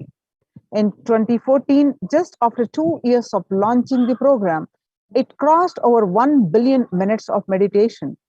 Scientific studies have shown a reduced crime rate after participation in the meditation and completion techniques in 1976. It was found that when 1% of community practiced meditation, pujas, the crime rate was reduced by 16% on average. The current tally on the Minutes for Peace website is more than 4.3 billion cumulative minutes of meditation logged. Include all the event programs, festivals where people have gathered in large numbers and participated in meditations and rituals. The total counts comes out to be a staggering 409 billion minutes for peace so far. You can see the pictures of the about 5,000 devotees gathered and participated in a 48-day meditation program called Shuddhadvaitam. Kailasa's mission of global peace and superconsciousness breakthrough, the Supreme Pontiff of Hinduism hosted Kumbh Mela in USA and Los Angeles since 2007. Nithyananda Sangha is entrusted as the only organization to host Kumbh Mela outside India by the Akhila Bharatiya Akhada Parishad. In September 2006, the Supreme Pontiff of Hinduism organized the first confluence for world peace to honor the memory of those who lost their lives saving others on September 11, 2001 at Irvine, California, United States. The second Confluence for Peace was held in Los Angeles in 2007 in collaboration with Vedanta Society, BAPS, ISKCON, Siddha Yoga, and other organizations. The Kumbh Mela festival spread fast to other countries, including Australia, Canada, etc. In 2009, the Supreme Pontiff of Hinduism organized a month-long peace walk covering 1,000 kilometers and 1,000 villages to bring together in harmony from all walks of life to promote feeling connection and oneness among people. During the walk, health camps were conducted in villages along its path. His Holiness, Supreme Pontiff of Hinduism, has conducted large-scale collective meditations on September 21st International Peace Day to raise the collective consciousness and awareness of peace.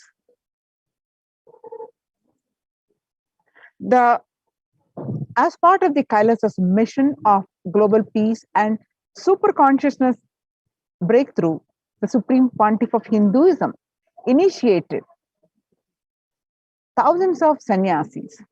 Sannyas is our social responsibility. Let us save Hinduism and humanity. Supreme Pontiff of Hinduism has revitalized the monastic tradition of sannyas by initiating hundreds of people into the Nithyananda monastic order. The all-renouncing monks contribute to the best things to human civilization, living their life with cognition, life is for others. These monks and nuns act as harbingers of peace and empowerment for the human society distraught with violence, depression, and other forms of life negativity. The Supreme Pontiff of Hinduism revived the ancient practice of embarking on pilgrimages, which are spiritual journeys, taking spiritual aspirants to high energy sacred spots such as the Himalayas, Kailasa, Varanasi, Angkor Wat, Cambodia, and various powerful temples of India. Even though prevalent in India, this practice is rapidly losing its original context, turning into a recreational family vacation. Reviving the original spiritual context, the Supreme Pontiff of Hinduism has made it possible for modern day human beings to benefit from the spiritual energy present at these centers and accelerate their journey of spiritual evolution, hence ensuring individual and collective space as a natural consequence.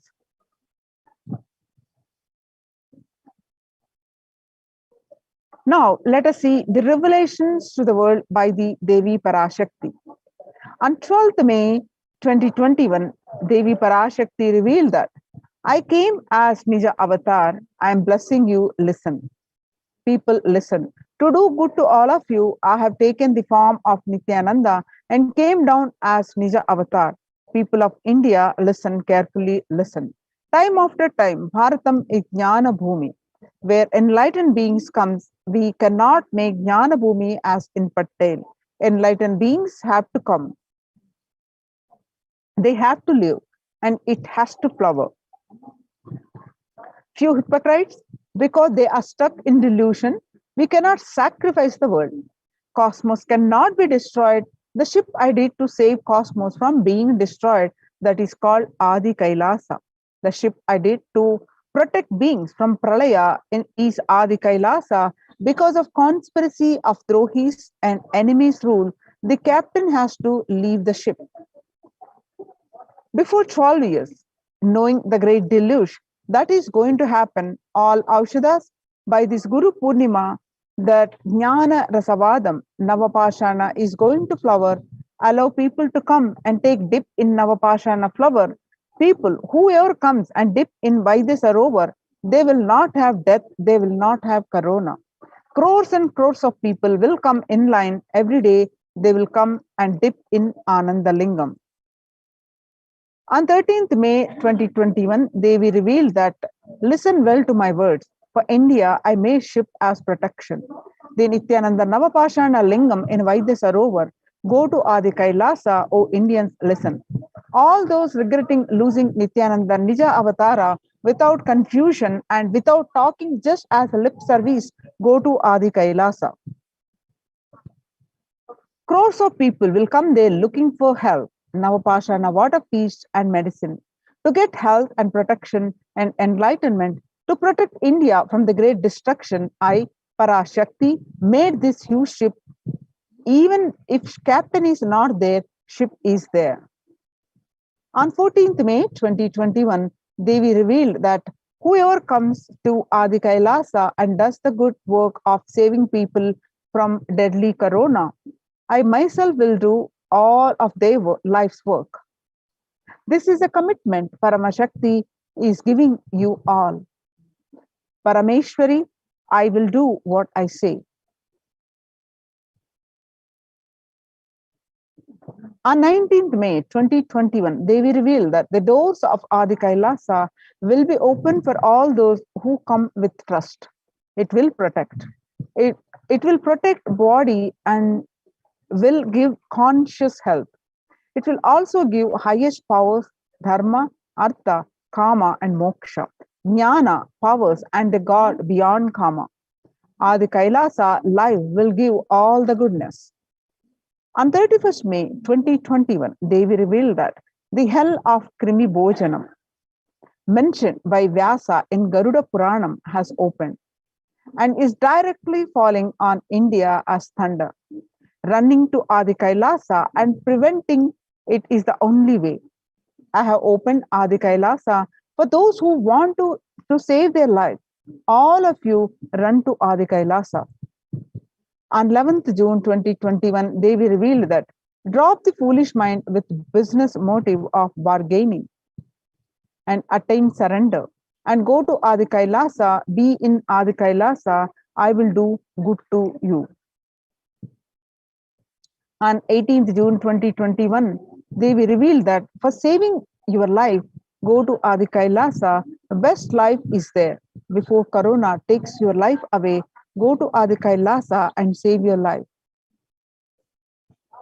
On 5th July 2021, Devi revealed that the soil of Adi Kailasa is Sarva Roga Nivarini, cure for all diseases.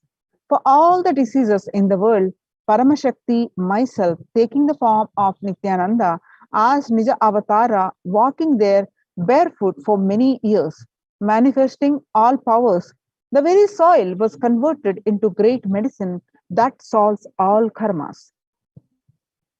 On 5th July 2021, Devi revealed that taking the soil of Adi Kailas and mixing it with the water of Navapashana Linga of Vaidya Sarovar, and by applying it, all pains will vanish. Breaking the attachment to body, it will make you enlightened. Goodness is there, and I told the truth, go to Adi Kailas. When the first world countries close their borders during a massive global emergency, Kailasa has opened its doors to all without exception. The various satsang centers opened across India are Adi Kailas Enbedadi, Bangalore, And there are various adhinams in Tamil Nadu, which include Salem, Tiruvannamalai, Rajapalam, and Pattanam, Srirangapadi Adhinam, Madurai Adhinam, Avathipalayam Adhinam, Huzur Adhinam. All these are from Tamil Nadu. And Puduvai Adhinam in Pondicherry, and Sripuram Adhinam in Hyderabad, and Baroda Adhinam in Gujarat. So Kailasa rushes to aid India as India finds itself on the verge of COVID-19 third wave. Multiple free COVID care centers opened across India, and various social services offering during pandemic in Kailasa's de facto spiritual embassies across India. Spiritual services offered during pandemic in Kailasa's de facto spiritual embassies across India, and cosmic revelations on global pandemic. The free social services offered during the pandemic in de facto spiritual embassies of India.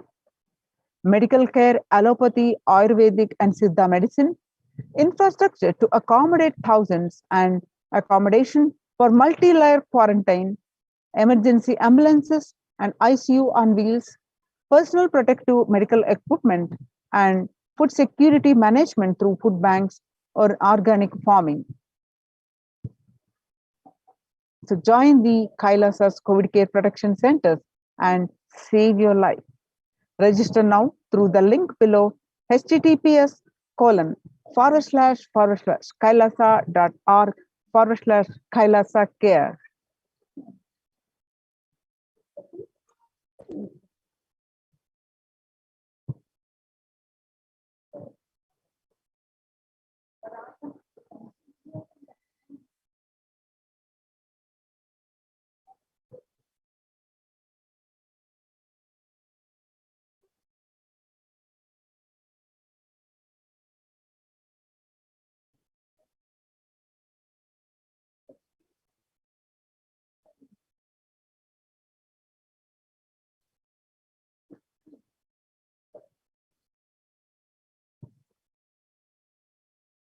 Beginning from 1994 through and continuing, the Supreme Pontiff of Hinduism continuously worked to revive the Kailasa's ecosystems, especially the temple-based ecosystem.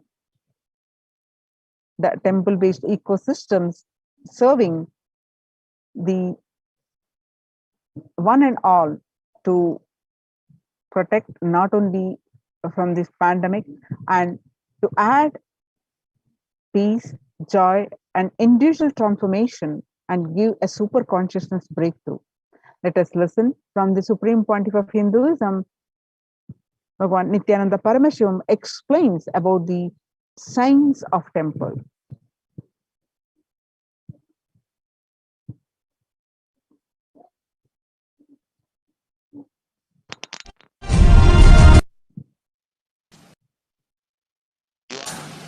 You all can understand, you all can receive, you all can enjoy.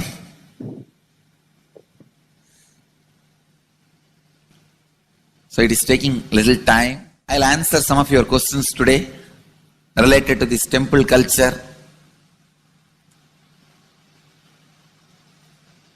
As part of this Satsang series, Madurai Adhinam series. This is a question from Rajiv, India. Beloved Master, people not belonging to this culture knows little about this particular Meenakshi temple. Please tell us who is Devi Meenakshi and her husband. Why this grand temple? What are the visible and invisible functions of this temple? Please tell us, Swamiji. Read the next question also. Both. As we see in our present time, towers of mobile, TV or dish TV antennas everywhere connecting invisibility to satellites, doing an incredible function for individuals and for society. My question is, there is and was everywhere temples and deities in this culture. Anybody coming from outside just wonder, is this just sentimental carved stones, worshipping culture or just artistic sculpture? What is the invisible function of temples, deities? See, both questions same answer. That is the reason I wanted to answer both the questions together. Modern day dish TVs, antennas, mobile towers, all of them work in the level of certain frequency where the words, pictures, visuals can be transmitted. See the verbalization and visualization,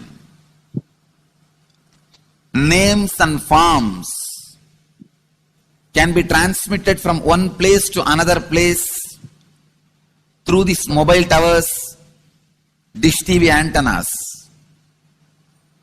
But the temple towers are created to transmit super consciousness from one place to another place. Please understand.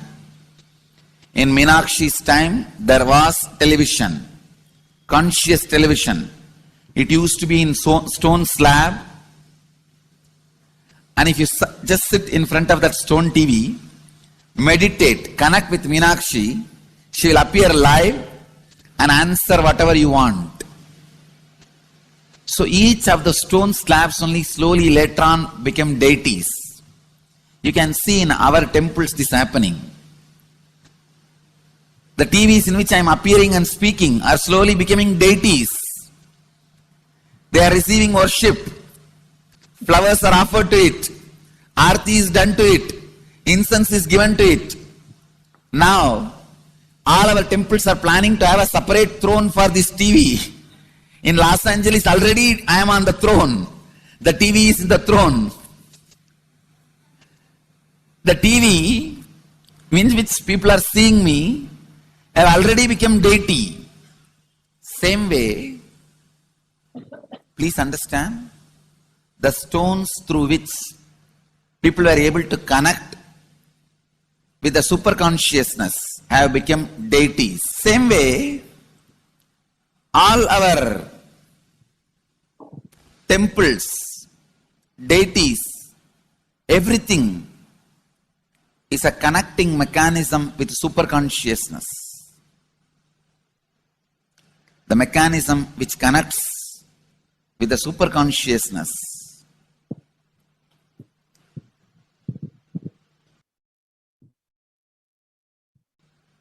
please understand,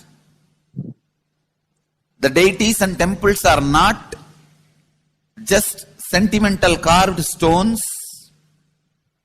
or they are not just artistic sculptures. They are conscious transmitters. They raise you to the super consciousness. In each house in Vedic tradition, we have a puja room. All the puja rooms are your private conscious airport, are conscious transmission centers. The main temple is the place from where continuous super consciousness is radiating. So if you just sit and connect with a deep feeling connection, see, in those days human beings were so beautiful and simple. Just remembering the name of the deity is enough. They are already in connection with the deity. That feeling connection. When I read Patanjali's Yoga Sutra, it says, sit in Siddhasana and be in Samadhi. That's all. So the human beings were so simple in those days. Just if you sit in Siddhasana, you are already in Samadhi. If you sit, your mind sits. Now, if you sit, your mind sits. Mind is completely away from the body. In those days, human beings were so simple and intelligent. All the non-mechanical parts of their brain were awakened. It is Western culture which killed the non-mechanical parts of the brain, the functions of the non-mechanical parts of the brain. Please understand, in the Vedic civilization, always human beings were brought up in such a way that non-mechanical parts of the brain was fully alive and awakened. It is a cultural invasion, destroyed the greatest possibility of the human being when the non-mechanical parts of the brain is not functioning anymore. The temples, deities, all these are looking useless. Otherwise, they are a huge conscious infrastructure. Please understand. One example, suddenly, if we find some method to travel just 20 feet above the air or 30 feet above the air without petrol or diesel, all our automobiles, roads, everything will become useless. Then you will wonder, why so many automobile industries are established? Why so many cars are produced? Why this huge road waste? I think our ancestors are fools. You don't understand. At one period, it was used. It was being useful. Our temples, our deities, all these are useful if all your non-mechanical parts of the brain is awakened.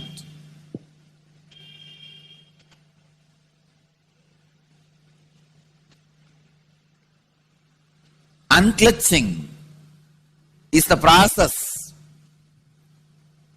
to awaken your non-mechanical parts of the brain. When your non-mechanical parts of the brain is awakened, you will understand temples, deities, how useful they are, how directly useful they are, how they are part of our life, how they enrich our life, and how they make human beings intelligent, enlightened. These are the methods created to create enlightened civilization.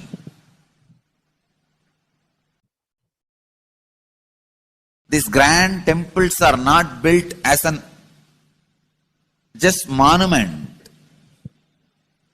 They are built as a conscious movement. It is not like Egyptian pyramids, monuments. No.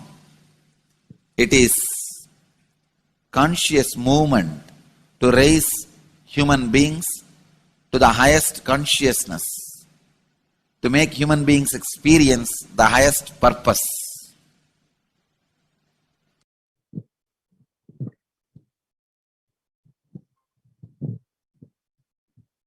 Understand, unclutch, use the temples to achieve the highest consciousness.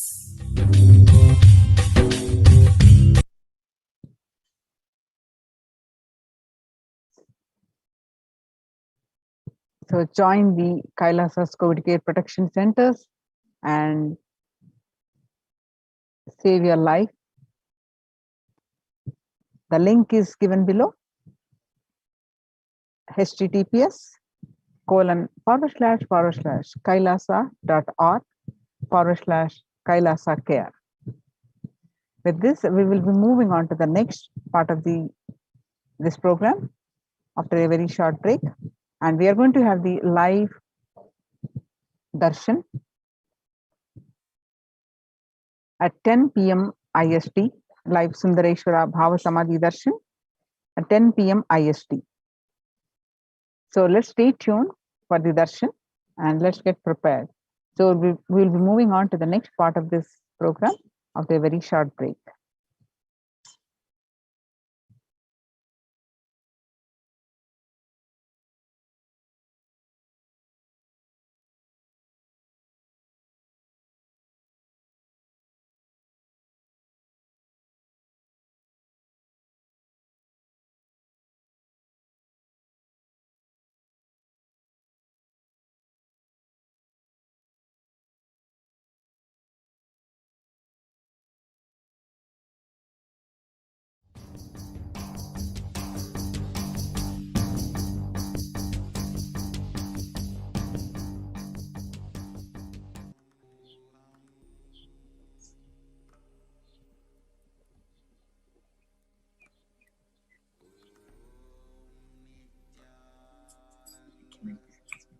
Nithyanandam.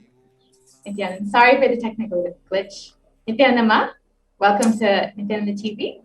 Nithyanandam, thank you so much for having me. It's such a blessing and an honor. Sure.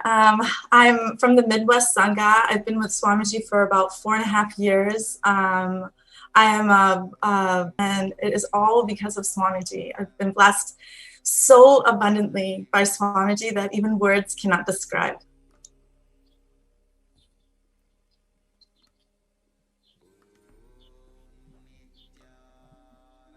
That's wonderful, Ma. And can you share, I'm sorry, I missed what you had said. Can you share a little bit about your backgrounds and what you do? Sure.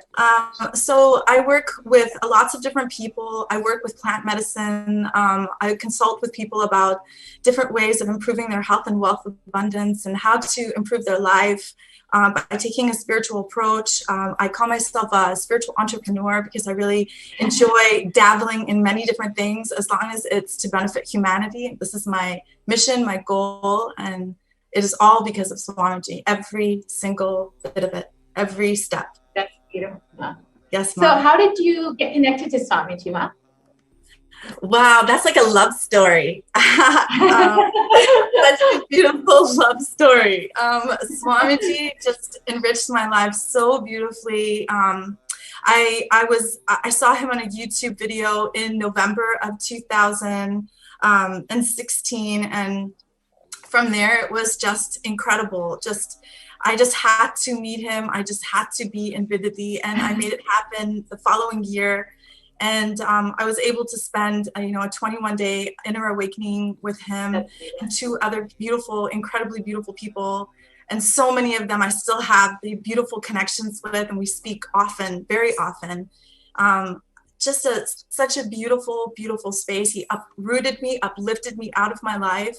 I really strongly believe it was a very low vibrational space, and just knew that I needed to be in another space altogether. Wow. So uprooted and shifted me out, shook my life around. And in 1 year, the whole life exploded, and just blessings after blessings after blessings, and so many beautiful, powerful cognitions landing and guiding me to the next step. So each step, each layer was discovered right before him. Every time I talk about him, forgive me, I'm like a big baby. All I want to do is cry and tell him how much I love him. That's beautiful, Ma. It's his love showering on you that is making you experience your love for him. Yes, Ma. Yes. So can you share a little bit about your experiences either with Swamiji or, like you've said, in the past 4 years, you've had such a huge breakthroughs in your life, and then, of course, with Devi Parashakti herself. So with Devi Parashakti, I didn't have a direct or a comment or a question answer. However, just like Ma Corina says, it's the same thing. Every time someone is blessed, someone's wishes or boons are fulfilled, and we receive a tatastu, it's literally like a tatastu on my heart, on my soul, on my ever being. So I'm constantly being showered. I really don't even have words. It's constant. It's direct communication. Swamiji says, keep his murti in your room. His murti is in my room. And I am legitimately always talking to him, always expressing my deepest gratitude and all of my frustrations, my angers, my injustices that are happening in the world. And every day is like the next, gives great joy to people around me. I feel like the beautiful healing energy that he initiated me with Dinetra, it's like so incredibly powerful. And every day and every moment I get a chance to share, Shakti is sharing is so incredible, because you don't hear this on, media. You don't hear this in the world. You're not. Yeah. And if you do hear it, it's maybe in a very small mindset of people that are talking about this. Yes. But here we have a huge, massive community that is, effortlessly talking about it and being open and changing their life. Daily we are changing the way that we expand our life by doing mucus detox, by doing our panchakriyas, doing our meditations, listening to satsang, talking to each other, having vakya sadas between each other. It's just with is the ability to speak in the name of love and in the name of his mission. And he also has empowered my heart to become full, incredibly full, so I can share my love for people and humanity. He's given me a mindset, a business mindset, something I didn't even think I was ever going to do or had it in me to even think about doing, because I was just so stunted in growth. Although knew that, I wanted to achieve all of these things, I just never thought that I had the will or the persistence or the super determinism to make this happen. He gave me these words, these powerful cognitions that I can articulate and actually do. That's the beauty. Yeah, that's really awesome. So awesome. You're eloquently articulating his teachings and his blessings in your life, and clearly you're radiating everything he's been teaching. So it's really beautiful, Ma. So can you share your experience during this pandemic, how your life has been so different maybe from your friends or family who don't necessarily have Swamiji in their life right now, and you're still experiencing so many breakthroughs? Sure. I had a beautiful opportunity to work with a lot of different kinds of people of all different kinds of sicknesses and livelihoods. So I've had the opportunity to see what COVID has done to so many people. It's destroying lives. It's creating a fear-based society. It's showing scarcity. But amongst all of that negative stuff, there's still this incredible, powerful space that says, we don't have to live like this anymore. Swamiji has showed us that, he has prepared us so many years in advance with the mindset, with the cognitions to surpass this negative vibration that's coming in super hard. So, just definitely being able to share these beautiful cognitions with people, telling them, not to be afraid, but to clean your body, to eat healthy, to not eat meat, to do all of the things that he's asked us to do, make sure we have clean drinking water, preparing ourselves for the future, but living in the now. And that means being healthy and being cognitively aware and having super conscious breakthroughs and all of these things. So I have had this opportunity to share those powerful cognitions with others. And so when I do feel like, and I have been in the root of the COVID experience, nobody has been affected within my circle or within my community that I know of, except patients that are outside of my own, life. But to see what they might have been going through, to see what their lives were like before COVID, really gave them a perspective, like spending more time with your children, not having the grind of work every single day, realizing that, we don't have to live like this. There's no, we can absolutely come beyond that, rise above that, and live and become spiritual. And spiritual doesn't mean necessarily, to meditate and all this, is to be cognitively aware. And that's all of these beautiful deities that come to us to give us darshan. These are reflections of us, so we can take on the role, the phase of them. I just love Swamiji so much. And I love my Sangha so much, and I love Hinduism so much. I just feel like every single person on planet Earth should be experiencing this breakthrough in all facets of life. That's beautiful, Ma. And what would you like to share with, what would you share with them about having Swamiji in your life, especially during this global pandemic, where people are living in so much of fear, how you've experienced, a state beyond all of this and just having continuous breakthroughs? So what I would say to someone just looking in, it's so important to know that you are loved. You are loved beyond your even wildest imagination. You are so loved by Cosmos. You're so loved by the Divine Mother. I'm not really, going into a personal aspect of, just having a relationship with my own mother. Don't really have a relationship with my own mother. So there's many things that I think in my life that attributed to some of my incompletions, but for real, to be like just in her presence and watching her face is literally like your mom's hand on your head, or dabaing you on your lap, or it's like giving you so much love, like just for my own children too, always letting them know in the gentle, beautiful, graceful demeanor Swamiji speaks to us and Deva Parashakti speaks to us.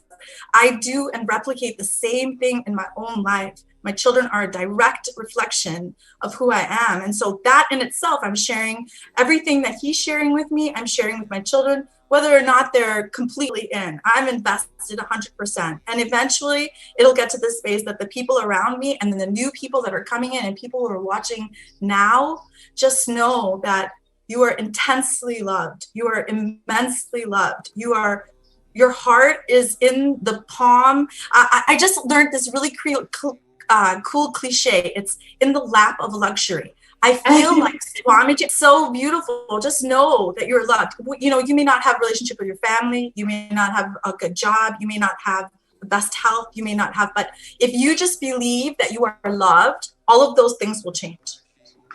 Absolutely. And can you share a little bit about, seeing this, how Swamiji's been showering love on every single being, not just devotees or disciples, but anyone. Devi has been blessing any being who's asking or wanting to receive the blessings, and just opening herself up day in, day out, tirelessly attending to people. Swamiji's opened up his own homes, accepting everybody, giving them not just spiritual guidance and protection, but literally physical protection. How does this make you feel when you see his immense compassion? It absolutely blows me away. And I posted it on Instagram all the time. I'm a social media junkie right now, and I'm all about sharing all of this knowledge. And when I saw and heard that Swamiji had opened up his adhinams to people, anybody for, triple quarantine, that's huge. That's not like little, that's massive. That's like what billionaires and millionaires should be doing right now. That's what our government should be doing right now. This is what people who have lots and lots of money, because people who don't have lots of money are still doing things like that too. We're still giving to people, but Swamiji, he's prepared this. He's been talking about this for like 3 years, I think. How to change, how to activate, be a part of the Sangha. When this happened, he would be prepared for it. And even though he's not even in India, that's what blows me away, right? Yes. He's doing all of this amazing, amazing saving. He's saving us. He's saving our lives. And to be able to protect the people of India, that really blows me away. They were stolen. Everything was stolen from them when COVID hit. Livelihood was stopped. Their jobs were stopped. They couldn't get any medical care. There's political issues. There's all sorts of things, but his womb is open. Yes, exactly. It's the only place where humanity will be able to be guaranteed protection. And living in his breathing space and literally raising during this time of crisis rather than sinking into suffering like the rest of the world. Yes. Imagine the kind of people are going to come out. Exactly. Right? This is the starting of his real ecosystem, I'm going to cry right now. Just thinking about it, like, that's just so incredible. How are you so incredible? Like, you're the most incredible, the most compassionate. You're opening up your home, your womb, your life, your being for us. Exactly. Who would do that except God? Exactly, Ma. There's no words to really describe Swamiji's compassion, and he's literally here to save humanity. And if the sooner we realize that, the sooner that we will raise ourselves, and the sooner that we will be able to receive his blessings. Yes, Ma. And I believe, like all of us, the ones that are outside in the world, we are radiating him also very, very much. Absolutely. And so, we are part of the womb. And so we want to nourish, and we will nourish each and every person that comes into our contact. Absolutely. Absolutely. Exactly, Ma. And can you share a little bit more about, a specific experience that you might have had either in the past few months during this whole pandemic, or even since you've met Swamiji in the past 4 or 5 years, how, maybe a specific breakthrough or a blessing or boon that Swamiji's given you? Idea to an invention, from an invention to a materializing, from materializing to absolutely living out it. So this gradual experience, and the greatest part, it never took time. It took ambiance. And I tell people this all the time, like, things can happen when all of the elements are put together and everything is in the right space. It will just happen. So that's the cognition that he gave me. And these are continuous things that have happened. A new job, a new idea that raised out of that. Then now I resigned from my company that I used to work with for, literally 4 years. The moment that he came into my life, I was introduced to a new company. I had a new breakthrough. I was able to do so many of the things that I've always dreamed about doing. Not even just, honestly, I didn't even dream about some of these things. These were things that he just implanted in me, like, you can do this. Yeah, you can do this. Yeah, you can do this. You can do this. You can do this. You can do this. You can do this. You can do this. And it was just constant and deeper and deeper and deeper I've gone. And it may at some moments felt scary, but now it doesn't feel that way. Now I feel like, oh, I know when it's about to happen. So like my energy level is super high. I don't sleep for a little while. All of a sudden it's this beautiful breakthrough. So I just resigned from a beautiful company that I worked for, and created a beautiful ambiance based on Swamiji completely. And then went into another opportunity, just recently opened up my own business. I'm sharing living water with the world. That in itself is blowing me away, because I was introduced to this water through my Sangha. Just, it's too much. It really is too much, like too many blessings, one after the other. And that's what life at Swamiji is like, though. Yes, it's true. It's true. Like, no concept of time. Because for most people, like, what I've been through would take like out the door. 4 years. And that's actually a really good point you've made, Ma. It's like, people think that manifesting what they want in their life takes time. People feel that, it may be in a few years, and they keep delaying. But with Swamiji in their life, with Swamiji continuously guiding and blessing and giving all the boons, it doesn't take any time. It will just manifest. It's just your decision to let him manifest through you. That's absolutely correct, Ma. You said it perfectly. And so you during this pandemic were able to complete a job that Swamiji had given you and start your own business at a time where most people are losing their jobs, losing their businesses. You are expanding during the pandemic. Yes, expanding and expanding so much, including different aspects of expansion. So expanding, health wise, I've never been the healthiest in my life. And being able to utilize and create products that have the recommendations of what Swamiji uses, like ashwagandha, triphala, haritaki. These are creating just this whole environment has been. It's just so enriching, Ma. It's just too good. Like, that's beautiful. You're able to create this soft reality, but even in your job, you're able to live this lifestyle and share it with the world. Yes, absolutely. I mean, I don't that people think maybe I'm a little crazy sometimes, but crazy is good. Crazy is wild. Crazy is adventurous, creative, inspiring, enriching. All of those things. The ability to speak, the ability to share, the ability to share knowledge, and just to be, the leader that he is. If you didn't know him, you would still think he was an amazing leader. Absolutely. Right? Because his whole demeanor shares that. It radiates that. So I want to be in his vision always. Absolutely. It's like even his enemies can't deny the type of leader he is and what kind of inspiration he puts in people. It's true. It's so true. And but you were saying you've had a lot of breakthroughs in your health. Can you share a little bit more about that? Sure. From meat family. I definitely went vegetarian for a long time and then came back and lived in that low cognition, low vibrational space. Felt like, things were going wrong. Things, my gaining weight, skin didn't look good. My hair wasn't growing. I ended up shaving my head because I wanted to donate it, but I couldn't donate it because it was unhealthy at one time. And so many things, like I had surgery on my knees because I had meniscus and ACL surgery. I had some, edema in my right ankle. I've had some back issues. I have twins that are going to be 18 in December. So, I had a tailbone that was broken from childbirth, like all of these things. But what he did for me in terms of my health is he gave me the right knowledge base to correct, even though I'm not really crazy about the taste, but I love it so much because I know the power of haritaki, right?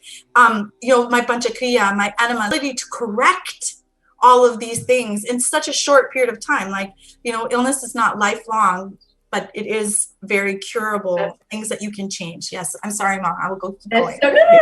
No, that's okay. That's really beautiful, Ma, that, in every aspect of your life that he's given you blessings and boons and you've been able to just have so many breakthroughs. Thank you so much, Ma, for sharing. And we really appreciate you coming and joining us and sharing your experiences and blessings and boons with everybody. Thank you very much, Ma. It's such a pleasure. I'm so honored, and I love Swamiji so much. Thank you. Thank you so much, Ma. Thank you. Nithyananda. All right. Thank you so much. Dear viewers, we will be taking a short break.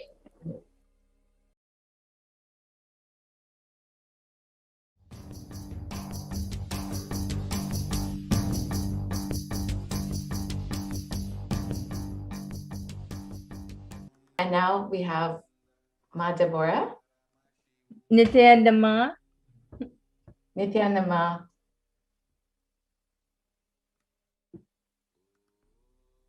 I'm not hearing you, Ma. Nithyananda Ma, can you hear me now? I can hear you now, Ma. That's great. Nithyananda Ma, welcome. Great to have you here, Ma. Can you just share a little bit about yourself and your background? Yes, I'm from Toronto, Canada. So I know Ma Gayatri, and I become Apat Sannyas about a couple years ago, year and a half ago. And until I went to the Adinam, I actually, even now, I've never met Swamiji in person either. But wow, two people. He is incredible, and he is I will be with Swamiji forever. So yes, I'm very, very thankful for Swamiji, for the Sangha, for Sanatana Hindu Dharma. It is everything I've been searching for my entire life, and knew it existed, somehow knew it existed, but could not find it until he was right in front of me on the internet, and after calling out for him. So I took everything online I could. I even took the first 6 seasons of Paramashivoham.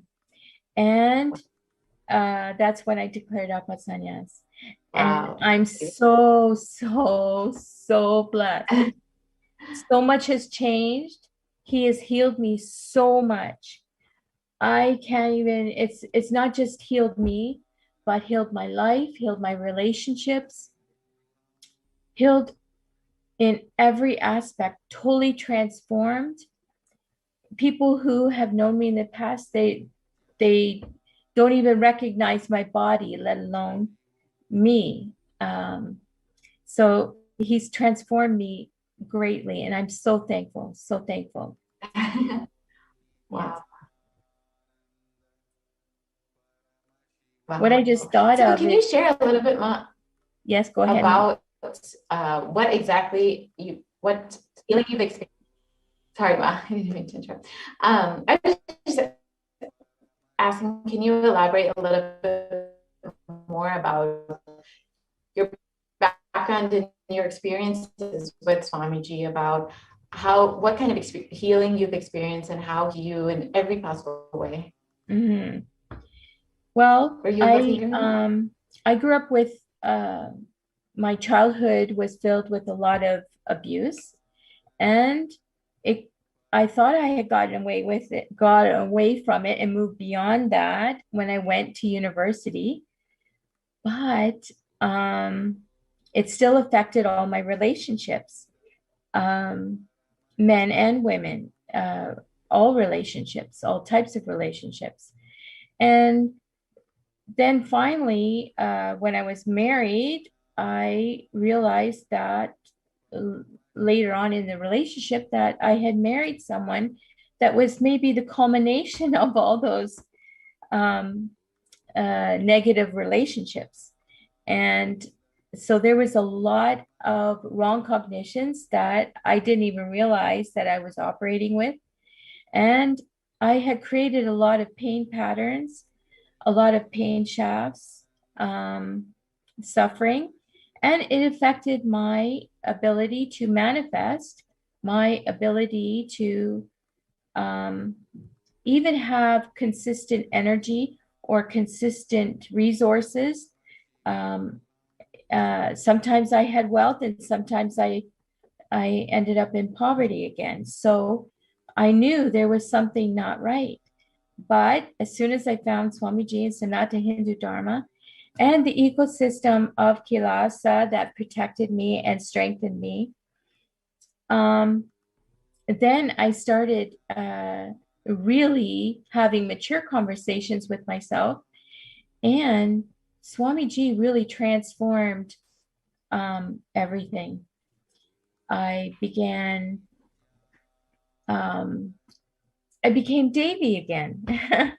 I had gone through a lot, and I had sort of lost all that feminine side, the Devi side, even though I was a mother, and I had felt I was a good mother.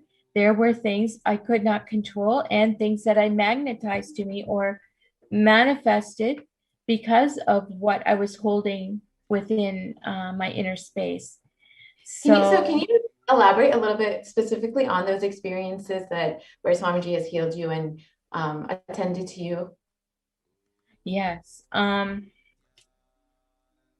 realized not too long ago that what it really felt like to have an healed inner space, a healed heart, and melting down and clearing out all the pain shafts, pain and suffering shafts, because I was in a way doing it to myself, of course, but I was really blocked in terms of seeing how I was manifesting what I didn't want versus what I did want.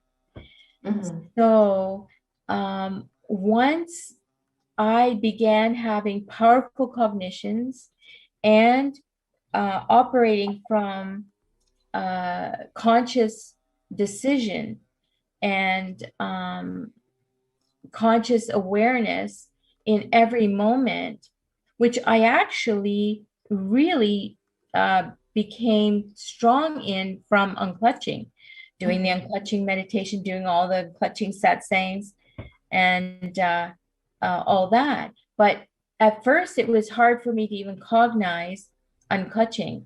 But when you unclutch or detach from all the thoughts, they don't control you anymore. You clear the inner space, and then you can create, manifest what you do want in the inner space through the powerfulness of the oneness with Swamiji. Because if all those pain patterns and pain shafts are there, that's blocking you from being in full oneness with Swamiji. And once that happened, I really started manifesting. I asked Swamiji to bless me with manifesting my reality auspiciously at will and others' reality auspiciously at will. And he said tatastu, and Wow.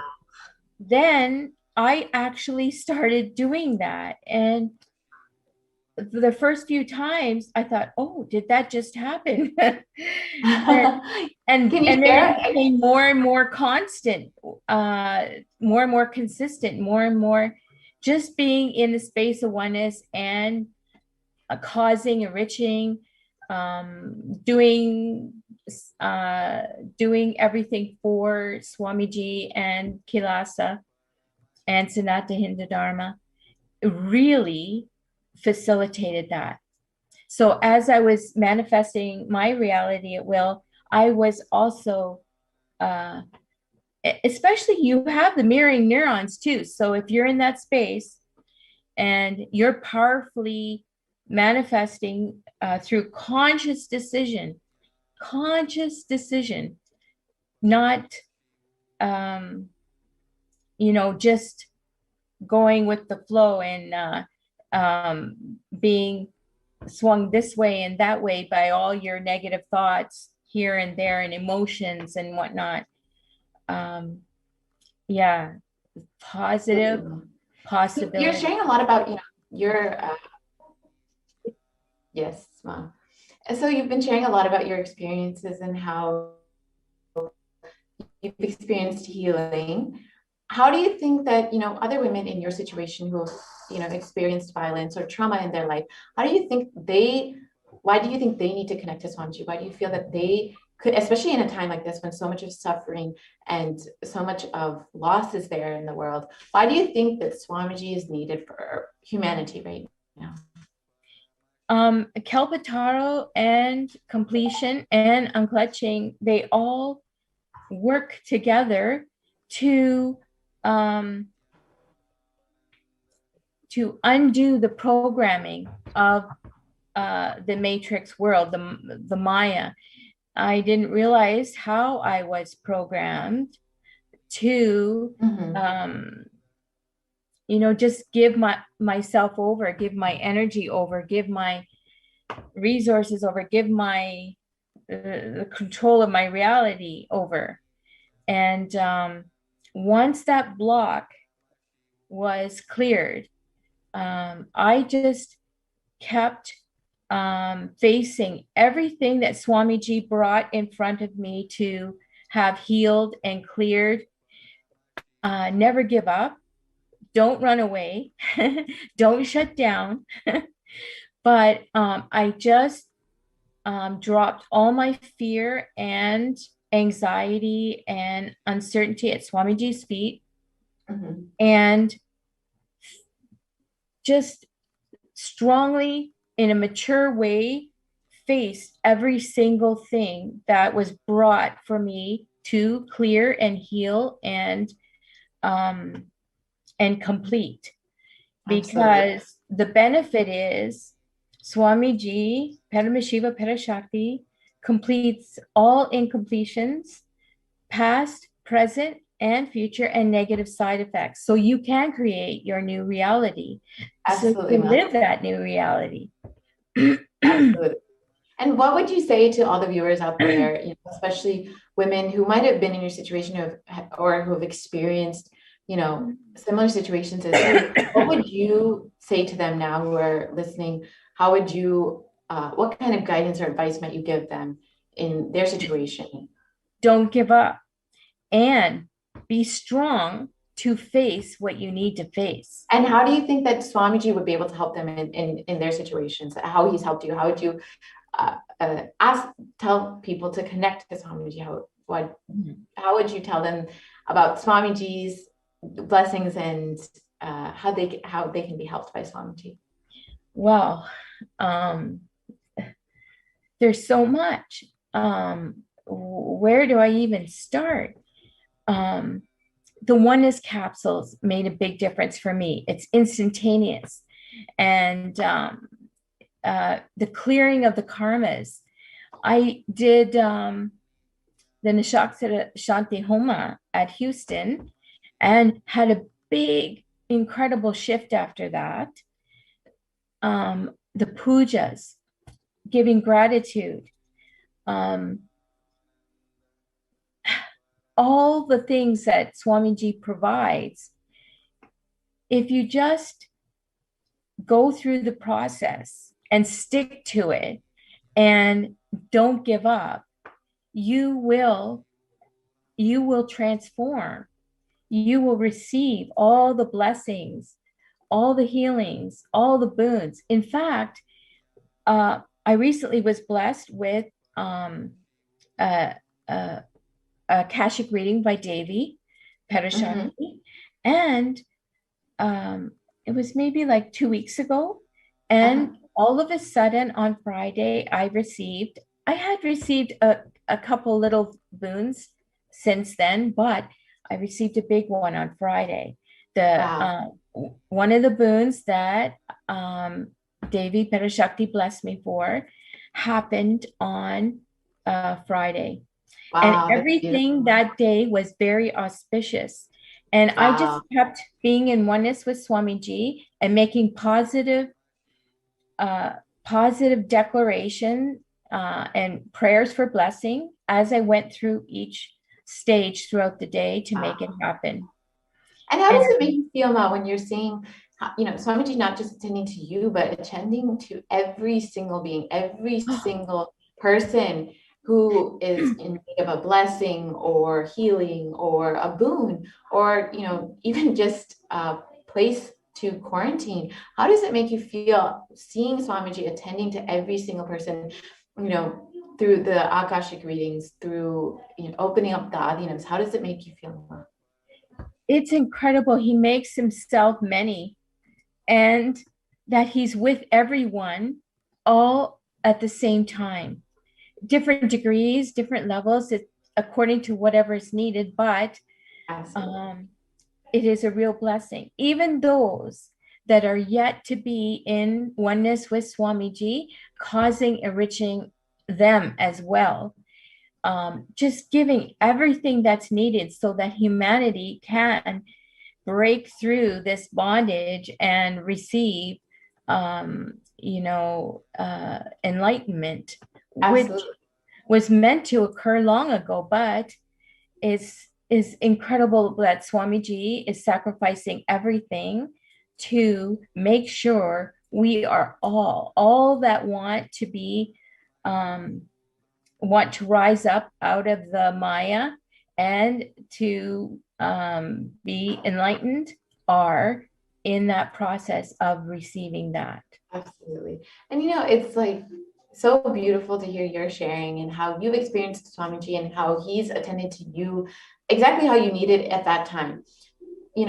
Every single person, maybe they might not even be interested in spirituality, but how Swamiji is attending exactly every single aspect of their life, every single thing that they need. It's such a beautiful experience, like to hear about, especially, hearing from you from where you came from and to where you are now, taking up at sannyas and, deciding to commit your life to Sangha and Swamiji. It's such a beautiful sharing that you've given us today. Thank you, Ma. I really appreciate it. Thank you everyone does in facilitating Swamiji's mission.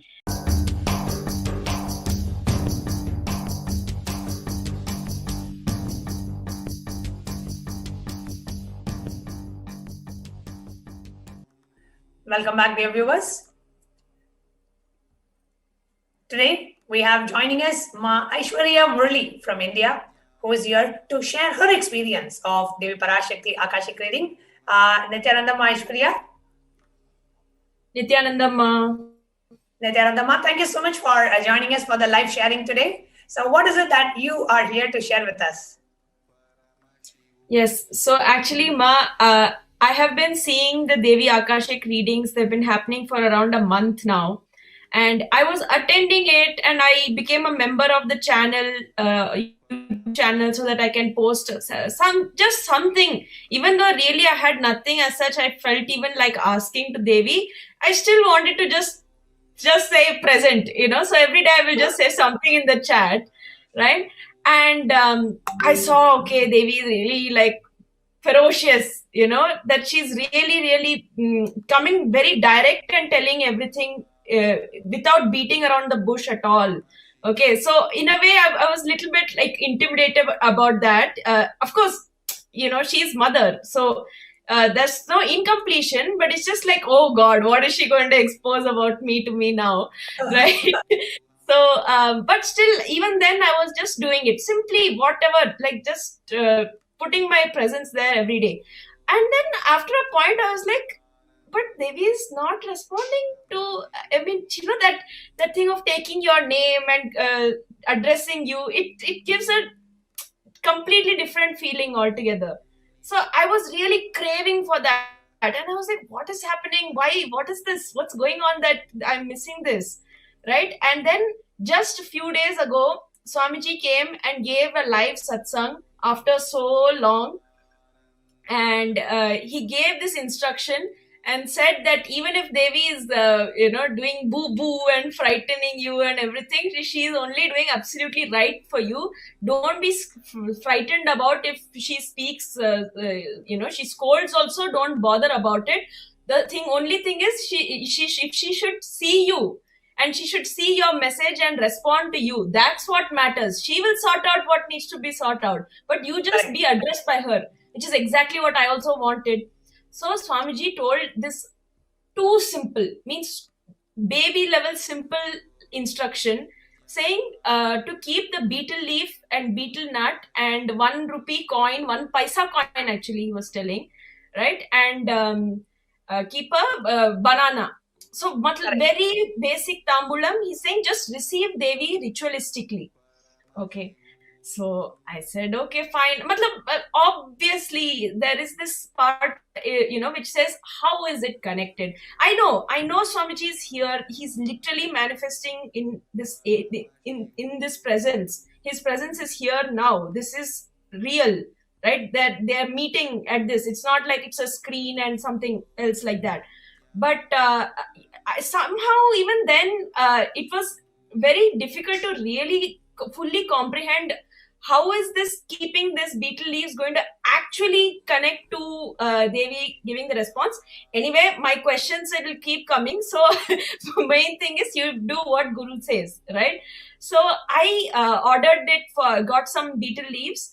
And the next time that I attended the Devi Parashakti Akashic reading, I kept the one small plate.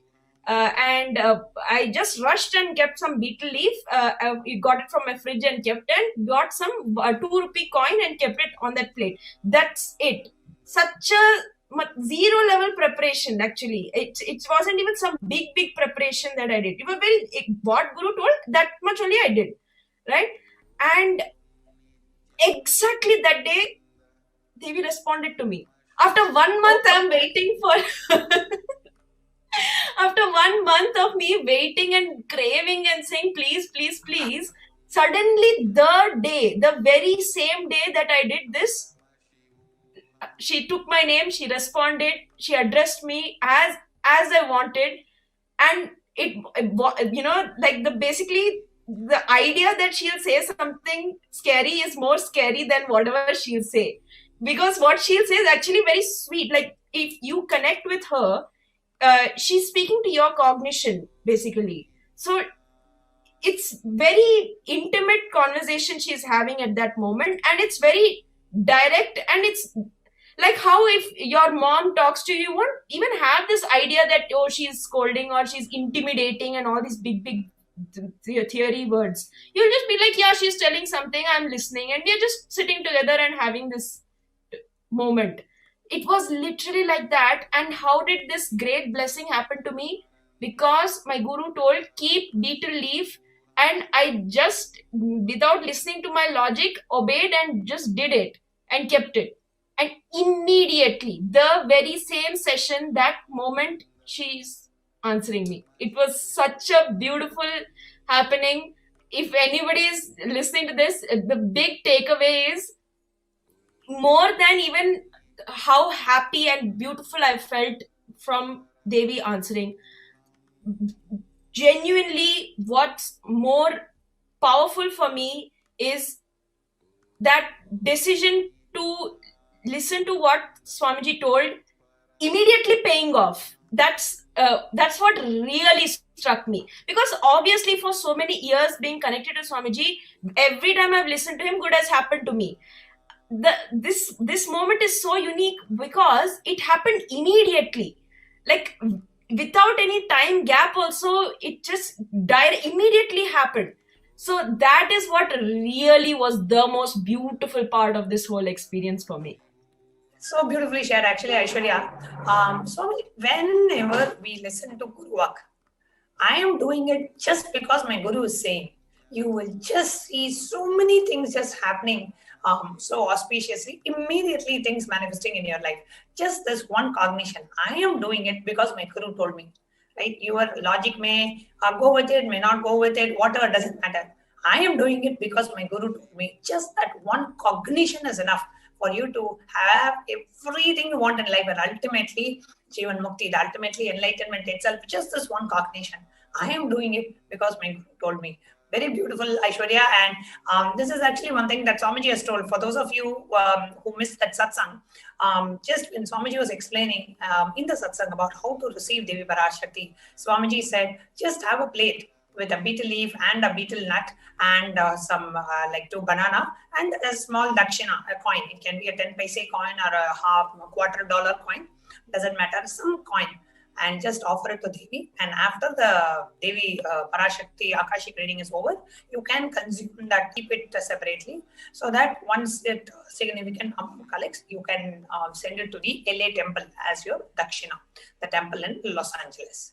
So beautifully shared, Aishwarya. As soon as, see, so many of us are here. And if you're watching this on YouTube, I request you to do comment on the YouTube channel. How many of you are really waiting for Devi to answer your question? You are really waiting. You so much are like every day you come and post question. I just want Devi to call out my name. I really want Devi to respond to me. I want Devi to connect with me. I want Devi to Parashakti to answer my questions. I want the Cosmic Mother to just call me daughter. I just want the Cosmic Mother to call me son. I just want her to tell me that she is there for me. Something we will have. Somewhere we want her to acknowledge our presence. We want us to acknowledge her presence in our life. We want her to acknowledge our presence in her life. We just want Devi to call my name. I just want to hear how it sounds when Devi calls my name. What kind of experience I get inside of me. So many of us have this intense earning. So all you need to do is simple. Just get 2 betel leaf, 1 betel nut, 2 banana, and a $quarter or some coin. Just keep it in a plate. And just sincerely, Swamiji said, all these, without these rituals, it becomes an unconscious act. So when you actually do the ritual, every time you bring back that emotion, you bring back that bhava to connect with Devi, and you feel that she is real. That is what happens when you do these rituals. So these rituals are to break the monotonous, unconscious. At some point, you just keep seeing the screen. You just take it for granted. You don't realize that, what Devi is actually landing from Kailasa. Being from Kailasa is coming and she is calling my name. Imagine in the whole Prapancha and in this world of 7 billion people, your name gets called. When Devi Parashakti lands from Kailasa, she acknowledges your question, she answers. How does it feel? It feels so special. You feel like Brahmanyam Bahuputratam. I am the favorite inheritor of the cosmos. I am her favorite. She called out my name. She called me daughter. Whatever it is, however she connects with you, you just feel that love, you just feel that warmth, you just feel that affection and that grace of Devi Parashakti. So beautifully shared, Ma Aishwarya. Anything else would you like to share? Yes, Ma.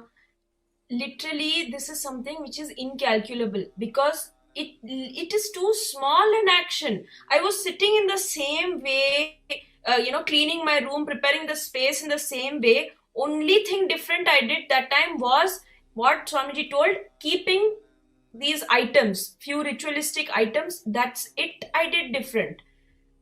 And it actually made such a big difference in the what happened and even in the way I was receiving it. Like, it was so much more intense that I was receiving with like tears dripping down my face. It was so powerful, and the action actually what I did is no way proportional to the result which it actually brought. So definitely, like when we get these kind of small instructions, especially, let's jump into it and do whatever Swamiji tells. It's so fun and it works. It literally works.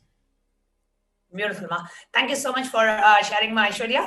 Thank you so much for coming live and sharing your experience today. Thank you. Nithyanandam, thank you. Nithyanandam.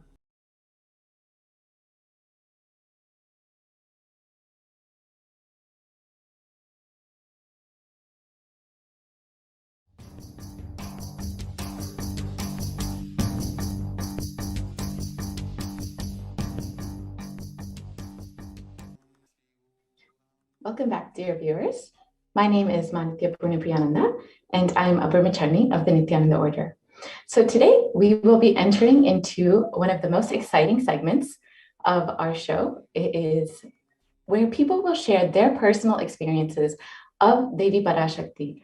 Every day, Swamiji is attending to devotees, disciples, and all beings through Facebook, Twitter, YouTube, Instagram, and all our platforms, and making himself available to humanity to give blessings, boons, and heal every being who is suffering and in need of healing during this pandemic. Today, we have two exciting sharings available. One, we'll start with Ma Gayatri, who is from Canada. So, Ma Gayatri, can the NTV operator please project Ma Gayatri? Thank you. Nithyananda, thank you for having me here. Welcome. So you can please share a few words about yourself, about who you are and how you met Swamiji. Sure. Actually, thank you for bringing me here because I've never met Swamiji ever. And so this is really interesting that the first time I actually visited the Ohio temple was in 2015. And that's how my association with Swamiji kind of started. Wow. It's crazy. And I've just been very blessed because somewhere along 2018, I really got connected to more people in the Sangha. And since then, I've always been connected to people with Swamiji. And I just feel like that connection just grew stronger. And Swamiji has been very, very kind and benevolent that every time I've sort of needed help in life, he's just sent angels my way, and they're all, giving me his teachings and really enriched me and helped me, grow stronger with getting powerful cognitions. And my Deborah is also there. She's also been one of those acharyas who's really been very kind and benevolent with me, and really helped me have powerful cognitions and really have a shift in life in general. So that's how my association with Swamiji started and just grew stronger from there. And recently what happened was I saw Devi. First of all, I would like to mention that Swamiji has been so kind. I mean, at a time where, you have countries closing borders, you have everybody sort of shutting their homes. Nobody wants to have anybody in the vicinity. Swamiji has so kindly opened up his entire adinam to anyone without looking at their gender, caste, creed, nothing. You don't even have to be a devotee, And Swamiji has so generously opened his doors and allowed everybody to come in. And not only just that, he's providing them hospitality, food, everything possible. I mean, that at this point, no government is also doing that, So I would just like to share that Swamiji is doing something that's amazing, and it's really incredible. And especially at a time where people are being so hesitant to help each other out, Swamiji is really, really, a beacon of ray of hope for humanity in general. Exactly. Yeah. He is the only hope for humanity. Yeah, and it's incredible that he's making the effort to protect everybody. So I just want to share that. And just to talk about my sharing with the Devi blessings, which is why we're here. It's actually kind of sweet because I did get a tatastu from Devi a couple weeks back. And I saw, and Devi was so kind and benevolent, and she gave me a tatastu. But there was somewhere I kind of wanted obviously I'm being greedy, yet I kind of wanted Devi to have a conversation because I was like, Devi, you're calling everybody Chalamagale. I'm like, what about me now? So I literally was nagging everybody who would listen to me, saying like, how do I get, attention? And so actually Manyanatma was like, why don't you try to go via the Kailasa .com, the kailasa.org, the website. And so I was so genuinely grateful because not only did Devi bless me for what I asked for, but she went above and beyond and, gave me so much more. Was not even thinking about the things that she blessed me. I was not even thinking of asking for that. I had written an essay to her, like, I want this. But, she gave me, she knew what my heart wanted. And it was like, literally like someone had just got into my heart, seen everything what I wanted, and just given me the answer that I needed to hear. It was just like someone had read everything that I needed to hear. And so sweetly. And how did that make you feel, Ma? I was beaming. I couldn't stop. I have the recording, which I keep looking at. I've been like non-stop, constantly just playing it back and forth. And I'm like, okay, this is just great because as you can see, I'm really smiling and it was just amazing.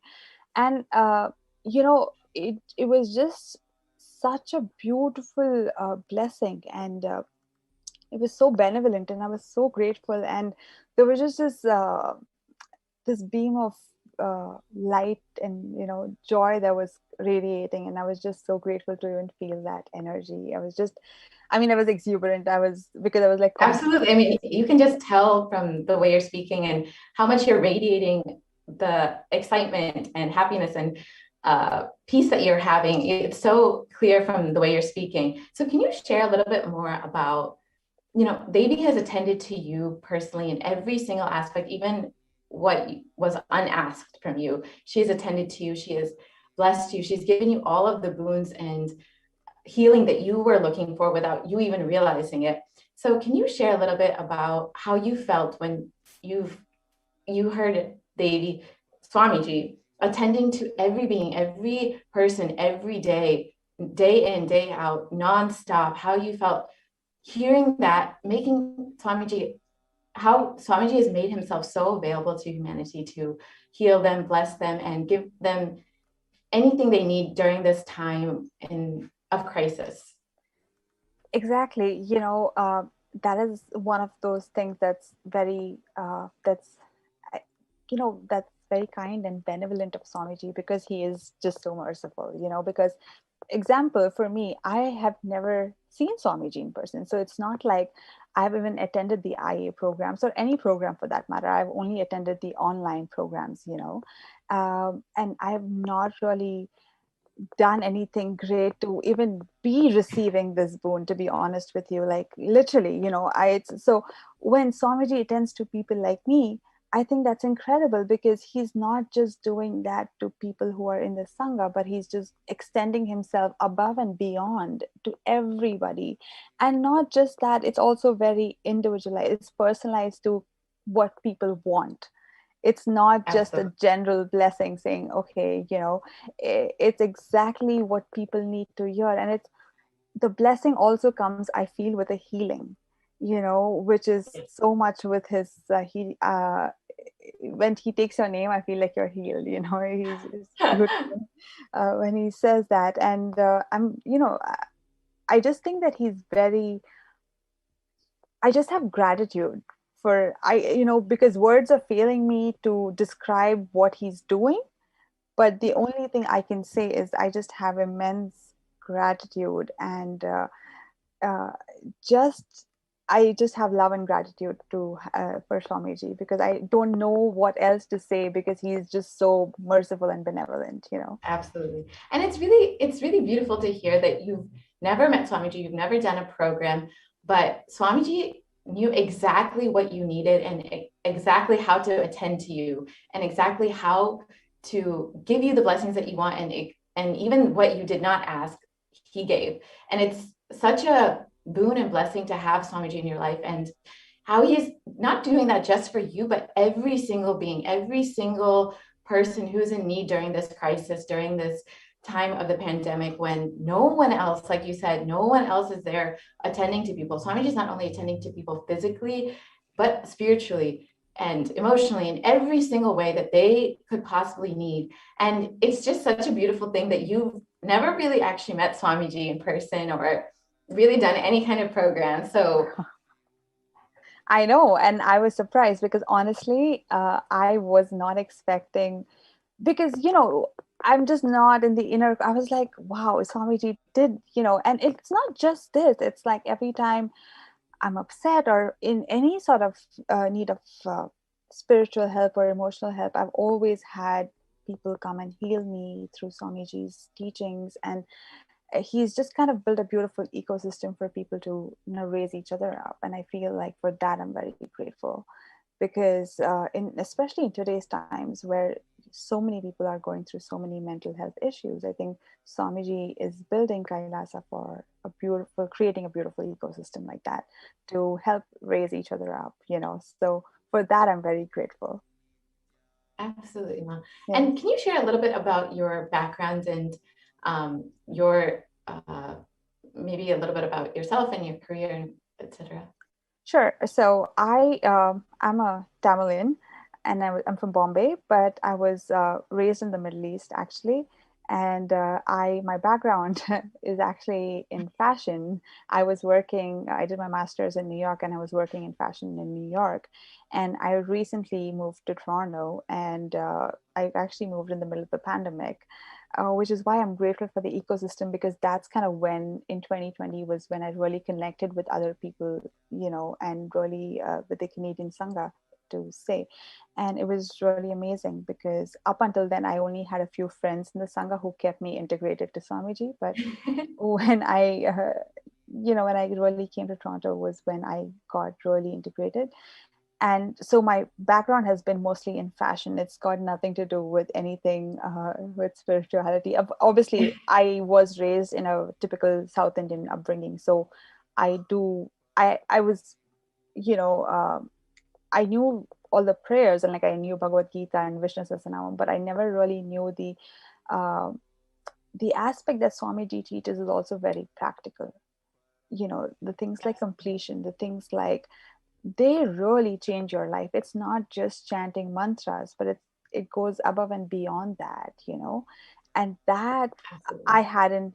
I didn't have in my life. I did have spirituality, yes, because I've always kind of been spiritual, but I've never really, in my background as a career, did not have any spirituality in it, Absolutely. And I always felt a void because of that. So I was very grateful because Swamiji not only really gives you the spiritual aspect, but it's very practical. It's basically unlearning so much of the conditioning that the society puts in, and I didn't know that I had these conditioning even, so I was like, whoa, I just did the Paramashivoham program recently, and I have 4 books of completion to be done. But Wow. that's the load that the society kind of puts on you, and we don't realize that. For the longest time I was unaware of my patterns even, and this way, yeah. I feel like Swamiji really gives you the tools to kind of grow so much more than, and it's like spiritual therapy. I always feel like I'm in therapy, but like it's spirituality. Like Swamiji kind of infuses both, and it's great. And it's so useful, especially in today's time when people are going through so much of stress and so many things going on. Exactly. It's not just one aspect of life. So I feel like that's just where I really connected with Swamiji. And that's really beautiful to hear that, you don't have necessarily a very, a career that's focused in spirituality, or you don't necessarily have, you've maybe not even had a guru before this, I don't know.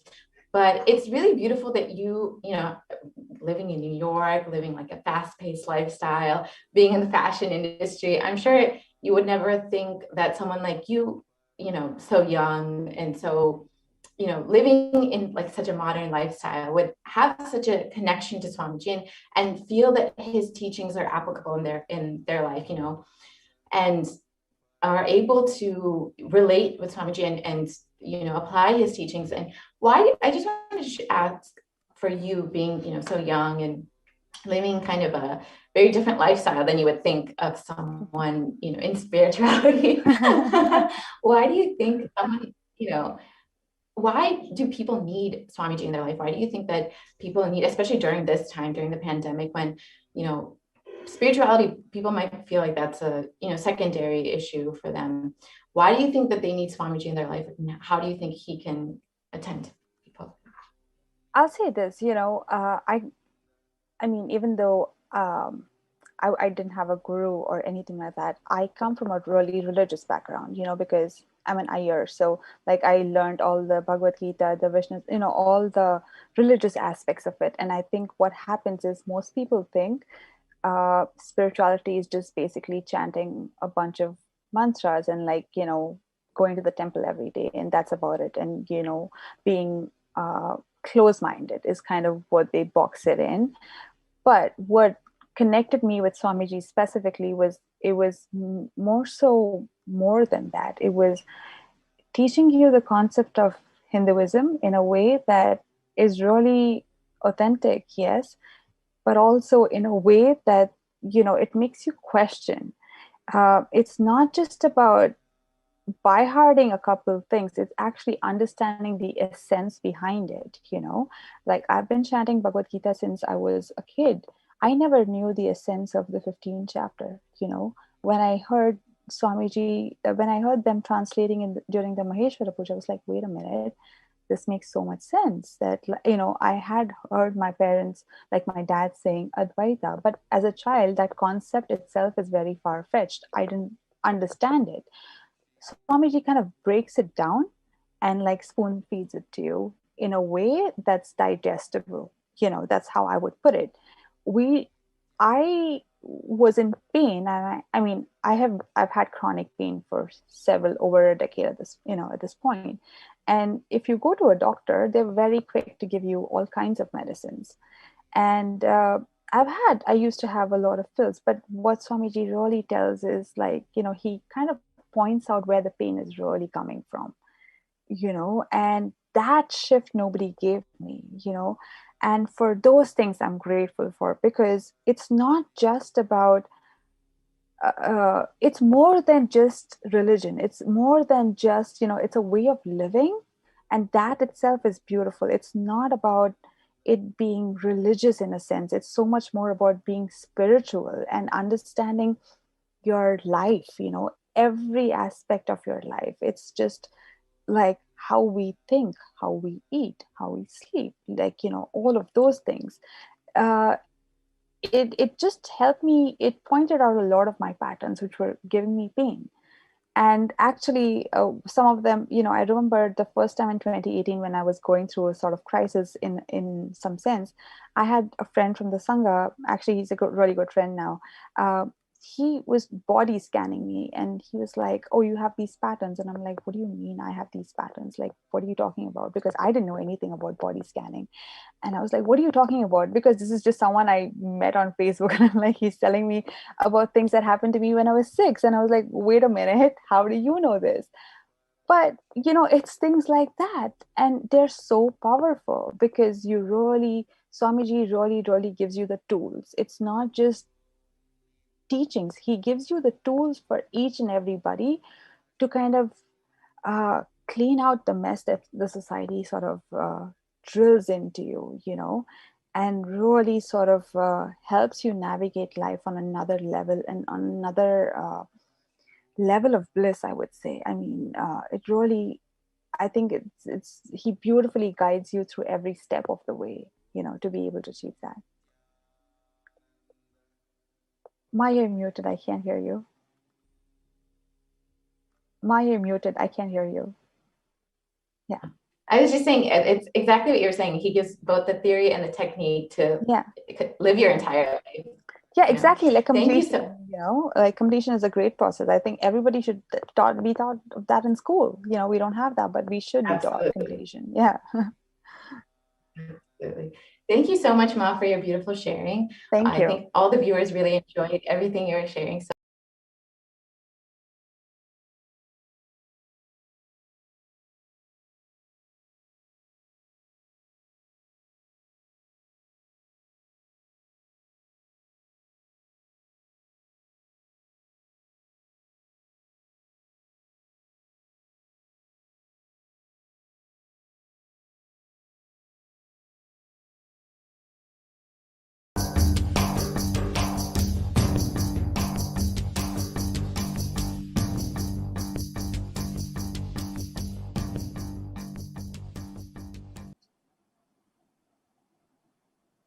when we're waiting for Sonali to come live and share her experience, if you are somebody who received your Akashic reading and if you would like to share your experience live on Nithyananda TV, you can email us at contact@kailasa.org. Send us an email, just give a gist of what was your experience, and then we will be more than happy to have you join the live panel.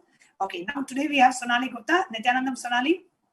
Nithyanandam Ma, thank you for having me here. It's my pleasure to share my experience about what changes and transformation Devi has brought in my life. And before I go into the experience I had from the recent Akashic readings, I want to share that Devi has been like a very transformative force. Like she's always been someone that I connect to so deeply that, I have done completions and I've done so many things, but with Devi, like with her grace, it just opens like floodgates. So before I share what happened recently, right, like last year, during one of the Paramashivoham programs, during a Devi Darshan, I was intensely praying to her, and she gave me courage. And I thought, like, there's one thing that I've been putting off on was to kind of become a Sarvanyapita Yajaman, and I pledged during that darshan that I will make it happen. Like I'll just do everything possible to make that happen. And within 15 days of that, I worked through my incompletions. They surfaced, but I kind of took the jump within 15 days of that darshan, and I actually made a jump into Sarvanyapita Yajaman. And of course, that was a great blessing, right? Not to say like, Devi definitely blessed with a lot more than what I could offer. It's her grace and compassion is so good. And very recently, during these Akashic readings, I had submitted my questions, but like everyone else, I wasn't sure if Devi was going to answer and if she's ever going to answer my prayer. But I was just tuning on to the session, listening, and I'd submitted my questions a few days ago, not even on that day, but it was my birthday on 28th of April, and as soon as Devi kind of said the first few sentences, I heard my name as the very first name. And just hearing that, I of course did not understand the language, but just hearing my name and the energy, it was like I knew something was shifted, like it was just something was taken care of. And I did not know what Devi said, but it was amazing. And I was just absorbing that and just trying to figure out like what that meant and what was this shift. And I was just totally enjoying that space. And then the very next day, when the Akashic readings happened again, the readings had started and I just posted my question casually. I wasn't even at that point, I thought, I'm probably already late. But Devi again, within a minute, she answered me again. And she gave me this very beautiful blessing of saying, I'll reside in you as Alam Vellar Siddha. And that just took me to another level. I've always thought that, Guru Bhakti and connection and what that means. But with that blessing, I just felt like this new dimension of me open up. I almost feel like I can experience what Guru Bhakti is. I actually kind of know from a different plane altogether what that connection is. And it's beautiful. I'm just enjoying that space. And now I'm looking to, of course, there are many things we always ask for boons and all, but the space is kind of such that I know that whatever I ask for or whatever I have, like her compassion is so much that she can actually grant anything. And that's something I wanted to share with everyone. So beautifully summarized, Sonali. And Sonali, actually, first of all, wanted to thank you for contributing and supporting Kailasa as a Sarvanyapita Yajaman. And what aspect of you, like what is it that you really connected with in Kailasa and Swamiji's mission that made you take this jump to contribute towards this divine cause? What was that in you specifically that made you decide, yes, I need to become a Sarvanyapita Yajaman, I need to support and I need to contribute to this divine cause? Yeah, I think the very, very first thing that kind of clicked with me was when I attended my IA in December 2016. That was my very first connection where I really kind of met Swamiji and attended a full 21-day program with him. At that time, there was a full day on, how Swamiji has been contributing towards Sanatana Hindu Dharma and everything that he's been trying to do. And the fact that, he mentioned that he's just here to make a statement to the world that Sanatana Hindu Dharma is real. I think that one sentence struck me, and that just stuck with me forever. And I always wanted to stand up for his mission and do something in whatever small way we can, right? I think it's also Swamiji's way of making us realize our true potential, right? We, as so many people have said before, you cannot really give to him, you can only get showered. But it's about taking that action and standing up for and saying yes, right? Saying yes, that I want to stand up for it. And that's what I wanted to stand up for. And I want to continue doing more and more, right? So Devi has shifted me to a space where I really think that, that I can feel that the real purpose of life is to really kind of continue to give and continue to just do whatever I can for this purpose and this mission of Swamiji's. So beautifully shared, Sonali. Thank you so much for coming live and sharing. And let me ask Pranaprema if you would like to have ask Sonali anything. Yes, I just have one question for you, Sonali. First of all, thank you so much for coming live for our viewers. And I just wanted to know, what was the space shift that you had after you became a Sarvanyapita Yajaman? What was your cognition shift that you had about wealth and abundance? Because it's not like everybody has that wealth ready-made to offer it. It is the space that you carry. And with Swamiji's blessings, once you create the space, he manifests through us. So what would you like to tell our viewers? What was the space shift that you had when you manifested Sarvanyapita Yajaman? Yeah. So for me, the biggest space shift was from being this person who was kind of insecure and trying to hold on to the wealth, thinking that it will be used for something, and kind of having that insecurity or fear inside me that would prevent me from taking that jump, and this fear of being judged, and fear of what will people think, and am I crazy? Like, with that, from moving from that fear to actually moving to a space where I am, where I don't really, where wealth happens, but I don't feel very attached to it. I think that has been the biggest shift for me. I don't have to worry about wealth. I don't have to think about it. It's just another thing in my life. It's not something that I worry or fear about. Amazing. Thank you so much, Ma. Thank you so much for joining the show today. It was really inspiring how you are holding Swamiji and his mission and how you're supporting it. Really, thank you so much. Thank you so much for having me, Ma. Thank you, Sonali.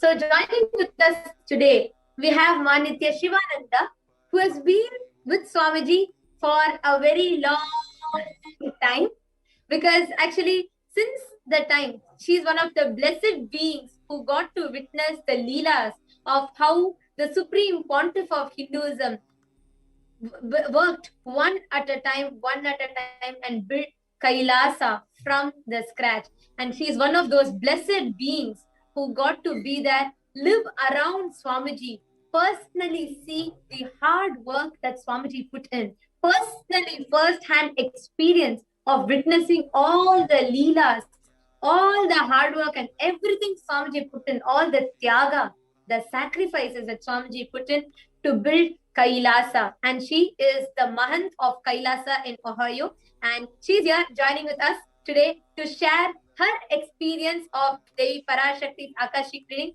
and her experience with Swamiji. Nithyanandamma. Nithyanandamma, am I audible? Can you hear me? Yes, you are. And would you like to start with introducing your name, where you're from, and also how long you know Swamiji for? Yes, Ma, it's a pleasure to be here sharing with you all. I've known Swamiji from 2004. And it's not a long time for me. It's like a lifetime, So such a pleasure journey, and it's practically experiencing the living enlightenment. That's how I feel. And he takes you through all steps. I know where I started from and where I am now. And practically every step of the way, Swamiji guides you. And whether you are close by him, whether you're living next to him, or you're so 10,000 miles away or miles away, his energy guides you. That is my experience. I am in Ohio, Kailasa, Ohio. It's a beautiful temple gifted by Swamiji. It is the first temple that was gifted to the humanity outside India. So we are such, and the deities there, the main deities, Nithyanandeshwara and Nithyanandeshwari, are practically, carved by Swamiji. He himself. So it is just when I see him, or even when the people see him, they literally see him there and his energy there. It's the master's presence is there. Even today, even now, it is there. It's been 15 years, the temple open, and it is on a beautiful river base, and Shiva is sitting. It's a sight to see how, and the time when at that time the mission was forming, so we had it's like almost like it's a Devaloka event. That time when Swamiji inaugurated, still some people say that they cannot forget that how they were. Practically, I felt like I was floating on the air. Wow. It was like that, and with the serene looking, and such a beautiful thing. So, we have come a long way from that. All of us have grown who stayed with Swamiji, especially I feel like I have experienced how, as a human being, I have grown from all the what do you call the samskaras, or your incompletions, or whatever your patterns, and step by step how he took us as a Nijavatara. It's like living with Krishna now. Living with Krishna. Absolutely. Yes, and how in those days I read that how people will feel Krishna no matter where he was. That's how it is. We can be living in US, but still everything is happening for us here, it's as a temple. And the temple, I was born and raised in the temple environment. My parents owned a 100-year temple, old temple, but I did not know the context and also how to live with that. Temples are at the base. Swamiji taught us that the temples are the base. Sorry, Shivananda, just sorry. I think your audio is going a little soft. If you could be a little bit more louder. Okay. If you can just talk a little bit more closer to the mic, or a little bit more louder, everyone will be able to. Can you hear me now, Ma? I increase the volume. This is a little better, yeah. Okay. So, temples are our base for enlightenment. When we go to the temple, we feel that we are living with the living entities. Deities were just when I used to go to the temple, I go and pray and come back. But not now like that. They're just living entities. It's only Swamiji taught us that. All that. And now it is Akashic reading. Swamiji is Devi, and he is answering all questions. Ma, what else do we want in this life? Right? Wow. True. Telling us what to do. How can I lead my life? And he gives you the strength to go through. And a lot of people, especially in the coronavirus time. And he took us through last year. The whole virus time, we didn't even know how it went. 3 months lockdown, nobody knew how it went. Sitting in front of the computer, he took us through some process with Paramashivoham. So now it is the Akashic reading, and he's giving us solutions to what is happening. Devi is such a compassionate being, Madhuri. Recently, I want to share one thing. See, we have a small volunteer group here and maintaining the temple, and we have devotees, but the volunteer group is a smaller group. And then we have huge devotee, the deities coming to the temple. And I'm thinking, how am I going to make it happen? You know, we want to do like Kumbha Abhishekam, and how can we make it happen? I was like almost, then I said, why should I fear? I should ask Devi for blessing, right? So I write to Devi, and I don't even know whether Devi will answer. I was just praying. And sure, Devi answers, and I don't know whether you all saw it, such a big blessing. When I got that blessing, something like I had so much energy. I don't know where it came from. All that energy, I can do this. Make it happen. See, like Bhagavad Gita, in Bhagavad Gita, Krishna says, you do the work and I'll make it happen. I'll take care of the results, right? That's literally happening in our lives. I'm sure you all experienced. I am experiencing through temple. So you just have to say yes. And I have been saying yes to Swamiji whenever he gives me and that is what expands me every time. I share with the volunteers how when you say yes to the master, how it expands you. And he takes care of everything. You don't need to worry about how the process is going to do, how much result I'm going to get. Nothing. You don't have to worry about it. You have somebody backing you up all the time and looking over you. Literally, ma. Whether I'm driving a long distance by myself, which I never did before, or doing anything, I see why I have to fear. He's with me. Why I just have to do the step and he's doing it, right?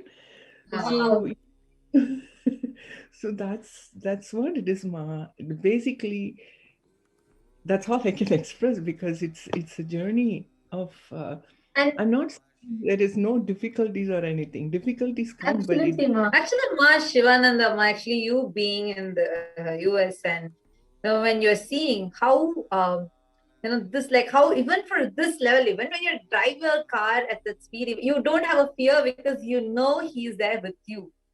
Now, talking with this, how do you feel about when he is doing this such immense humanitarian effort for protecting people from COVID-19? What is your view on this? What is the experience on this? See, ma, the experience is, the mother, how the Prakriti, mother, Parashakti, is, she has created this, and she is coming in his form to warn us and to tell us how to save ourselves.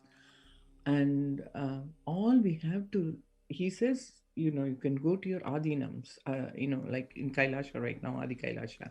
For people in India, you go there. I have made a ship and I am there to save you. And in our logical mind, ma, lot of times our logic comes in and says that, oh, this all is not real. But we are stuck in Maya, right? And we won't even realize the danger. And here is Parashakti Devi telling us what we should do. What is the next step we should take? And but I think the people are covered by Maya so much. Even Devi comes in her own form. We are not realizing it. See, the mind comes in. Like, I was thinking, even for me, like this much I have gone and learned about everything with Swamiji. Is still a lot more learning. It's only a little bit I have learned. But even in that, the mind comes in. See, like when when I'm given a job to do, I feel like, oh my God, how am I going to do? The first thing is the mind. And then you have to overcome it. Mind or the master, Swamiji said. Mind always takes over. And Swamiji says, mind is like Saguni. He will pose it as your friend, but he will destroy you. But that is how we are stuck in this, ma. So for us to realize this, Devi is with us. The Maya has to be removed from us. So we only can pray to her to move that, because she only can take away the Maya also. I feel any time when I feel anything, I feel, oh God, please take that away from me. I just need to be in oneness with you, with the consciousness. Actually, Shivananda, and just listening to your sharing, this makes me a little bit more curious to ask you this one question, because we have so many viewers. We have Sanjay Vekaria, Ayama, Asha Ramdat, all of whom are responding. They're saying what a lovely sharing. They're able to resonate with you so much as to how Swamiji is with each and every one of us. I just have one question that I would like to ask you. Given that since 2004 you have seen Swamiji, and actually the first ever temple that Swamiji built outside of India was in Ohio, which is where you are leading right now, and you have seen how the temple happened from the scratch. How Swamiji built the temple from the scratch. So I just have one question on this. Seeing from 2004, all the sacrifices that Swamiji did, all the tyaga, all the amount of responsibility Swamiji took, the hard work that Swamiji put in as an incarnation, not just removing us out of Maya, not just giving us a spiritual protection, but even at the very physical level, attending to our basic needs, like doing annadan or doing conducting homas, rituals, everything, like sitting and carving a deity. And even in Ohio, like the whole Prana Pratishtha, how Swamiji himself sat and performed the homa, everything. And so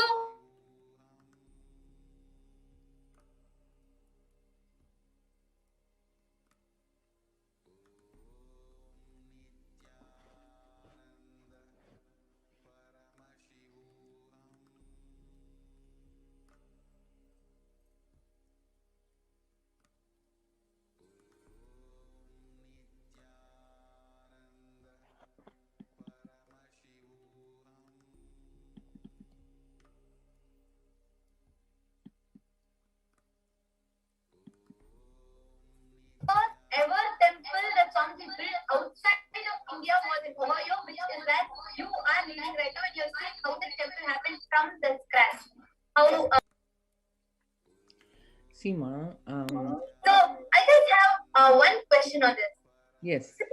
From 2004, all the sacrifices that Swamiji did, all the tyaga, all the amount of responsibility Swamiji took, the hard work that Swamiji put in as an incarnation, not just removing us out of Maya, not just giving us a spiritual protection, but even at a very physical level, attending to our basic needs, like doing annadan or doing conducting homas, rituals, everything, like sitting and carving a deity.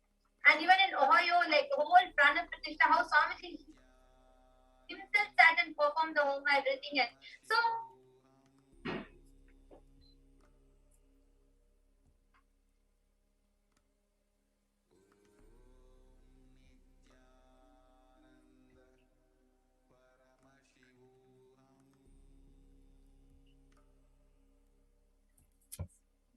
yes, sorry for the technical glitch. Looks like our audio broke up in between. Yes, Ma Shivananda, you can go ahead and now share, Ma. Yes, ma. See, how even to bring the temple. See, every time he has to build it from.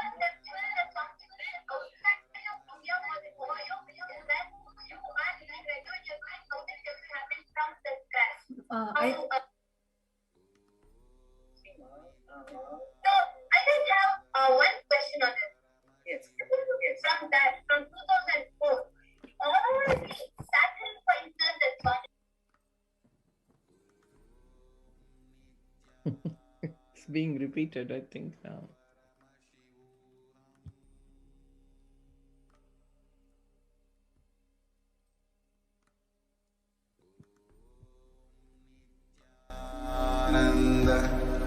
Paramashivoham.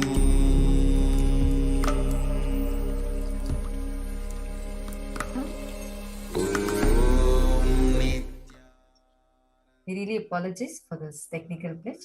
Hope our audio is clearer now. I think there was a loop, like whatever we said was repeating. We apologize for this technical glitch. Sorry, Ma Shivananda, really apologizing, Ma. Looks like even our computer became curious to know and it kept repeating the question on loop. So yes, Ma, I think now you have to share with all of us and tell us your journey, and you can answer the question. Yes, Ma. So even to bring the temple, Ma, it's not like the regular temple. You have to really bring for us to understand the basic understanding of deity, temple. He really taught us one by one how to even dress up the deities, how to clean up. I mean, our temples, you have seen, they're all so clean, how deities are respected so much, and how we live with the deities. So even though that science he had to teach us, and he traveled so much, Ma, so much. I can't believe how much he traveled to really pick the people and make them understand and to be par. It sometimes, if I think back, Ma, how much patience he had to teach us all this.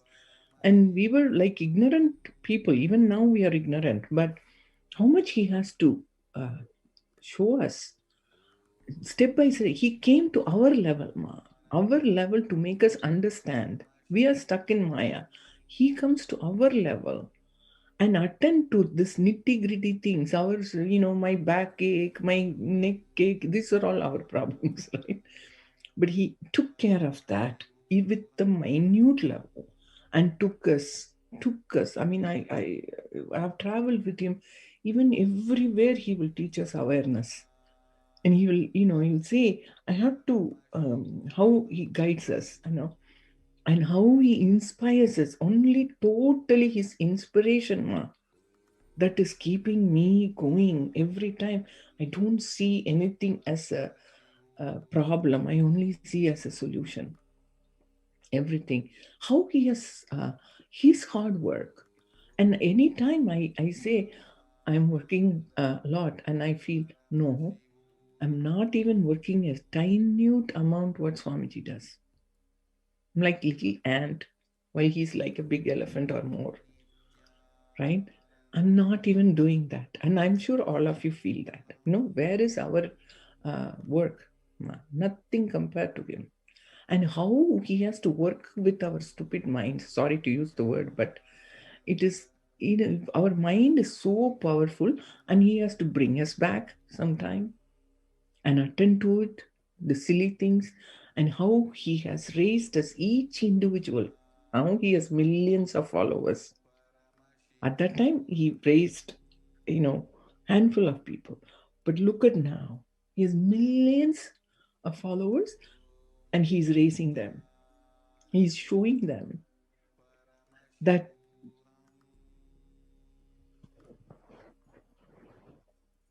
Ma, I can't hear you. I can't hear you. The audio is not audible. Hope it's coming now, Ma. Hope the audio is coming now. Yeah, now I can. Yeah.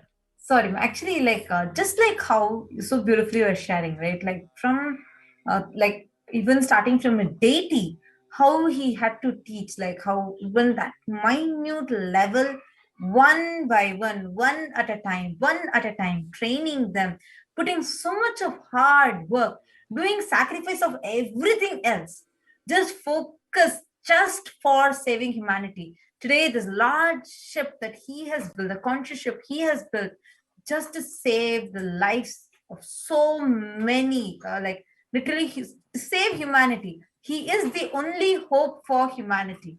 How are you feeling about, I would just like to hear from you, Mom, because you might be seeing how this COVID came and disrupted the whole world. The whole world order has changed, and it has taken a toll over the world. And also, I would like to add just one point. What you're asking, about this whole COVID, and one important point that Ma Shivananda made, I would like to highlight is, she said, Swamiji is not just taking care in the spiritual level, but also coming down to our level in where we exist, in what we do, teaching a simple awareness or attending to us the basic nitty-gritties and details. From that context, as Ma Tatsupriya is asking me about the COVID, how Swamiji has opened it up, I would also just like you to add how you see now you are sharing, right? How it is not just handful of people, it is millions of people that Swamiji is attending to. How do you see this whole, how Swamiji has opened up all the Kailasas for people, attending to the most basic needs, right from providing internet to people, for people to continue their work from wherever, whatever they are doing, continuing their work from home, living in Adi Kailasa and quarantining there. So actually, like what I was also going to ask is in similar lines, because you will be seeing a lot of deaths that has happened due to COVID. Like literally the whole thing has changed. The people whom you would have interacted with earlier, suddenly you would hear the news, their father died, their mother died, or someone close to them died. And it's like, especially people like living as an NRI, meaning a non-residential Indian outside, like in the US you're living, and knowing about like, maybe the relatives or people who are in India, all these different situations that are happening. And at this time, when everybody else has closed their doors, every country is literally shut their doors for India, right? Yes. Like there's travel restrictions, telling no, there's no solution, literally. It is even, despite of the persecutions, Swamiji is the only one who has opened up all his own homes for saving humanity. Now, just like the point that you shared, how he comes down to our level to protect us, to save us. Would like to hear from you. How do you see this whole like scenario that's happening right now? One side, the deaths that are happening, the other side, the avatar coming down to save us. He's opening the doors of his home. I would like to hear from you, Ma. See, Ma, when you're living so far away from your families, and you are first thing is fear. Fear will come. And look at how Swamiji opened this Parashakti reading. So he has done Kalabhairava reading for us. He has all the Nijavatara readings, Venkateshwara and everything.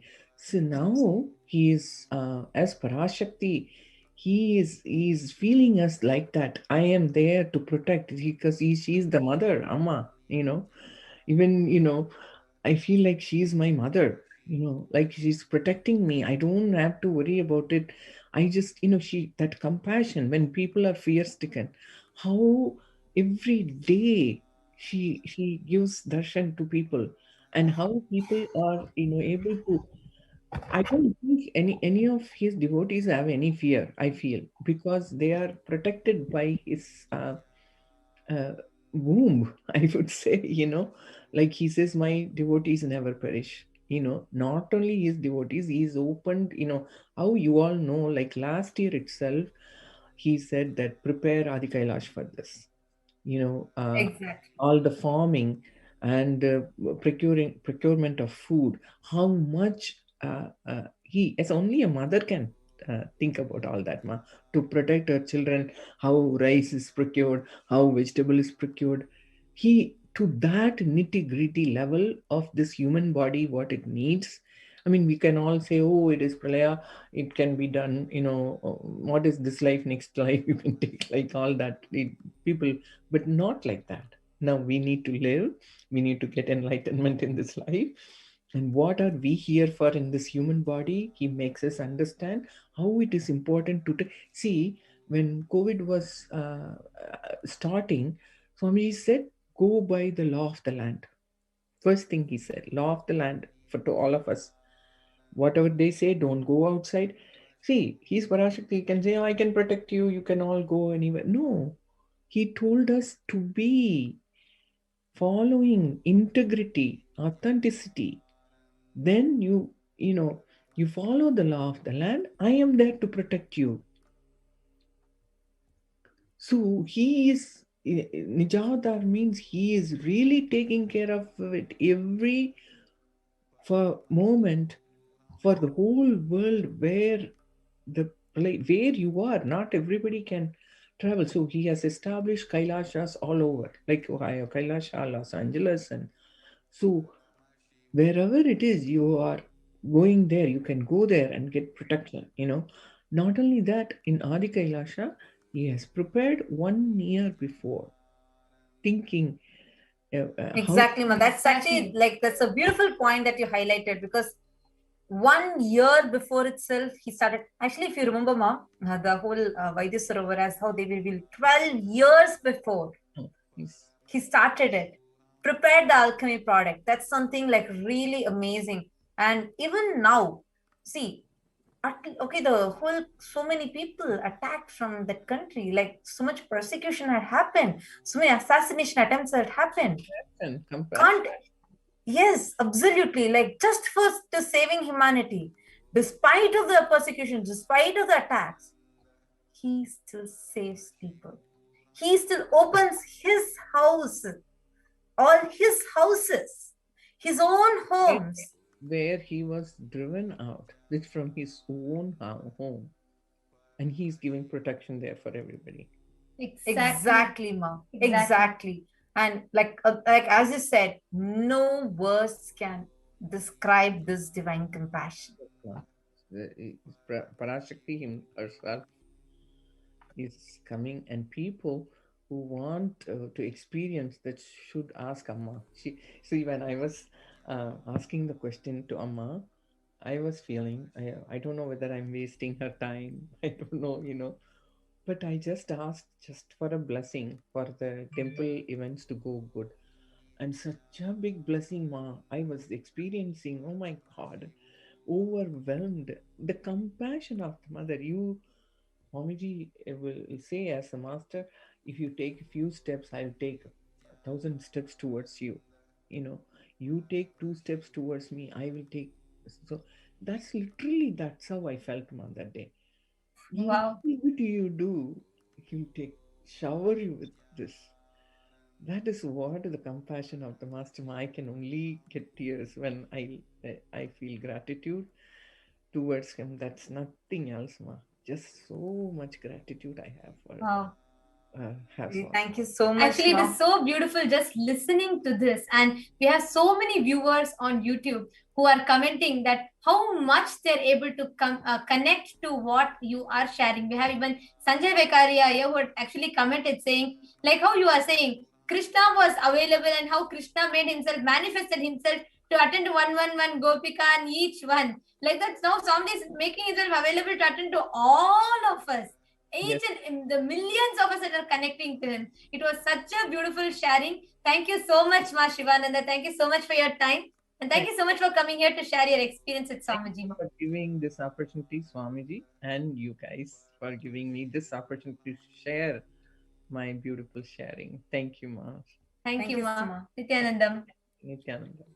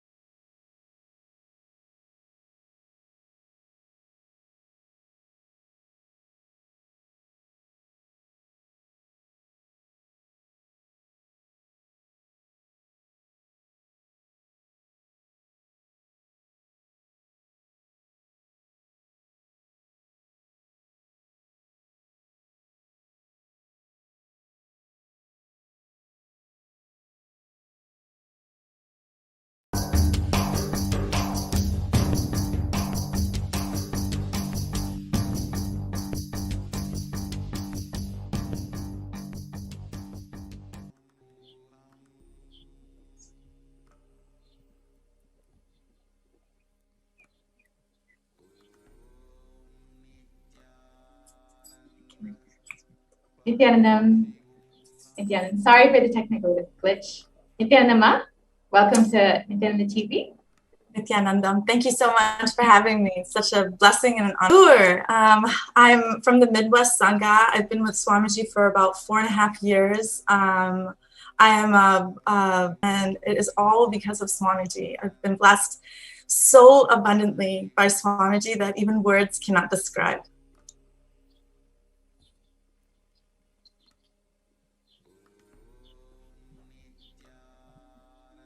That's wonderful, Ma.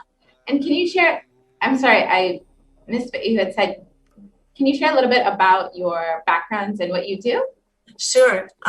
So I work with lots of different people. I work with plant medicine. I consult with people about different ways of improving their health and wealth abundance and how to improve their life by taking a spiritual approach. I call myself a spiritual entrepreneur because I really enjoy dabbling in many different things as long as it's to benefit humanity. This is my mission, my goal, and it is all because of Swamiji. Every single bit of it, every step. That's beautiful.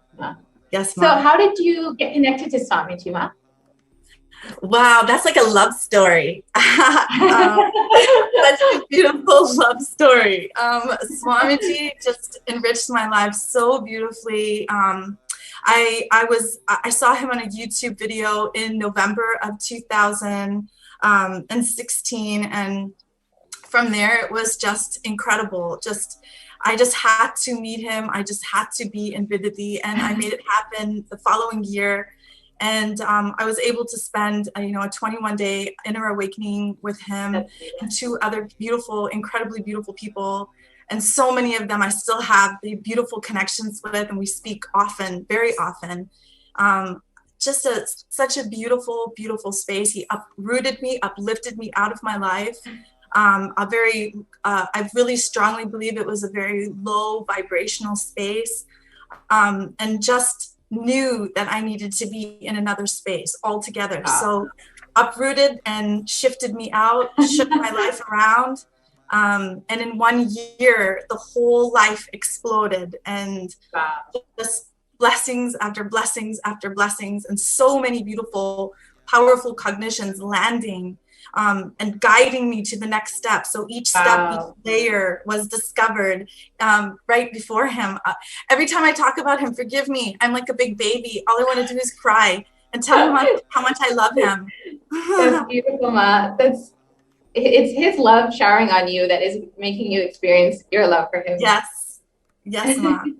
Yes. So can you share a little bit about your experiences either with Swamiji or, like you've said, in the past 4 years, you've had such a huge breakthroughs in your life, and then, of course, with Devi Parashakti herself.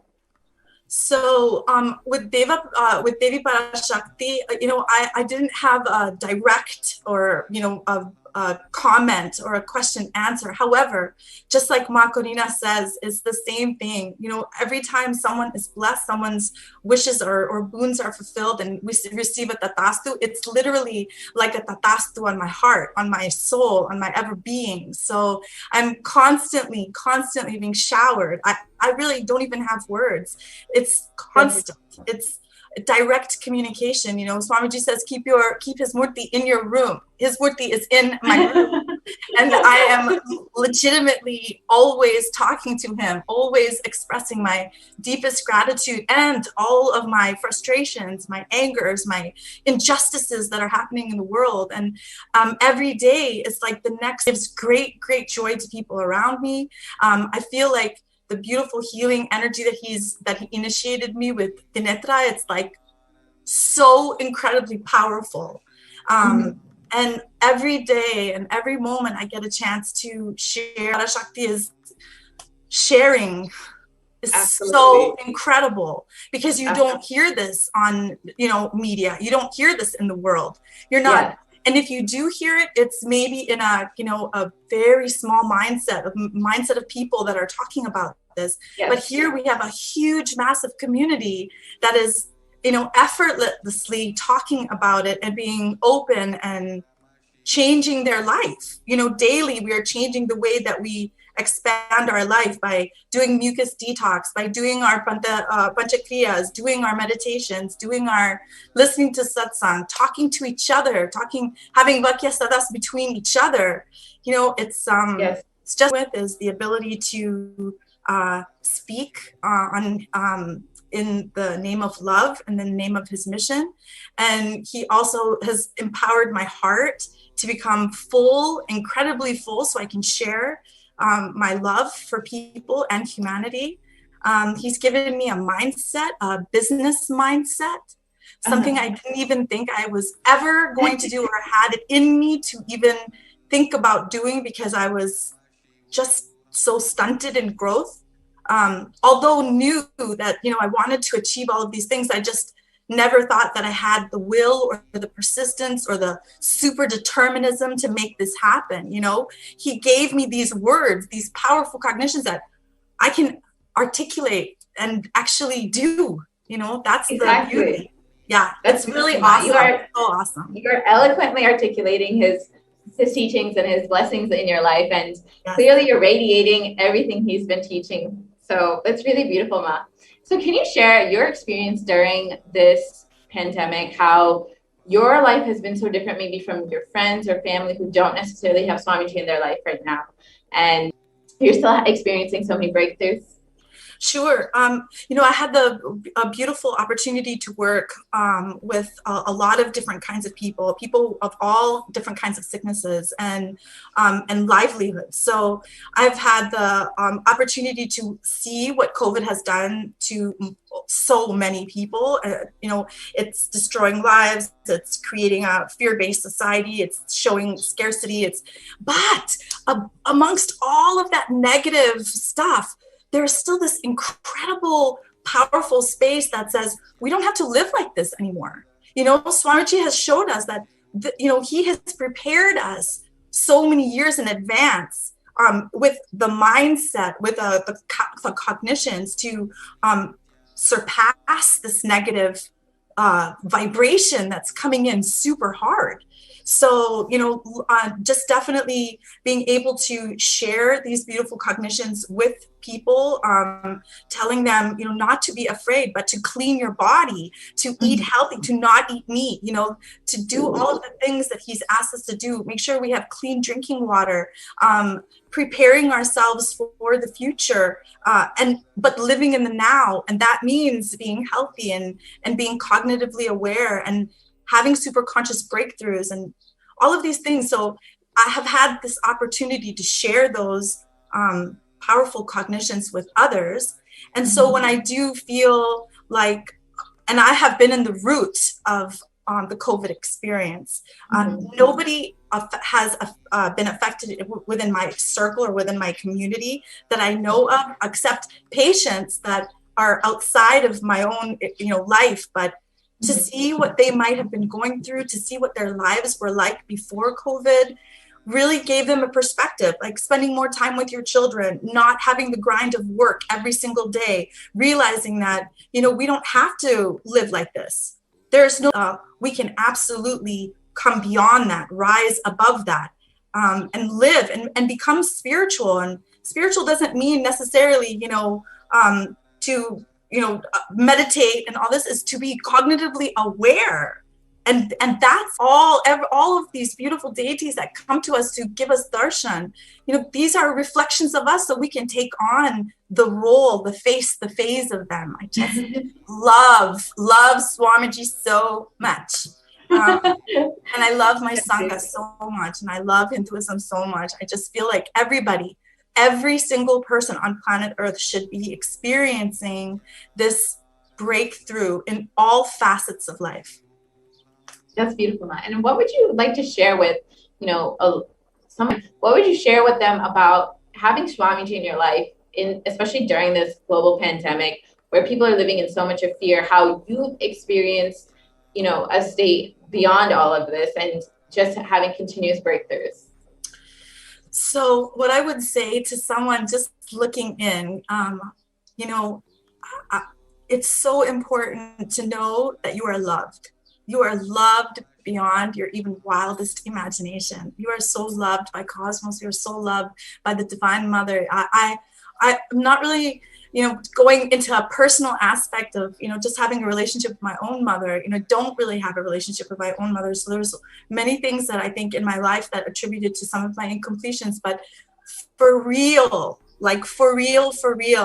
to be like just in her presence and watching her face is literally like your mom's hand on your head, or dabaing you on your lap, or it's like giving you so much love, like just for my own children too, always letting them know in the gentle, beautiful, graceful demeanor Swamiji speaks to us and Deva Parashakti speaks to us.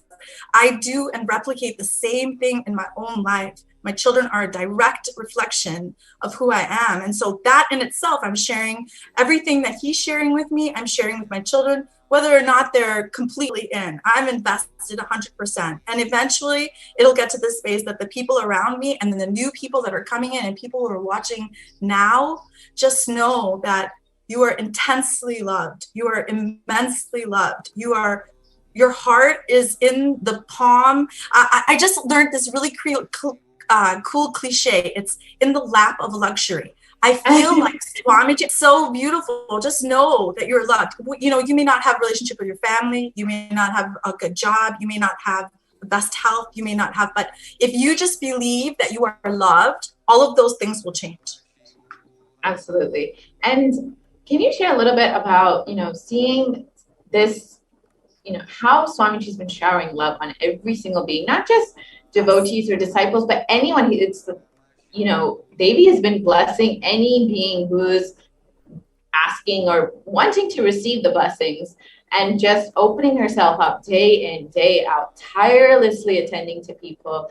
Swamiji's opened up his own homes, accepting everybody, giving them not just spiritual guidance and protection, but literally physical protection. How does this make you feel when you see his immense compassion?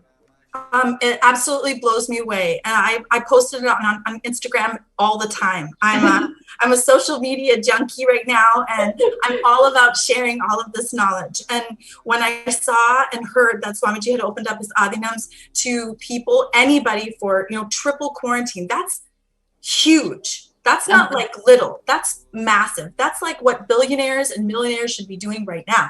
That's what our government should be doing right now. This is what people who have lots and lots of money, because people who don't have lots of money are still doing things like that too. We're still giving to people, but Swamiji, he's prepared this. He's been talking about this for like 3 years, I think.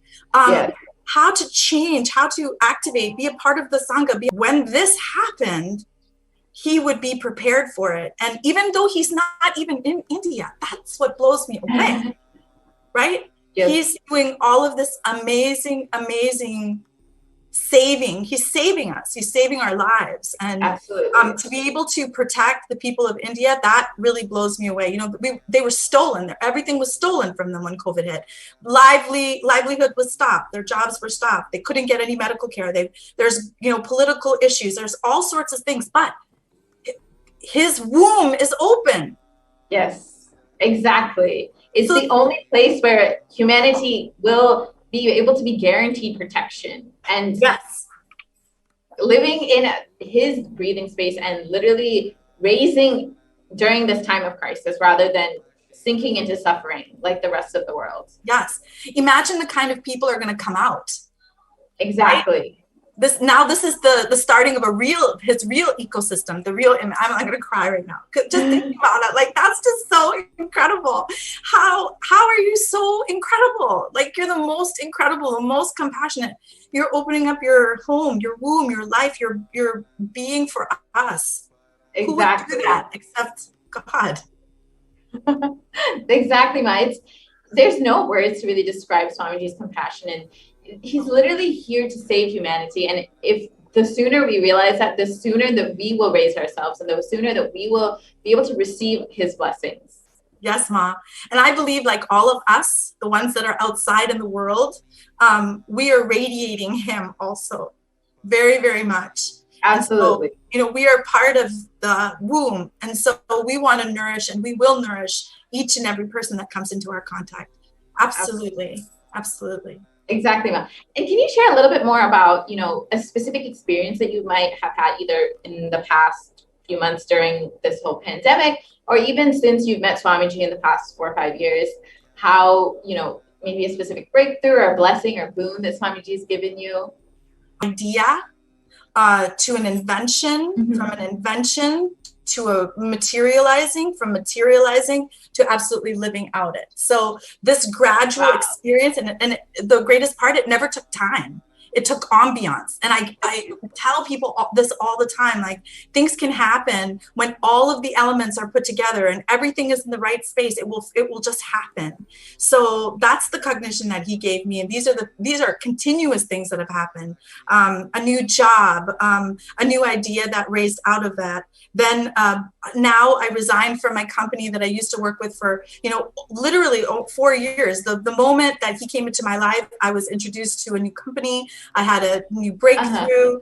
I was able to do so many of the things that I've always dreamed about doing. Not even just, honestly, I didn't even dream about some of these things. These were things that he just implanted in me, like, you can do this. Yeah, you can do this. Yeah, you can do this. You can do this. You can do this. You can do this. You can do this. You can do this.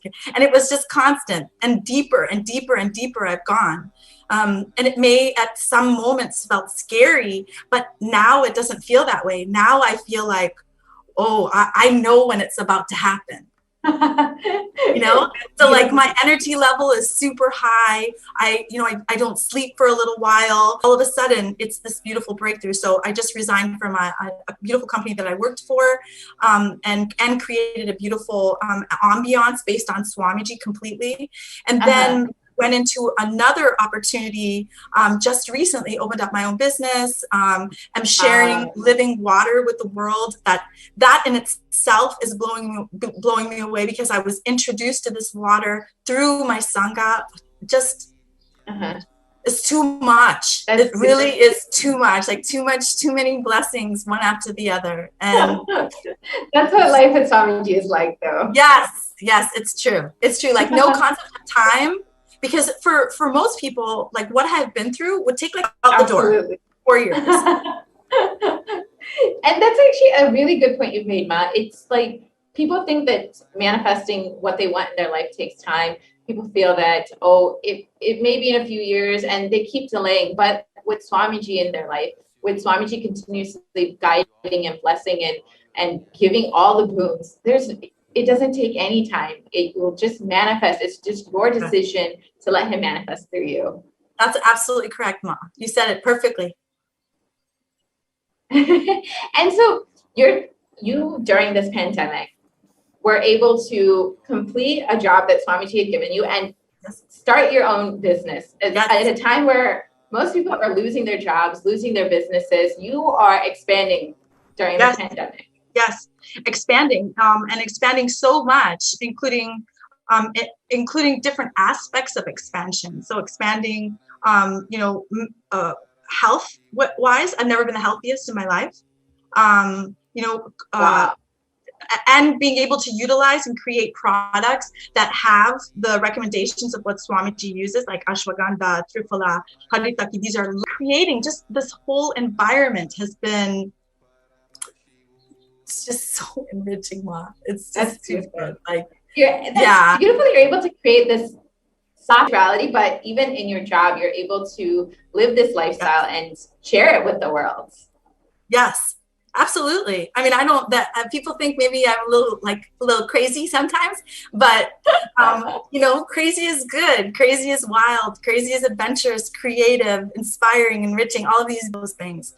The ability to speak, the ability to share, the ability to share knowledge, and just to be, the leader that he is. If you didn't know him, you would still think he was an amazing leader. Absolutely. Right? Because his whole demeanor shares that. It radiates that. So I want to be in his vision always. Absolutely. It's like even his enemies can't deny the type of leader he is and what kind of inspiration he puts in people. It's true. It's so true. And what you were saying, you've had a lot of breakthroughs in your health. Can you share a little bit more about that? Sure. To meet family. I definitely went vegetarian for a long time and then came back and lived in that low cognition, low vibrational space. Felt like, things were going wrong. Things, my gaining weight, skin didn't look good. My hair wasn't growing.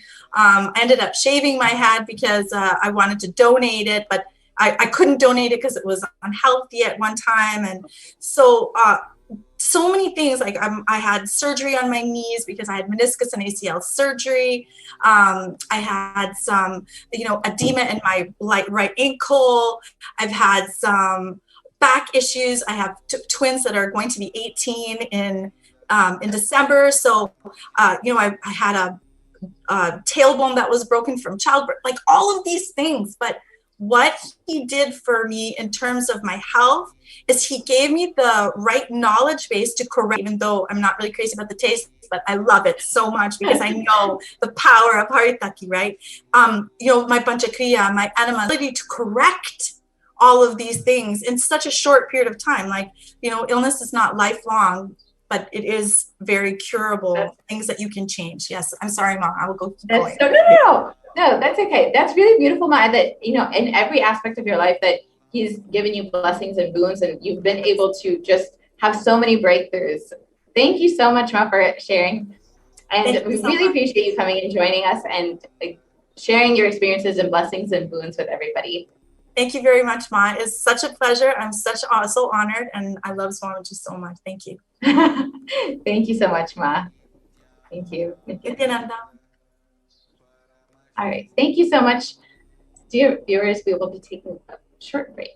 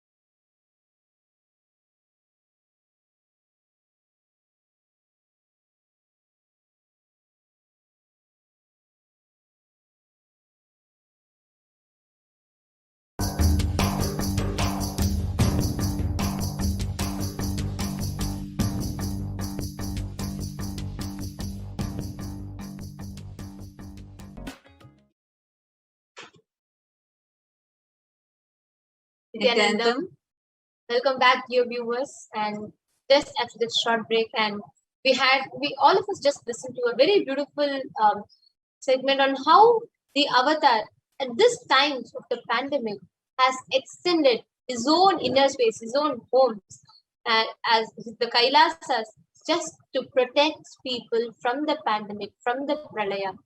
Now, during these times of pralaya, humanity at large has been going through a lot. The pralaya has taken a toll on humanity, be it mental health disorders, be it the economic downfall in so many countries, the economic crash downs in so many countries, and be it people struggling with relationships, people struggling with health, mental health, physical health, people struggling with careers. In every way, it has affected the whole humanity at large, where thousands are in dire need of a solution. Now, at this time, during this whole pandemic, the whole pralaya, what humanity needs, what people need is just someone, some healing, someone to usher the future, someone to heal, and someone to show them their path, show them the solutions. Of course, who else but the Cosmic Mother can heal thousands of people, seeing her own children suffer, seeing so many people go through it. As the avatar, the supreme pontiff of Hinduism took it upon himself, manifesting the divine Cosmic Mother to attend to each and every one of us every day, tirelessly sitting and attending to people asking questions about their past, present, future, people asking guidances about their career, their path, their lifestyle, their choices, people asking questions and blessings for their whole economic growth, people asking questions for them to be able to manifest desires,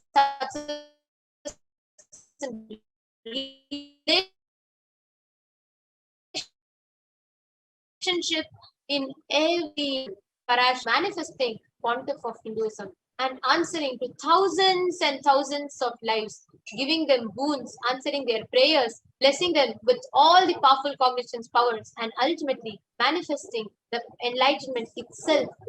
In this segment, we are going to be having some of these blessed beings, the blessed souls, who had the greatest of blessing to have been directly interacted with Devi Parashakti herself, receiving boons from her.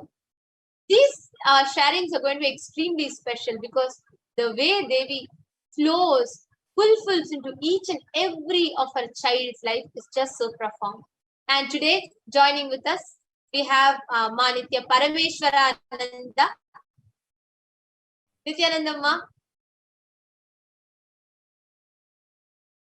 if you could just unmute yourself. Sorry. Yes. Nithyanandam. Nithyanandamma, so happy to have you here. And I can just see the joy and smile on your face that just lit up when you said how Devi addressed and directly answers to each and every being.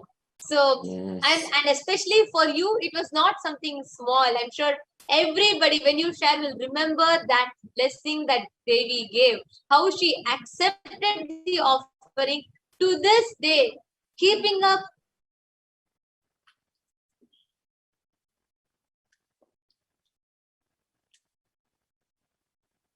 a little bit about where you are from, how long you have known Swamiji.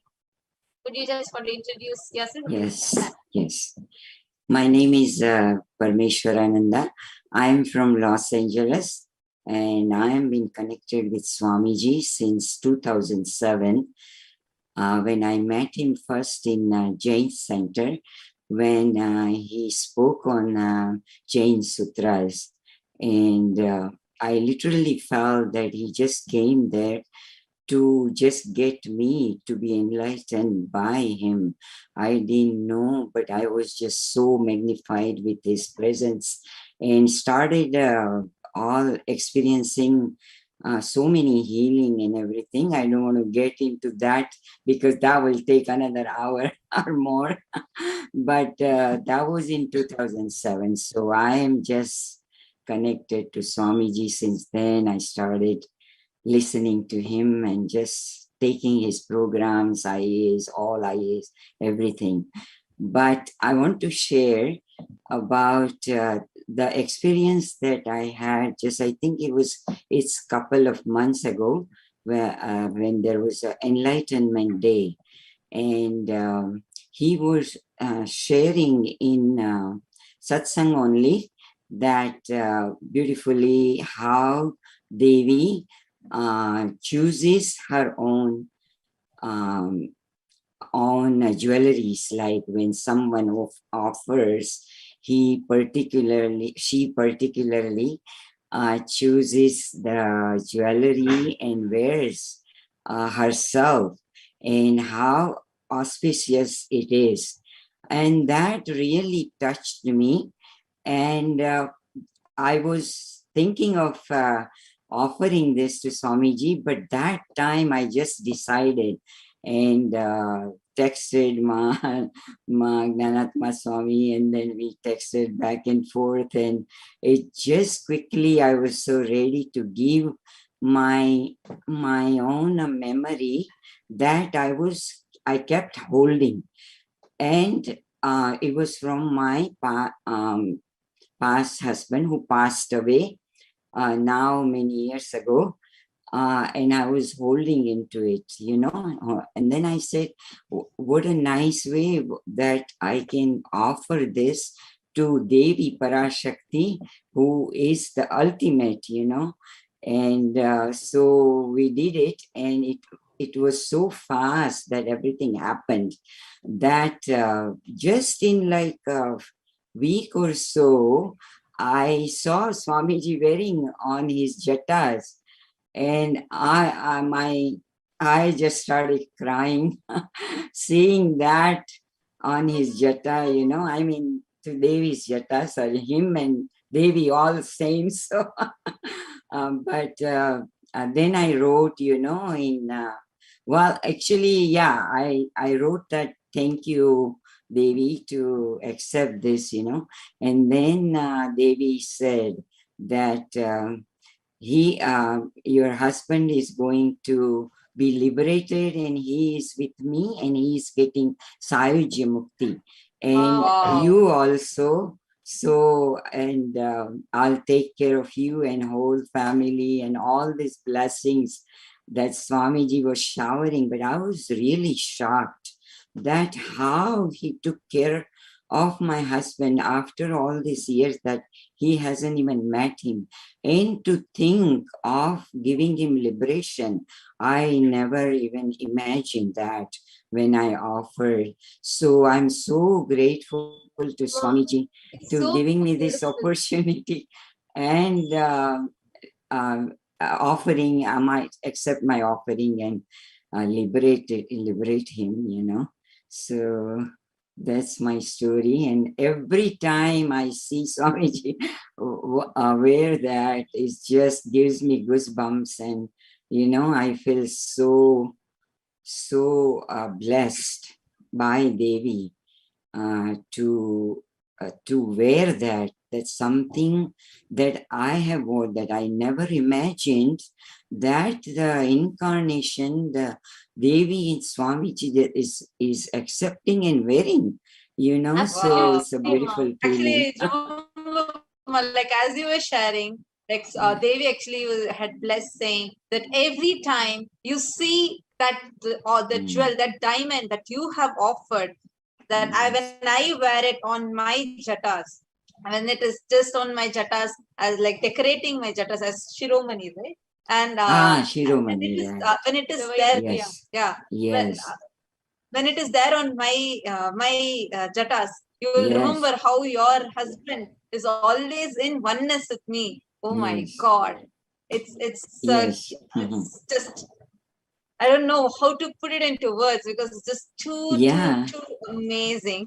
And now he's not only wearing on jatas, but he's wearing on his neck also.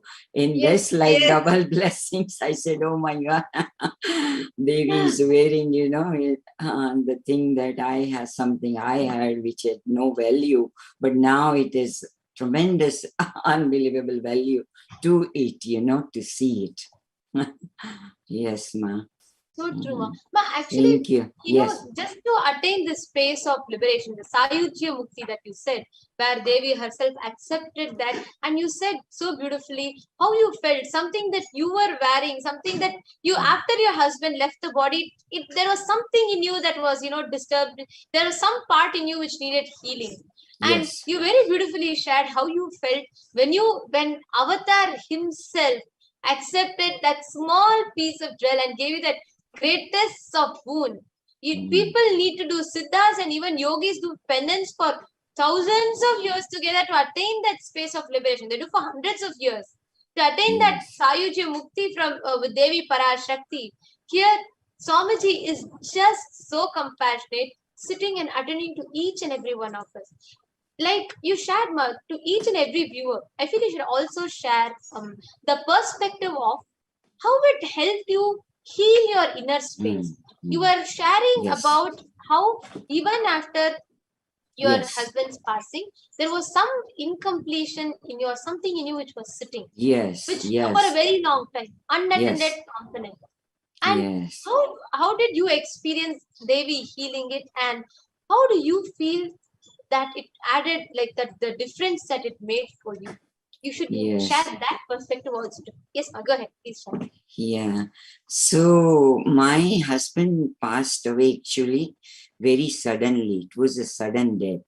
So I didn't even know. Swami Devi did mention that it was untimely death, which I was so surprised to realize, because he had a severe heart attack. And that time I was not even here, and I was there, and my kids were only 3 years old and 10 years old. So I had a lot of incompletion and so much that I was carrying inside. So that was lifted. Of course, it was lifted the day I met Swamiji, and he started healing me. But I was carrying lot of suffering and pain. I had a lot of physical pain all these years. So slowly, it was all going away through Swamiji's grace and his programs that I took in Inner Awakening. But this was like a last completion that happened, knowing that where he is, and it was like a burden taken out totally from me, and total suffering that I still might have carried, the pain and suffering, all that, So this was the last thing I feel, and I slept like anything, that night. And even just yesterday, Ma, I was talking to you and Jnanatma Swami, and I just slept so well yesterday. So it's every moment he's taking out.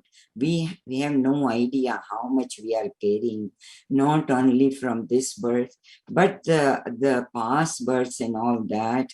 And without us telling, this avatar is taking all the karmas out from us. And I'm so grateful to Swamiji for that, and healing me every moment. Thank you. So beautiful. Actually, just want, if you could see, actually on NT right now, we are showing the photograph of Devi Parashakti with the diamond that you had offered and that she had accepted as her own Shiromani. And she was wearing that on her. She still continues to wear on her every single darshan that she gets. And it is so beautiful to see how an avatar attends to each and every one of us in our personal levels. Just to reiterate to the viewers, Ma was so beautifully sharing that, having her husband's sudden death, and it was not easy for her to cope up with two young children, just 3 and 10 years old each. And of course, I'm sure many of us understand what is the struggle to be a single mother and how you have to juggle with things and everything. And though you might move on, and though there might be something, and she was beautifully sharing also, when she met Swamiji, she had so many powerful cognitions and that programs from Swamiji which helped heal a lot. But there was that one unfulfilled, there was one component unattended. Like, just to give a small analogy kind of thing, like how much ever, something you might go through, so many people talking might not solve it, but just when you go and lie down on your mother's lap or just go hug her, just that's all, it will all disappear. Same way, there was that one unfulfilled component, that one part of her, so beautifully which she shared when Swamiji attended to that, when Swamiji asked Devi Parashakti, just answer that one part, accepted this, that completely left her. That part completely got healed in her inner space. That was so beautiful, Ma, and such a profound sharing. Thank you so much for being here, and thank you so much for sharing, Ma. I'm sure each and every viewer that are listening to will understand how, to what extent an avatar goes to heal each and every one of us, not just conflicts which is inside our inner space, and gives us such a peaceful life. Like you said, you are able to sleep so peacefully, so completely, and so happily. So that was so nice to hear, and thank you so much for sharing. Is there anything else that you want to share, that you would like to share at last? No, thank you, Ma. I just hope that a whole world realizes who Swamiji is and what kind of avatar he is. As a Jain, I was in a family with a very strict Jain religion. How do you say, morals, right? My mother taught me. And then when I started listening to Swamiji, I said that I know more about Jainism now than that time that I was able to imbibe. And I tell all my Jain friends that Swamiji made me understand in how similar the Enlightenment science is. And I hope that all the people who, no matter what religion you are from, Swamiji is there for everything, that to be enlightened, and that is the purpose of our life. So I just hope that that continues that journey, and for everybody we have to take Swamiji to every single person in the whole world that we can. So thank you, Ma, so much. Thank you so much, Ma. It was so beautiful to hear. And yes, I really liked, I really could resonate and like the way you said, you understood Jainism. You were a Jain and you are a sincere practicing Jain, but you understood Jainism much more after coming to Swamiji more than before. So that was so beautiful. Thank you so much for taking your time to come and share, Ma.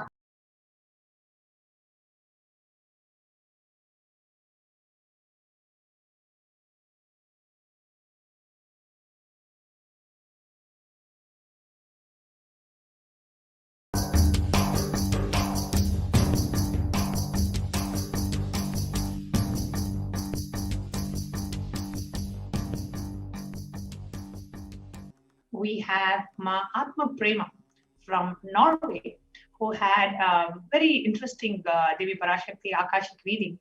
And she is here to share her experience. She has been with us before, and she is coming back, joining us back again today to share her experience of Devi Parashakti Akashic reading. Nithyananda Ma Atma Prema. Nithyananda Ma.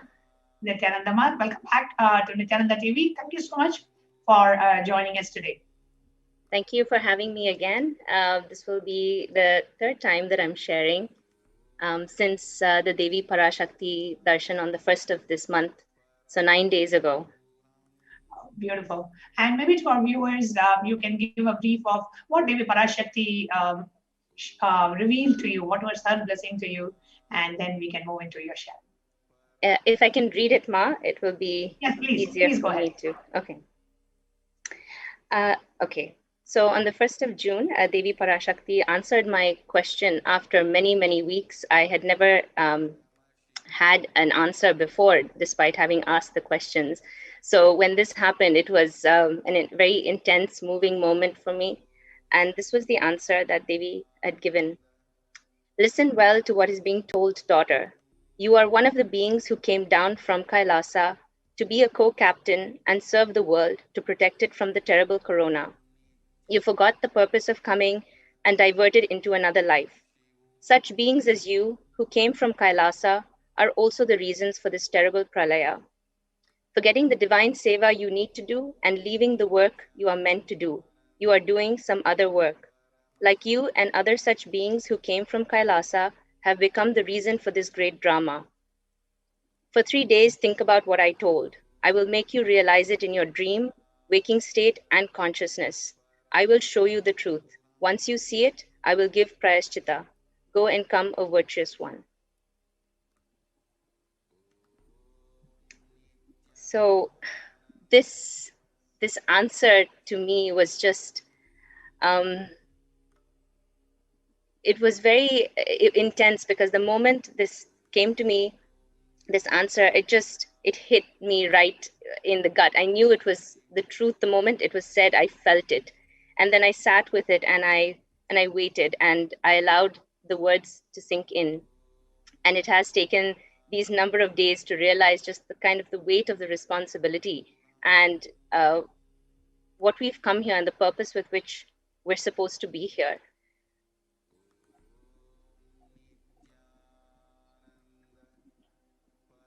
And when Devi Parashakti said, just I will reveal things to you and I will tell you what you need to do.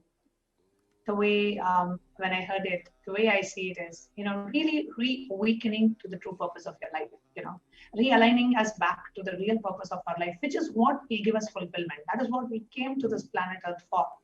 And when we drift away from the purpose, she gives us a strong wake-up call and realigns us back and tells us, you know what, this is what you came for. And when she shared this with you, Atma Prema, what really went inside you? What was the experience that you had, and what was the realization that came from within you?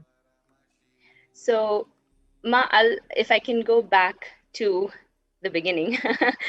So if I can share that my meeting with Swamiji, when I first met Swamiji, this happened in 2004. And I was in Oklahoma City at that time, and in the US. And I had graduated from college. I was looking for a job, and this was about 17 years ago. I was 21 years old, and I just saw a flyer on my aunt's table, and she invited me to attend the temple in Oklahoma City, and I went. And the moment Swamiji stepped out of the car, not knowing anything about him from the past, I just knew that I knew this person, that my being automatically recognized something, and something shifted within me, which I didn't even understand at that time and that moment. And from then on, life just took on a different color. I had purpose. There was so much peace. There was so much joy.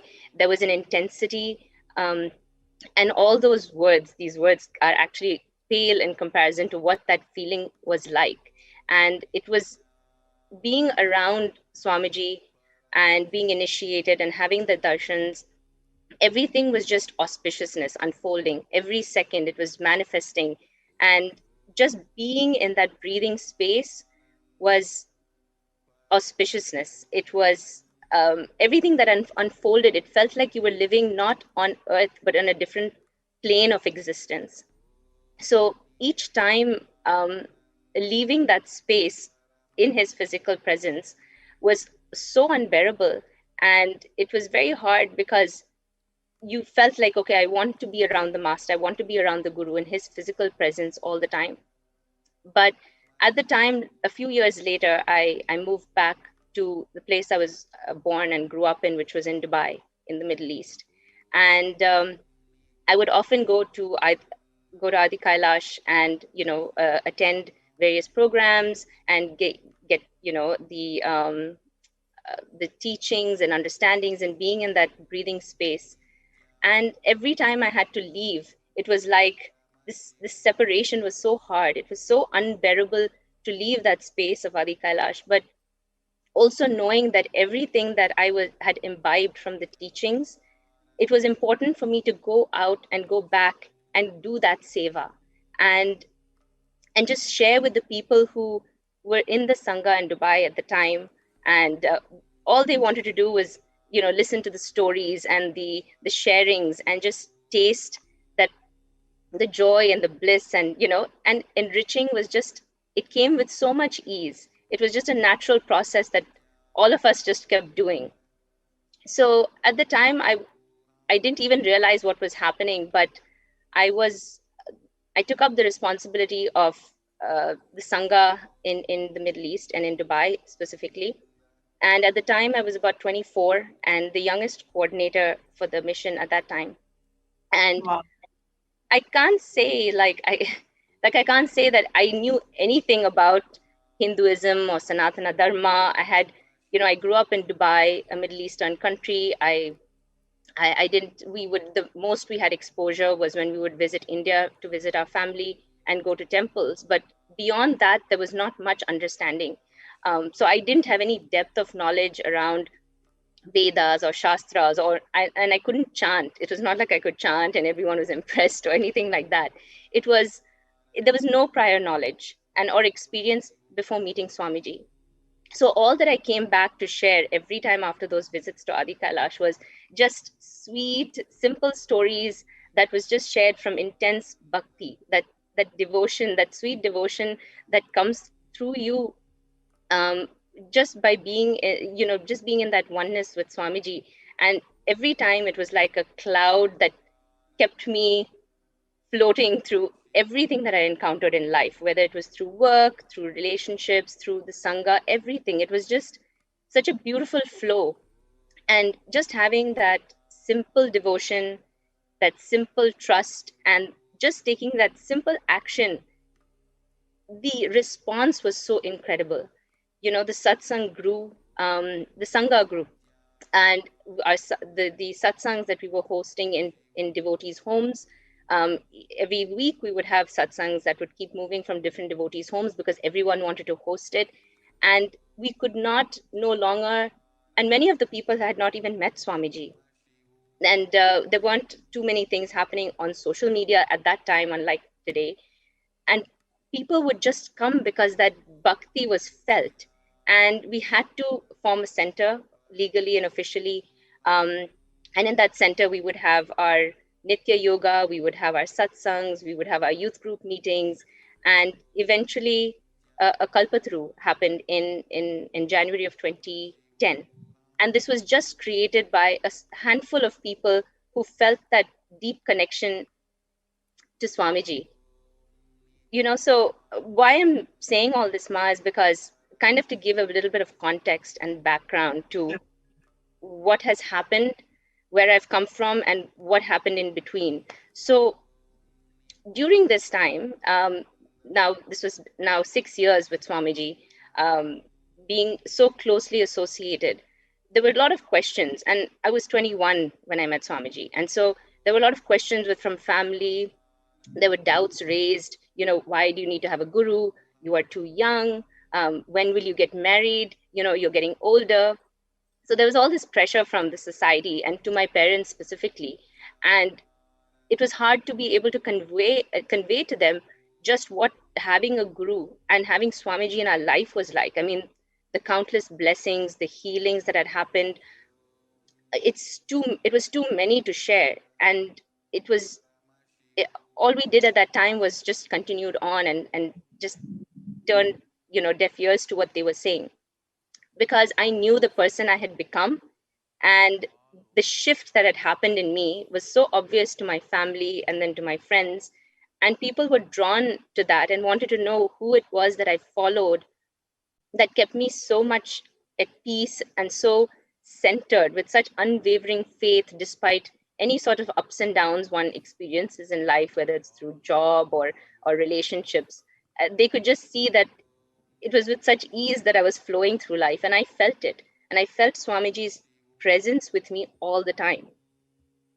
So what happened after all of this was that in June of 2009, a group of core devotees from Dubai, the Dubai Sangha, we all attended the Inner Awakening program. And we attended it together. It was such a beautiful 21 days. And then some of us extended our stay because we weren't ready to leave. And it was that time that Swamiji, after much of us asking and hoping and praying, Swamiji announced that there would be plans to come to Dubai and we could host the Kalpataru program for about 2 days. It was the plan for Swamiji and some of the senior Swamis to come and come to Dubai. So immediately after we returned to Dubai, work was underway. We had to organize, we had to plan, we had to make so many arrangements. We had to raise donations and manage an entire program, and we didn't know how many people would come. We were just a handful of us. I mean, it was satsangs were there, but we weren't sure how many people would actually attend. And so with all of this, we just surrendered to that moment and said, with absolute trust and devotion, we said, it'll happen. Swamiji has said it, now it just has to happen. We're just part of that process. And then people started registering, donations started coming in, and it all just unfolded so beautifully. That surrender and that whole process was just, we could see the divine play in all of that. So, receiving Swamiji, hosting the Kalpataru, having so many senior Swamis in attendance was really literally a dream, and something we never thought could happen in a place like Dubai, and especially in the Middle East. So it was a successful program. Over 500 people attended from different parts of the Middle East, and riding on this high of the experience, some of us were planning on attending the Kumbh Mela, which is the biggest religious gathering, and we were thinking, what better way is there to experience a spiritual gathering like this than with one's own beloved Guru. So this is now all the background, and leading up to then what happened next was, I was to take a flight on the 3rd of March in 2010 and head to Bangalore and come to Adi Kailash and with a group of people, get together and then go to Kumbh Mela with Swamiji. And just before taking the flight, I got a call from one of the devotees in Dubai. And they said that there has been some news that's broken out. And I think you should be aware of it, because you might consider not going and taking the flight and not going to India. So I heard what he had to say. I understood that there was what was happening, but I didn't pay attention to it. I said, no, this is decided. I'm going to go. So I arrive the morning of March 3rd. And now India it's early morning. So a lot of India hasn't woken up to the news that has just come out on TV in India. And as I arrived to Adi Kailash, that feeling of excitement and, building that, okay, I'm back here, I'm back home. And I saw some people outside the campus and they looked like reporters. So, okay, I didn't think much of it. And I thought, okay, maybe this is related to whatever the news is. So go into the campus and find that everything is very silent. Everything is so eerily silent, actually. Just couldn't see anyone. I passed a devotee on the way who was responsible for some of the temple activities. And I asked him, he was a devotee in Dubai who moved with his wife to be at the temple and take care. And he said the temple wasn't open. So I thought that was quite strange, but I thought, okay, let me go, and maybe it's still too early, and let me go and register at the admin office and then just do all the formalities around, checking in and everything. So then we congregated, for a few of the foreigners and everyone who had arrived, got together in the food hall, and then we were hearing bits and pieces of information, and we weren't sure what was happening, but something was going on. But we were kept safe, and we were told to be in a secured location, and in time we would be given some more information. And later on, we heard that the Gurukul had been set on fire by a mob of people. And so that was the exact same day, Atma, just to let all of viewers know, that was the day when the religious persecution on the Supreme Court of Hinduism just 24 hours before had come out, and Swamiji was going through a series of assassination attempts, and it was the residents of the Supreme Pontiff of Hinduism, being burnt along with Gurukul and along with so many other places, with Supreme Pontiff being locked inside their own monastery, and that was being live telecasted. And all this was happening, and the people who were there, I was there in the Adinam on that day, and none of us were allowed to, go to protect Swamiji or protect any other parts of the place. And all of us were cordoned off completely. And there was a complete police who were actually protecting the anti-Hindu elements to destroy the monastery, and they were not allowing us to go stop or do anything.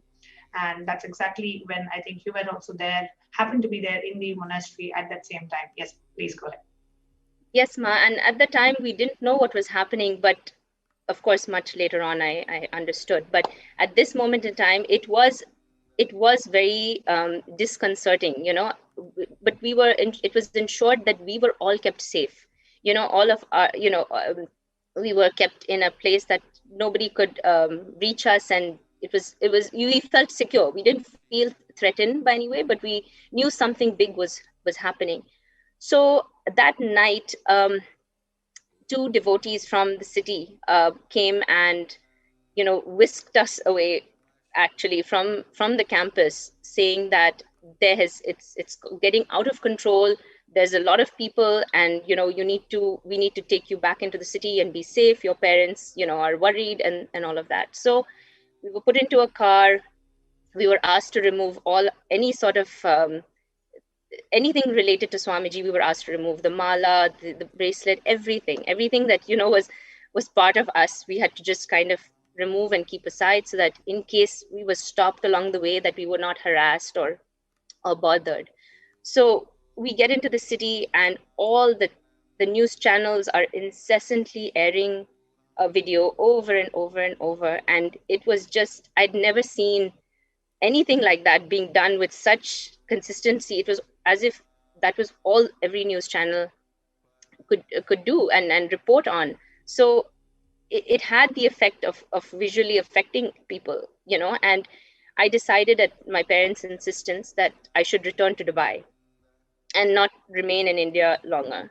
And I did that, and then I felt confused, and I didn't speak to anybody, and I neither tried to reach out to the administrators of the Adinam, Adi Kailash, nor did anyone contact me, because so much was happening at the time, and they were all trying to keep themselves protected as well. And so I kept a low profile for months, and this was right after a hugely successful Kalpataru program that had happened in January of that, just 2 months before.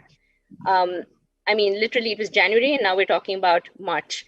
And people are expecting to hear information, and now this has happened. So I didn't know. I just wanted to add to you, Mahatma, because I was there in the monastery at that time, and we were just trying to ensure Swamiji's life was safe. Swamiji was going through a series of assassination attempts, and over a span of about from the 2nd of March till 21st of April, just in that 1 month and 1.5 months, his car was followed everywhere. Swamiji was at least had about, I think, more than 70 assassination attempts just in a month and a half. Every place there were people who were ready to, burn him alive, ready to kill him, ready to, do all sorts of things. And it was all, and with the police protection. Means the people who came to attack, they came with police protection for them. So there is no way we could do anything. So the whole administration at that time was focused on somehow we want to just somehow ensure Swamiji's life is safe. That was what was there for us. We just wanted Swamiji to be alive for what he was doing to humanity and what he has done to humanity and what he has done to all of us. That was what was going on, and we really couldn't, expect this level of a multi-pronged attack from every side. And I remember on the 3rd of March, there was an inquiry from 11 government departments trying to, shut down the bank, trying to shut down the monastery, trying to shut down the Gurukul, trying to shut down the temple, trying to, get all of us out. I was there, and we were literally forced to leave. They said, no, everything is closing. You have to leave. All the Adinavasis, we were forced to leave. The bank accounts were getting frozen. Swamiji was being attacked everywhere, every step of the way. And that was what was going on in India at the time, just to let you know, and for all our viewers also, at that moment, there's this continuous airing of this false news, so much of hate speech, and everywhere people are, barging into the monasteries and temples and breaking the deities and abusing sexually, like female monks getting sexually abused, and everywhere it was just completely out of hands. Even if we have had the best of the administration, it was just impossible to handle the attack that was happening from all directions on a small group of people who are trying to manage, and that most priority at the time was we wanted Swamiji's body to be safe. Yes, Ma. And what shocked me the most, and I didn't even think in too deeply about it, but what hit me on the surface was that it wasn't just in India, but everywhere. It was news channels in Dubai, in the Middle East, and everywhere. It seemed as if it was, now looking back, what a coordinated attack, that it had all happened in this particular way and in such a huge in such a way that really affected everybody. And I know like so many people, I mean, the monastery was affected, people were trying to figure it all out, and it was a very disconcerting time. And newspapers in Dubai were calling me for a statement. I was contacted by the person implanted in the Sangha, responsible for bringing this whole thing in this whole thing out, was just was started trying to contact me and seeking some sort of support or monetary help, and insinuating that his life was in danger. And so the media contacted me in Dubai, then this person who was implanted in the Sangha was contacting me, and then I was getting questions about whether I was involved in questions about black magic, and I would end those conversations, and I retreated further and further away from the Sangha, and even the Sangha in Dubai, I just I was confused, didn't know what was happening, and just decided I would just be quiet and silent, and somehow felt that fearful. And I thought, because I was single, I was unmarried, I may be a target for attacks next. And I couldn't afford to have my parents or my family in any way affected. So I just kept away. So for 1 year, it was like, I didn't even want to see the news, and I didn't even want to look at what was happening. I didn't follow anything that was going on, or all the attacks that were happening on Swamiji, on the Sangha, on the entire monastery, and what they were trying to do. And a year later, it was like almost like a post-traumatic stress response for me, 1 year away from my guru, who I had been so closely connected with for 6 years. And I just and the cognition that I had at the time was that I felt abandoned. I felt, I dropped everything, and I just felt like, okay, Swamiji's gone, I'm feeling abandoned. And in turn, I abandoned the Sangha and Swamiji, so I just thought, okay, now this is what life is, and let me just do what everyone in society expects one to do, which is continue having your job, live your comfortable lifestyle. And, I was encouraged to settle down, get married, and my life just took a 180 from there on. It went in a completely different direction. And I didn't realize that action, how much damage I was doing to myself, because I had a responsibility, not just to the Sangha in Dubai and to Swamiji, but to Sanatana Dharma, which in hindsight, I can see now. And I just thought, I allowed myself to override my judgment, and logic took over, and logic took over, and I just denied all the experiences I'd had until then, experiences that defied logic. And all the love, all the compassion, all the protection, all the immeasurable growth, the healing, everything that I'd had experienced was just compartmentalized and put aside. And I didn't revisit it for 10 years, and I didn't at that moment now I didn't stand for the principles. I didn't stand with conviction, that simple devotion, that simple trust. I just abandoned it and buried it, and I felt that the action at that moment in time, I didn't feel complete with it, because I did feel a responsibility towards the Middle Eastern Sangha. I had the opportunity to help the Sangha ride the wave of uncertainty till things became clearer, till the dust settled and we actually could find out what the truth was. And I didn't, so my reaction and then the lack of any action somewhat indicated my acceptance of this false narrative that was being spun around Swamiji and the Sangha.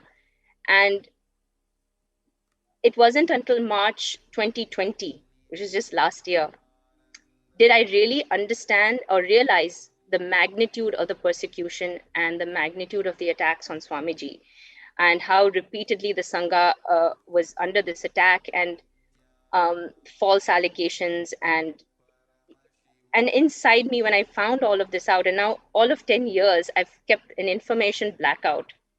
And I didn't know any of this. And when I heard it, it unfurled in me a need to want to protect and stand, and just this feeling of wanting to be like a warrior. And what I had not done in those 10 years, I was feeling like, this is what I need to do now. So the years that I was away, it's from the Sangha and Swamiji, those 10 years, I had repeated visions of Swamiji. And in those visions, I would go and ask, why did this happen? And each time it was the same thing. And in that, Swamiji would say, come and see me.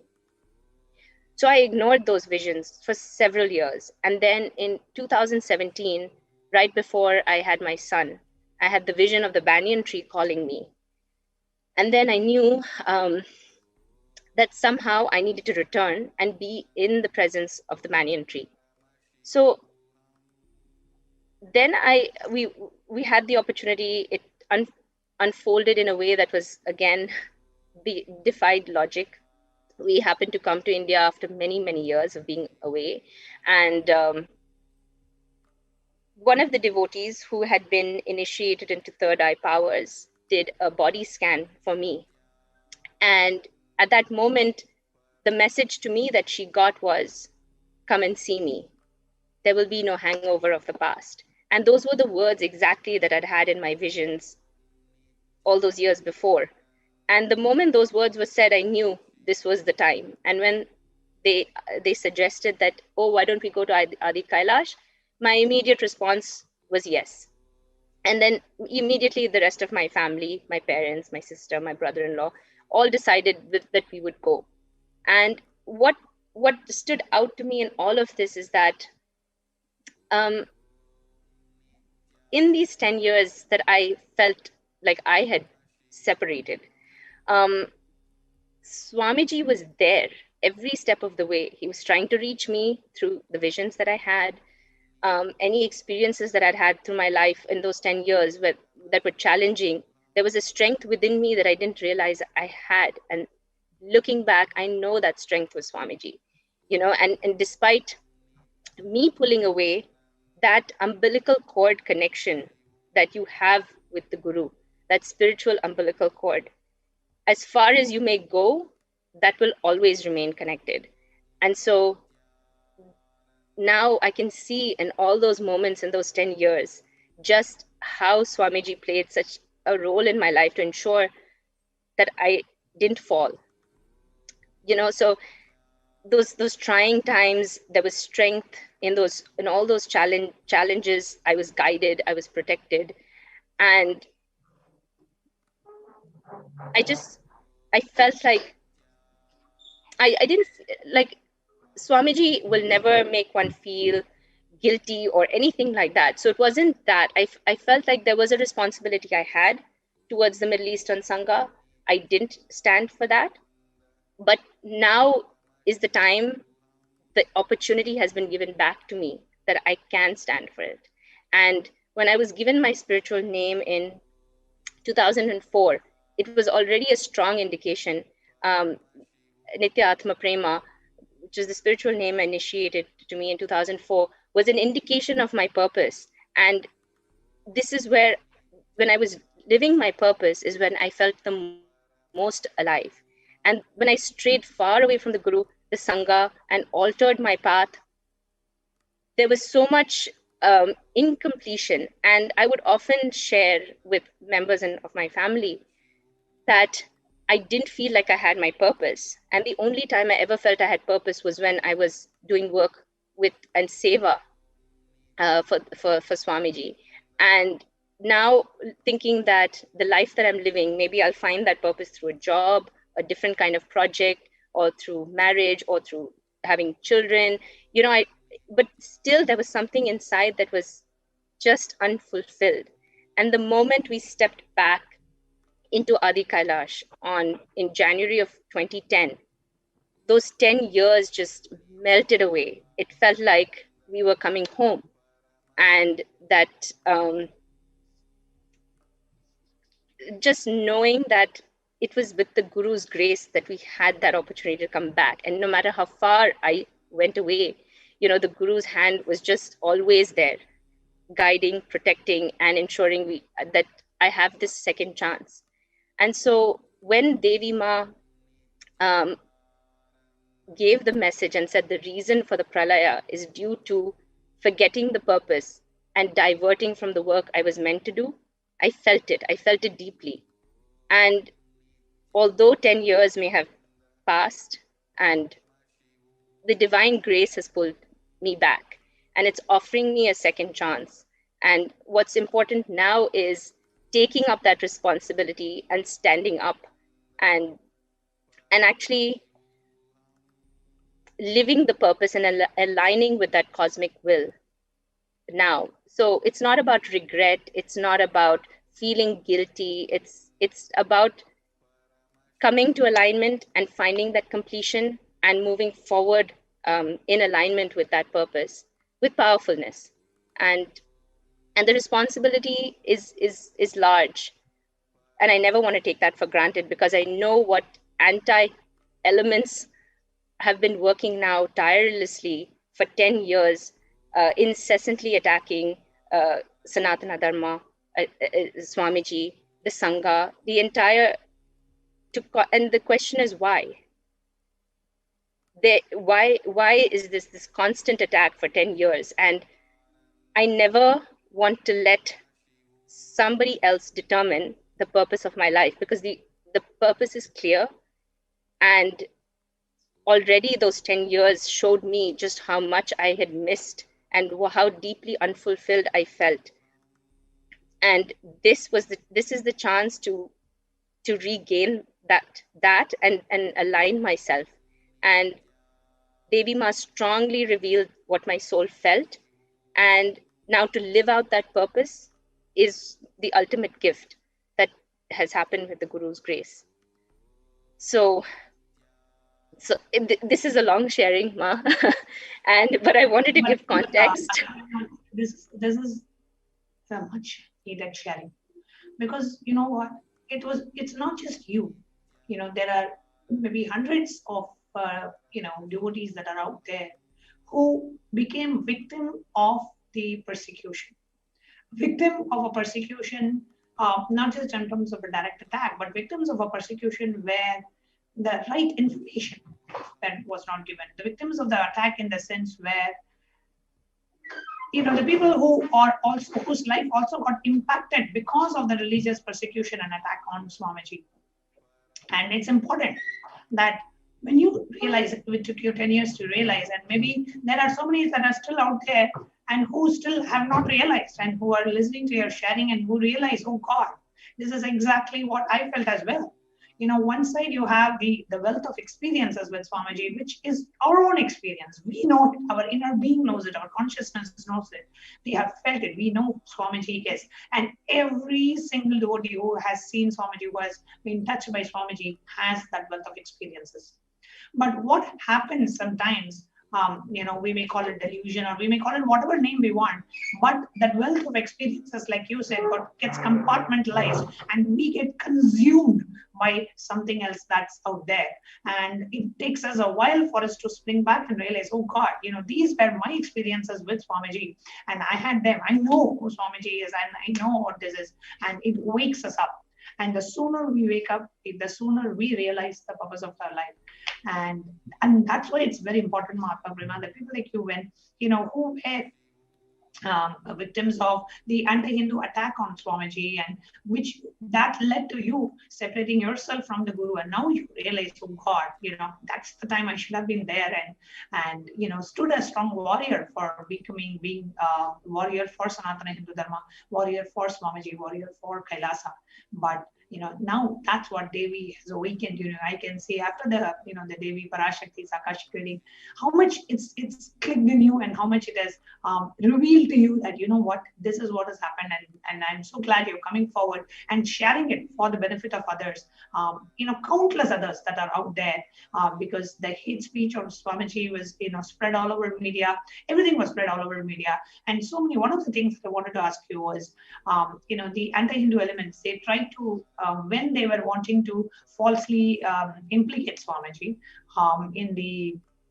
in so many cases, right? Hundreds of false cases were slapped on Swamiji. And one of the things is they approached so many anti-Hindu elements approached so many female disciples and devotees of Swamiji and inviting them to be false witnesses, becoming false victims. And were you approached, to be a false victim, or to be, did they try to pull you into this whole attack against Swamiji? Yes, Ma. It was a clear indication that was what I was being asked. Not so subtly, because they contacted me and were trying to get me to be involved in this and to support their cause. And I immediately sensed that this is not where I am. This is not at all the space in which I'm in. This is, and I slowly retreated away from, the contact with these people, and I didn't want to upset or anger, but I just detached myself from, because that was not at all. There was not even a moment to think in that way, and to be even approached about such a thing was just unbelievable for me. So. From all the love, sorry, Ma, please go ahead. So from all that was showered on us, to even consider, that was out of the realm of any possibility. So I think they understood that, and also trying to get some sort of monetary support and all of that. So it was, I can see how many would have been affected the same way that I was. And I was lucky it was only just 10 years. There may be some people who, it may be longer, and I hope not, because if you are having that call, just listen to it, because that is the call from the divine saying, come back. This is for that completion. I don't want to think about what would have happened had I not, and that I wouldn't be here talking today and sharing this. In that moment, I never thought, like a few years later, I never thought that this would be where I would be sitting today and talking and even discussing this. But I think so many people may be in that same position, and allowing these attacks and this abuse and persecution to affect their spiritual growth and progress. And that would just be the saddest thing. Exactly. And at the end of the day, it's a loss for us. It's a loss for each individual, because if you are losing your, the more and more we are distancing ourselves from the Guru, the more and more we are distancing ourselves from the true purpose of life, the more and more we are distancing ourselves from what we are here for. Because it is the Guru, it is Swamiji who awakens us to the true purpose of life, makes us realize and experience fulfillment. And the moment we move away from the Guru, we move away from who we are, what we came here for, and that can never give us fulfillment, right? We can go and do so many different things. You can have the best of the best businesses, the best of the families, the best of job and relationships and wealth, but that's not the best of you. So whatever you do, it does not give you that fulfillment. You know there is a deep lack, there is something that's missing, and you know that is the divine call. Like you said, there are so many visions that happen. Swamiji is there for you, and that was where we need to come back to. And I can tell you, every single devotee who was a devotee of Swamiji and was a victim of these attack of these anti-Hindu elements would also know that there has been a deep call. They just need to answer the call, answer that incoming call from Paramashiva and realign ourselves to the true purpose of life. And one of the things that you also shared, Mahatma Prema, I wanted to bring these anti-Hindu elements, like how they approached you and wanting you to become one of the, the false victims. And that's what they have done. They have approached so many, female disciples of Supreme Pontiff and wanting to somehow trying to use them to become a false victim of Swamiji, right? If somebody is, let's say, for example, somebody is really affected, I would be the one who's affected because you come and falsely implicate. So the very intention of the anti-Hindu elements is very clear. And because they approached you to be a false victim yourself. So all of us should realize that the whole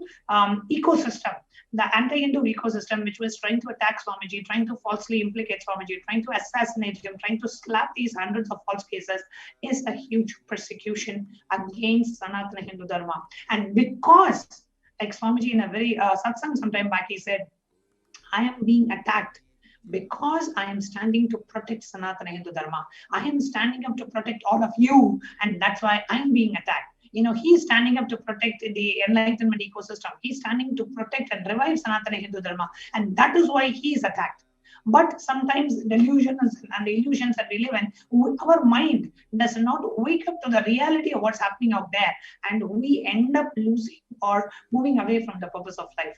And even at that point, it is only the uncomparable compassion of Swamiji. Even then, even when we distance ourselves, he reaches out to us and he awakens us to the true purpose of life. So beautifully shared, Mahatma Prema. Is there anything else that you would like to share about your experience?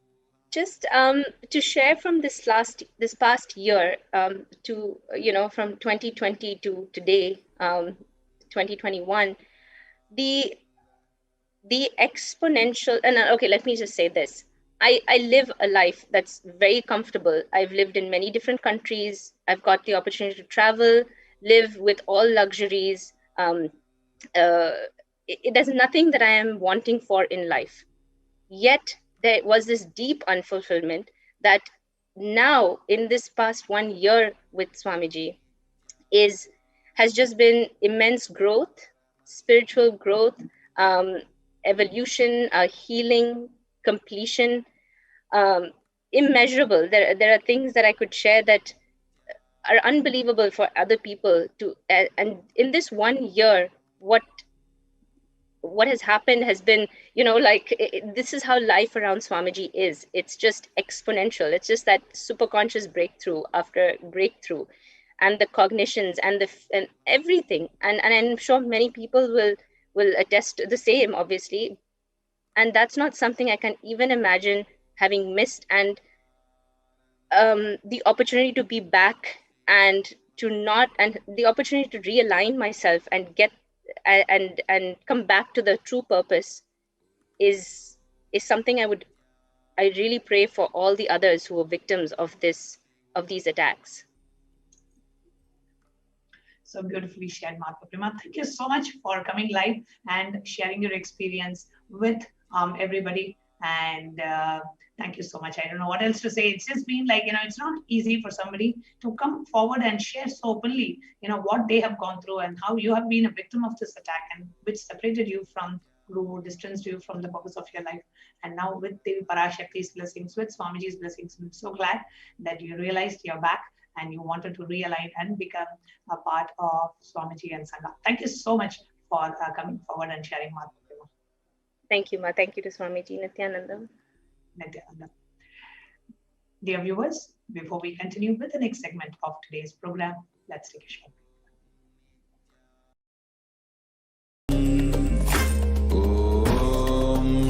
Nithyananda Paramashivoham.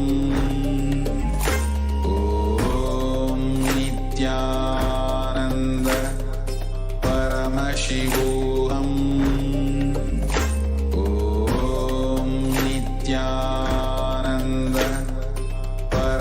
Paramashivoham. Om Nithyananda Paramashivoham. Om Nithyananda Paramashivoham. Om Nithyananda Paramashivoham. Om Nithyananda Paramashivoham. Om Nithyananda Paramashivoham. Om Nithyananda Paramashivoham. Om Nithyananda Paramashivoham. Om Nithyananda Paramashivoham. Om Nithyananda Paramashivoham. Om Nithyananda Paramashivoham. Om Nithyananda Paramashivoham. Om Nithyananda Paramashivoham. Om Nithyananda Paramashivoham. Om Nithyananda Paramashivoham. Om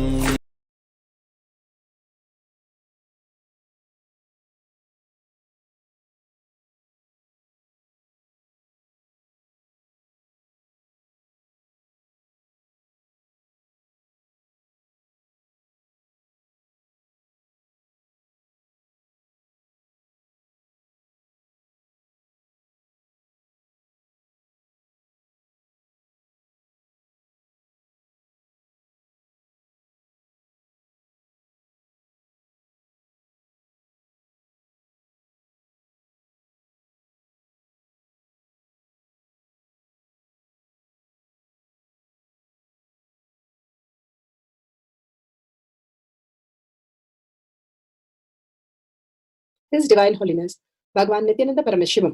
Let's start with the Sadguru Vandanam. Nithyanandam Paramasukhanam Kevalam Jnanamurtim Dvandvatitam Gaganasadushnam Tattvamasya Lakshya Ekam Nityam Vimalamachalam Sarvadi Sakshi Bhutam Bhavatitam Trigunarahitam Sadgurum Tam Namami. Let's go through the disclaimers. Security measures. No photography, video, audio recording. Important cautions.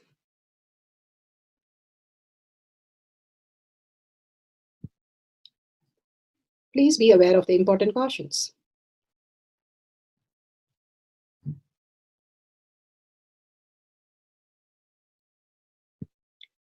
What is spa manifestation? Let's hear from Bhagavan himself explaining what is spa manifestation. All the 25 states of consciousness, when they happen in you, due to your chemicals and hormones ups and downs, it is powerlessness. When it happens in you, out of your free will and consciousness, it is powerfulness. That's all. When you fall into sleep, it is powerlessness. When you enter into sleep, it is powerfulness. When you fall into dream, it is powerlessness. When you decide to dream, it is powerfulness. So I have added the ultimate powerfulness, Turiyatita, in your whole being and doing.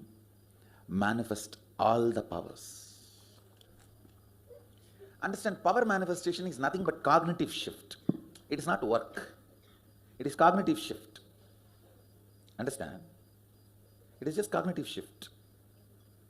It's not work. Work is a 4-letter word. Our manifestation is cognitive shift, playing with life, playing with being alive. Beautifully, Bhagwan explained, power manifestation is a cognitive shift, is becoming alive, you commanding over the reality and manifesting your reality. And this is a science of our manifestation. Science is something which has been happening and we can repeat it and all of us can experience it. Millions have experienced it and each one of us can manifest this reality. Science of power manifestation is authentic, time-tested, scientific and foolproof. The pramanas for each of the powers are listed here. The evidences. The Shastra Pramana, the eternal unchangeable truth revealed in the source scriptures, Vedas, pure science and Agamas, applied science.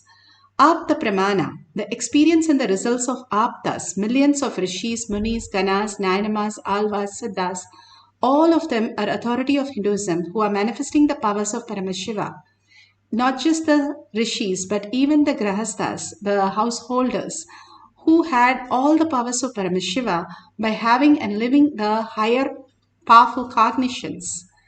Atma Pramana, account of His Divine Holiness, Bhagavan Nithyananda Paramashivam, this millennium's avatar's personal experience of power manifestation, Bhagavan's very own Leelas to showcase how the powerful cognition can make us a superconscious being, manifesting all the powers of Paramashiva.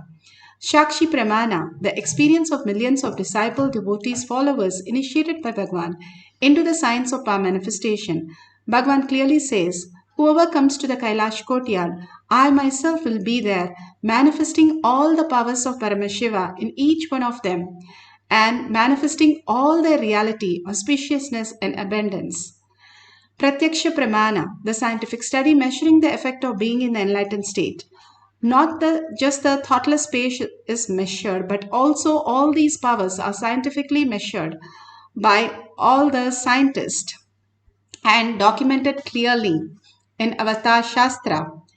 Beautifully, the Shastra Pramana for the power of length dimension.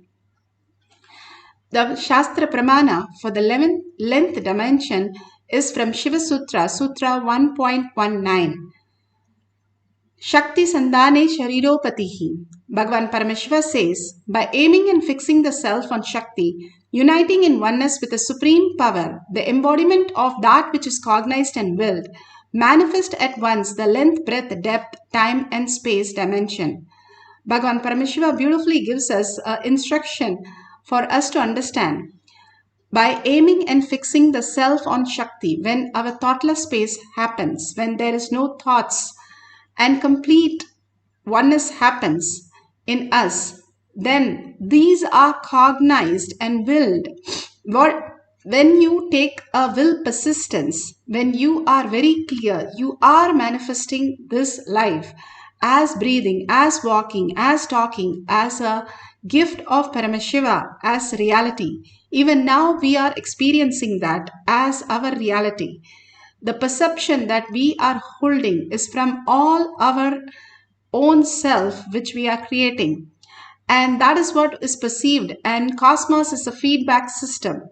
And whatever we place in front of us, it becomes the reality. What we cherish, it becomes the reality. And more we are in the materialistic world looks reality. The more we start searching the inner space, who's that who's remembering me to manifest all these? And who's that who's witnessing all this? If I start inquiring within and more cherishing, the cosmos again gives the feedback of more intelligence in me to understand the higher intelligence, who I am. Consciousness, enlightenment, all are higher intelligence. The Paramashiva space is nothing but more intelligent.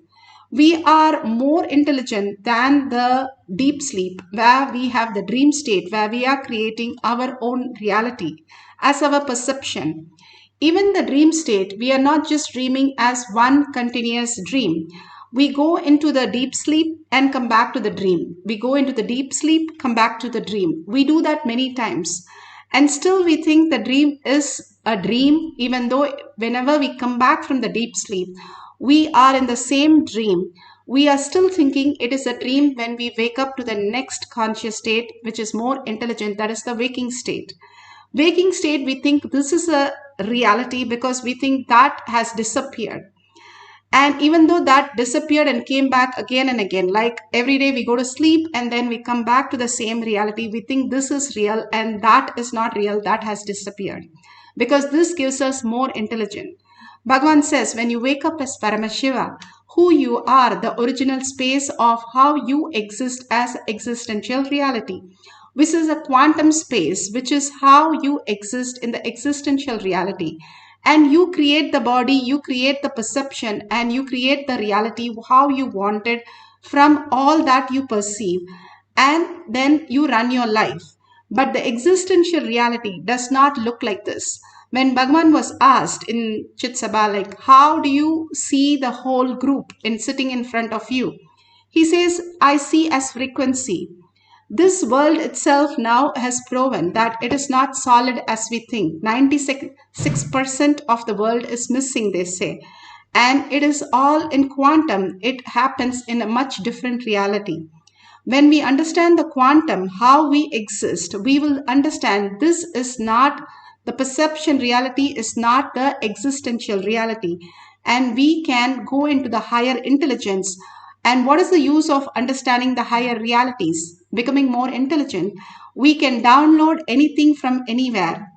Sarvanyatva, self-effulgent, and omniscience, omnipresent, all that becomes our higher intelligence, which becomes our reality. We can manifest our reality in the way we wanted it to. And that is what all these siddhas and all these millions of the yogis who have manifested their reality beyond the birth and death, there existed a reality that is Paramashiva space, which manifested. When Arjuna went to Kailasa, beautifully Shiva says, I manifested myself as Krishna and manifested all these leelas.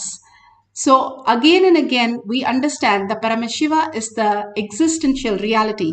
Even Rama in Valmiki Ramayana, in many places he says, I as a Rudra fought the wars and he as Paramashiva has manifested. And he has worshipped Paramashiva in multiple ways in multiple places. All that gives us reference that they raise to the Paramashiva space and manifest all these realities. Now the Apta Pramana for the power of length dimension.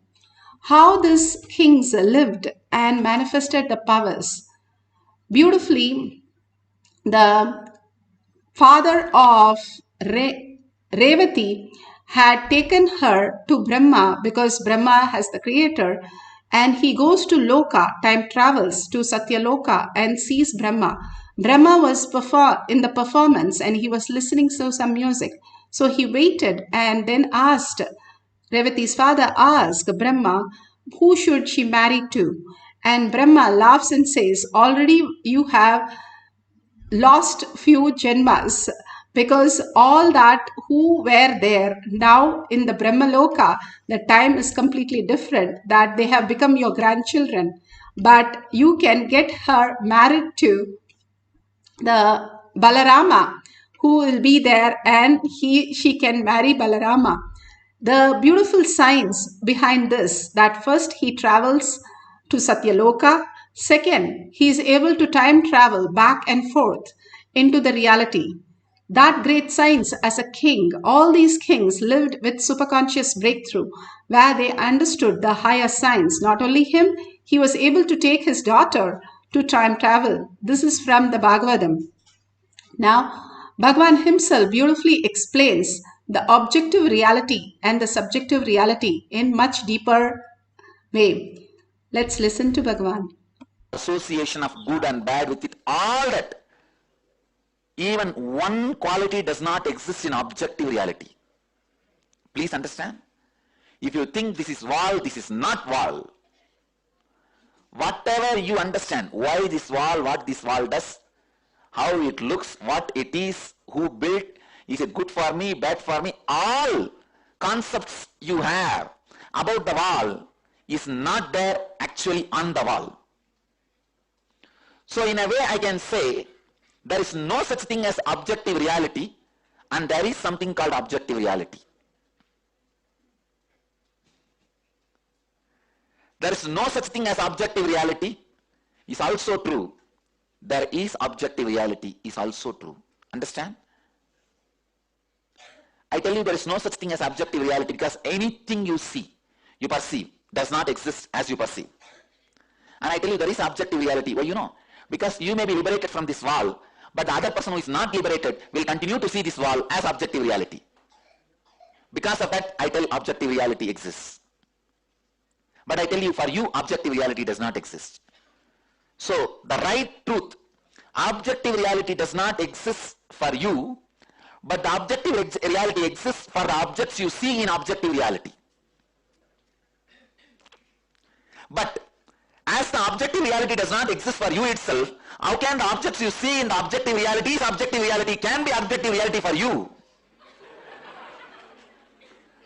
As the objective reality perceived by you itself is not reality, how can the objective reality perceived by the objects which you perceive in the objective reality can be objective reality for you?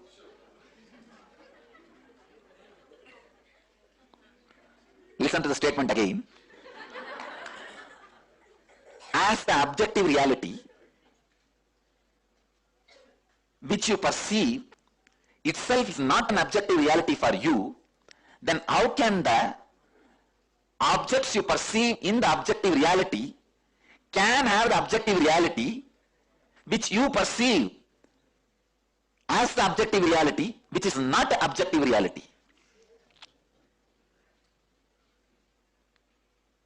So, what you know as reality is nothing but the perversion of your fantasy. What you know as fantasy is nothing but the perversion of your reality. When you go beyond what you know as reality and fantasy, you see N reality, which is N reality.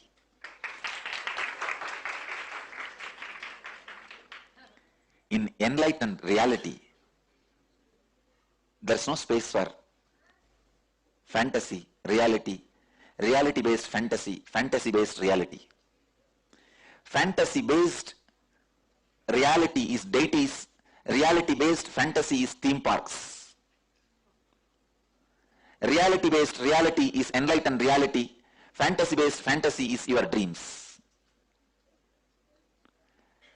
The reality-based reality awakens in you when you understand neither reality-based fantasies and fantasy-based realities and reality does not lead you to reality. The reality,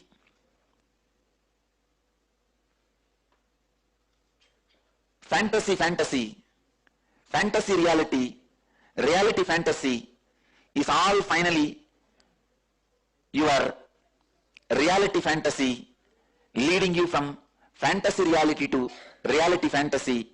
Finally, only when you drop everything, the reality expresses itself beyond reality. Beautifully, Bhagavan explained how we perceive our reality, where it is only the fantasy that we perceive. When we drop the fantasies, then we raise into the Paramashiva reality, who we are, the original space of us. All that we understood was drop our realities, what we perceive as our objective reality. And then Bhagavan will simply manifest in us the quantum reality. And will be possessed by Bhagavan instead of possessed by the sadness and fear and greed and guilt and all that emotion. When we drop everything at Bhagavan's lotus feet, we raise into the Bhagavan's reality, which is Paramashiva.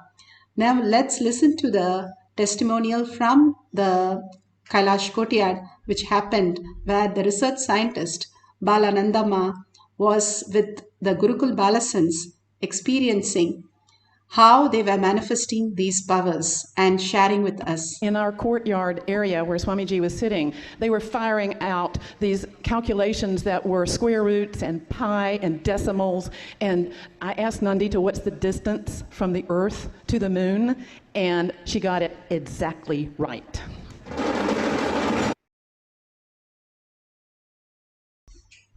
all this was possible was because they all sat in the courtyard again and again. We used to sit for nearly like 12 hours a day, and Bhagwan would just initiate the kids, and they would sit with Nithyananda participants, and the Nithyananda participants would ask all kinds of questions, SAT questions, GRE questions, and all the competitive exam questions. And not only the kids answered the questions, even Mensa question, when they told the page number, they were able to answer not only the question but also give the questions. Next question, probably this is what is the question, which startled the person who was conducting, and they came and shared these things. It was so amazing how much our intelligence can manifest any reality. They didn't know what the meaning of pi was, but they drew the symbol and said, what is this symbol which is coming in my third eye? And we used to say, oh, that is a pi, this is what the meaning is. And all this they learned just by downloading. All the balasans, we have a record in the Avatar Shastra, 22 kids performed much earlier the IGCSE exam, and they were able to crack it just in few months. They did not study the whole year, just studied 3 months and underage, and they just downloaded. And with not a good teachers, we were in a village. How will we have a good teacher? And just an ordinary teacher, but it's a London syllabus, which was very difficult, but their brains were geared up to the ultimate intelligence. So they were able to download and grasp the whole science and download it and manifest. How does these things help us? It helps us because we become more intelligent. We are able to master everything, and higher the intelligence, higher the life happens. So if you have the Jnananjan in your Kantamala, you can apply in your third eye and your temples. And if you have some questions which you don't know anything about, for example, you want to write a topic on Oceanarian or a Bharatanatyam or something which you have never worked on, write few questions on that. And you can simply download the answers and recognize your higher self. You can use Krishnashila banyan leaf, or you have mirror which you can apply the Jnananjan and use the yantras also. But if you don't have, you can use Swamiji's Murti for his third eye. You can connect to his third eye and simply download the whole information. All the Siddhas and all of them did not have labs, did not have any equipments to study the astronomy, nothing. Only through the third eye, they will simply surrender, including Bhagavan has beautifully said, I humbly surrender to the book, the author, and he reveals the whole science into me, and I understand. Bhagavan goes and sits in the aeroplane for the first time. He just closes his eyes, and through third eye, he sees the whole circuit, and he knows how the flying happens. The greater science is available for each one of us, not only the Siddhas and Munis and Nainamars. Even the Balasans and devotees have experienced this, and many times written the distance between the sun and the moon, written down the temperature of the sun. All that is possible. Bhagavan says, if you know yourself, your inner space, you can simply study the inner space of the sun, inner space of the moon. And literally, Upanishad says how our body, the hair grows in our body, the grass grows in the outside world. And all these are very much related. How we are in the microcosm in our body, exactly that is how the exterior world is manifested for us. Now we are going to experience this by chanting the Mahavakya, raising ourselves to the higher frequency, entangling with Bhagavan again and again in the oneness space, and manifesting these powers. First, we need to sit straight with the head, neck, and spine in a straight line. Put away your gadgets except for recording, and bring Paramashiva in your third eye. And all the verbalization, visualization of only Paramashiva in our third eye. That is the command center. And when you feed that with only Paramashiva, the output is auspiciousness and abundance. You are self-effulgent. You are Paramashiva. You are sitting as Paramashiva. Absolute unclutching from the thoughts. how can you absolute unclutch from the thought when you have complete completion? Complete completion happens when you know simply the whole thing is just a dream. How you know when you wake up from a terrible dream, even in seconds, you are so complete. You do not react to it after that. You don't run to a hospital or you don't try to fix it. You just know, oh God, that was just a dream.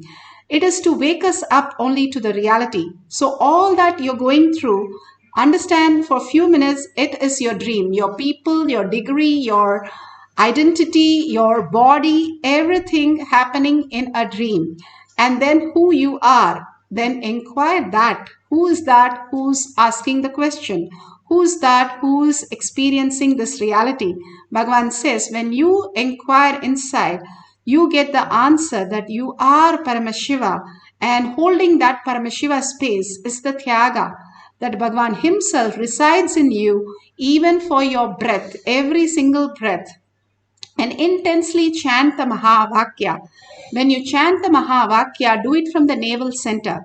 Bhagavan beautifully says, the Ganesha does a deep breathing. That is why he's so intelligent. Even if you see, elephants are the most intelligent animal because they have a long trunk which is representing the long breath.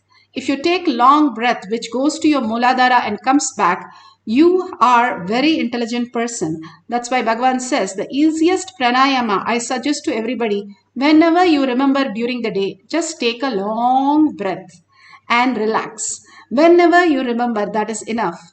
And that makes you very intelligent. And he gives such beautiful ways for us to understand the higher science in a most subtle and simplest way. Now, intensely, let's chant from the navel center. The navel center is the DNA center. When you raise the mantra, which has no meaning or no verbalization, visualization, and you are listening to it, both causes you no thought zone. And if your complete completion that everything that exists is a dream, for a few minutes you can hold it, because during the sleep you do hold it, and you are responsible for creating those thoughts. So set aside time for that. Tell that very clearly, it's a lockdown. I'm not going to engage myself. If the thought happens, don't bother, but don't engage to the next thought. That is all. If you do, the thoughts will simply subside.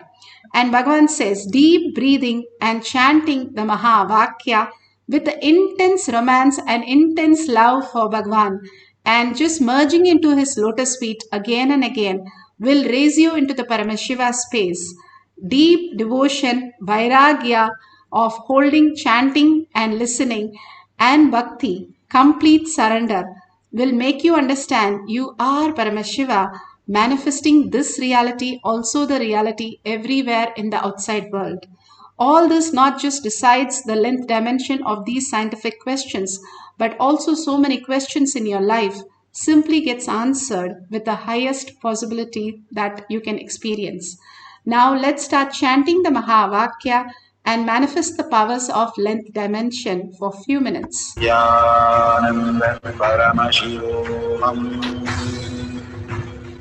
Om Nithyananda Paramashivoham. Om Nithyananda Paramashivoham. Om Nithyananda Paramashivoham. Om Nithyananda Paramashivoham. Om Nithyananda Paramashivoham. Om Nithyananda Paramashivoham.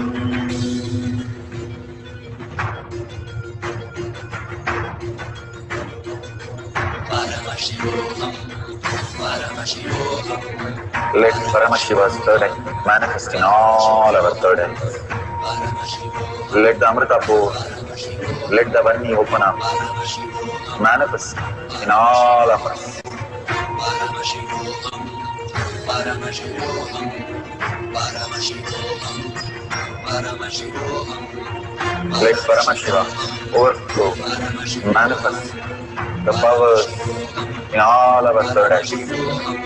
Om Nithyananda Paramashivoham. Om Nithyananda Paramashivoham.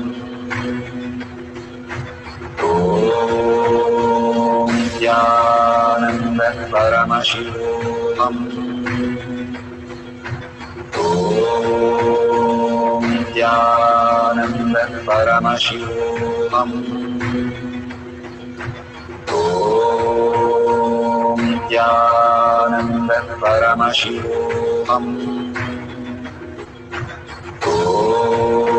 Om Nithyananda Paramashivoham. Om Nithyananda Paramashivoham. Om Nithyananda Paramashivoham. Om Nithyananda Paramashivoham. Om Nithyananda Paramashivoham. Om Nithyananda Paramashivoham.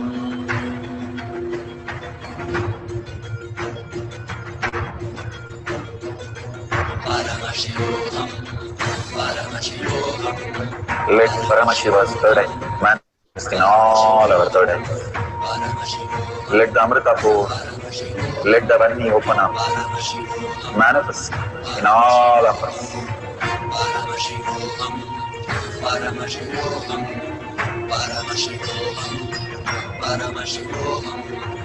Let Paramashiva overflow, manifest the powers in all our third eyes. Om Nithyananda Paramashivoham.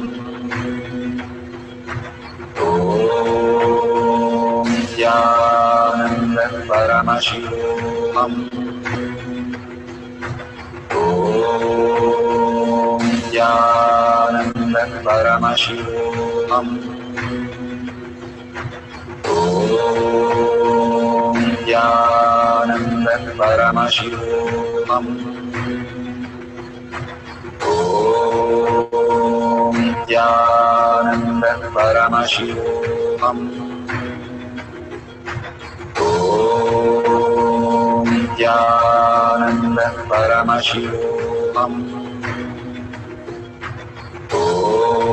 Om Nithyananda Paramashivoham. Om Nithyananda Paramashivoham. Om Nithyananda Paramashivoham. Om Nithyananda Paramashivoham.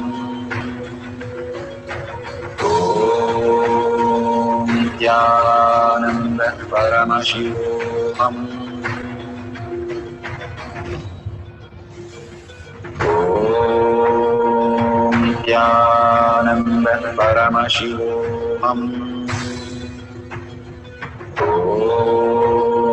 Nithyananda Paramashivoham. Om Nithyananda Paramashivoham. Om Nithyananda Paramashivoham. Om Nithyananda Paramashivoham. Om Nithyananda Paramashivoham. Om Nithyananda Paramashivoham. Om Nithyananda Paramashivoham.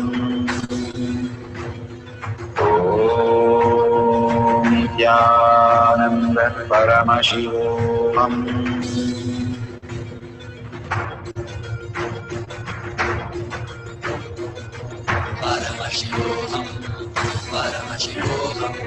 Let Paramashiva's third eye manifest in all our third eyes.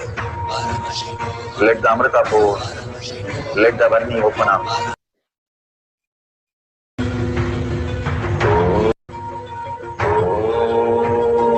Nithyananda Paramashivoham.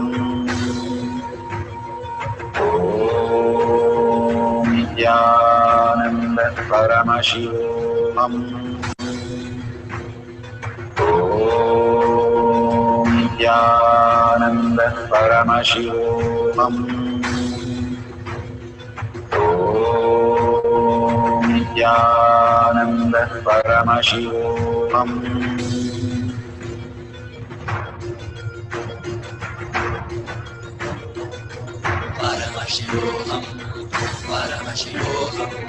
Let Paramashiva's third eye manifest in all our third eyes.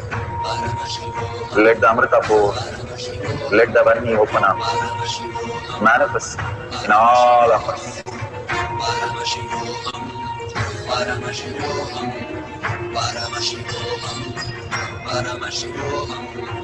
Let Paramashiva overflow, manifest the powers in all our third eyes.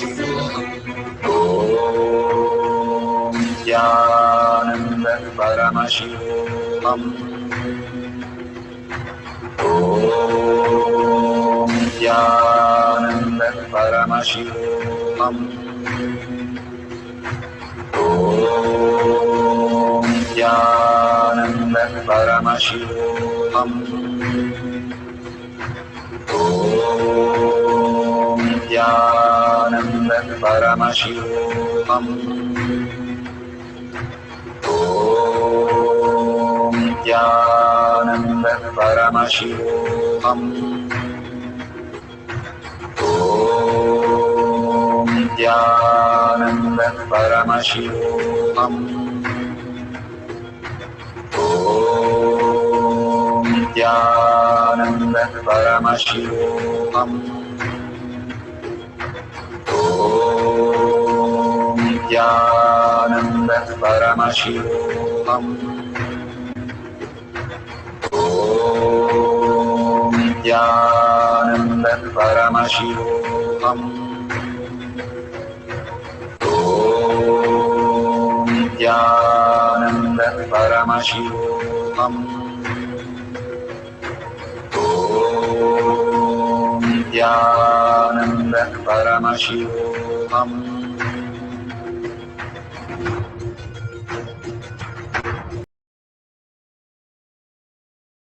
So beautiful. Please open your eyes and authentically verify the details. Whatever is given, please go ahead and check in Google. Power manifestation is not to achieve anything, not to get anything, not to finally finish something, but it to recognize your Paramashiva space, which you yourself have forgotten because of the delusion. Again and again, if you understand, you are Paramashiva, you are the ultimate. The more you recognize your space by that, you're not just bound by the logical jail, but you're beyond that and you can experience the existential reality, which is Paramashiva, which is manifesting all the time as your reality, that you can have much more possibilities as your reality. All the Siddhas and all the Munis, Ganas, Nayanamas, all understood that it is not bound by our body or mind, but more and more the superconsciousness can reflect in our brain and in a higher frequency, in a higher possibilities, that we can experience each one of us as the superconscious breakthrough. These sciences reveal to us when we recognize the whole thing. So the power manifestation is to recognize who you are, the very core self, who you exist as. Who is that who's manifesting all this greater science in your body? And if you look at your body, you'll understand who you are, how these systems are coordinating. Because if you're an artificial intelligence scientist, you'll know it is so difficult to get these sciences into a machine. Even now, they don't know where to find the colors, where to find the cognition which is actually happening. They just know it's a firing which happens in the brain. That's it. And they just know the frequencies of different cells which are happening as radiating, but they cannot pinpoint and say, this is where you remember your name, this is where you have the colors. Nothing. Science is still catching up. Only if they have the length, the breadth, the depth, time and space dimensions, then they will catch up to the reality, which is Paramashiva space. Paramashiva space simply manifests the higher reality, Sarvanyatva, all-powerful and all-knowing. Simply you can download anything when you start recognizing your higher dimensions and higher possibilities that you can manipulate, manifest, and you can play with the whole reality as your reality, as Paramashiva's reality. Now, let's have one more cycle. Write down the questions very clearly to the detail, like measurement or distance, or that you have particular thing that you would know, that you want to know, like Raman effect, and getting the context of that, whatever that you wanted to know is revealed. Then you can say, yeah, you have manifested the powers of Paramashiva. Even recognizing even little of that, you are manifesting the powers. Be very clear. When the kids started, they were in all ways, all dimension. They would say something completely off the topic, but then they were very clear they are manifesting Paramashiva. When you're manifesting Paramashiva, when you're sitting in front of the oneness capsule, think very clearly that is your reflection which is on the screen, and with the 25 heads and 75 eyes and 50 hands, so alive, receiving that energy and manifesting as your reality. Sit as Paramashiva and merge into the oneness with Paramashiva, chanting the Mahavakya with a deep listening. We'll have one more short cycle to experience the power of length dimension. Please write your questions. At the end of this cycle, you can verify and share with the world. Let's start chanting the Mahavakya continuously.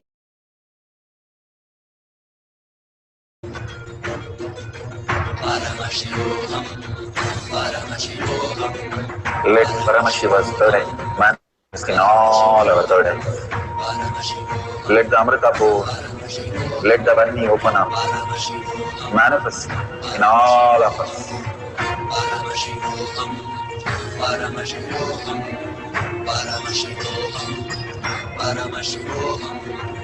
Let Paramashiva overflow, manifest the powers in all our third eyes. Om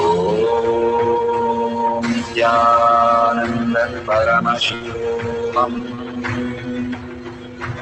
Om Nithyananda Paramashivam. Om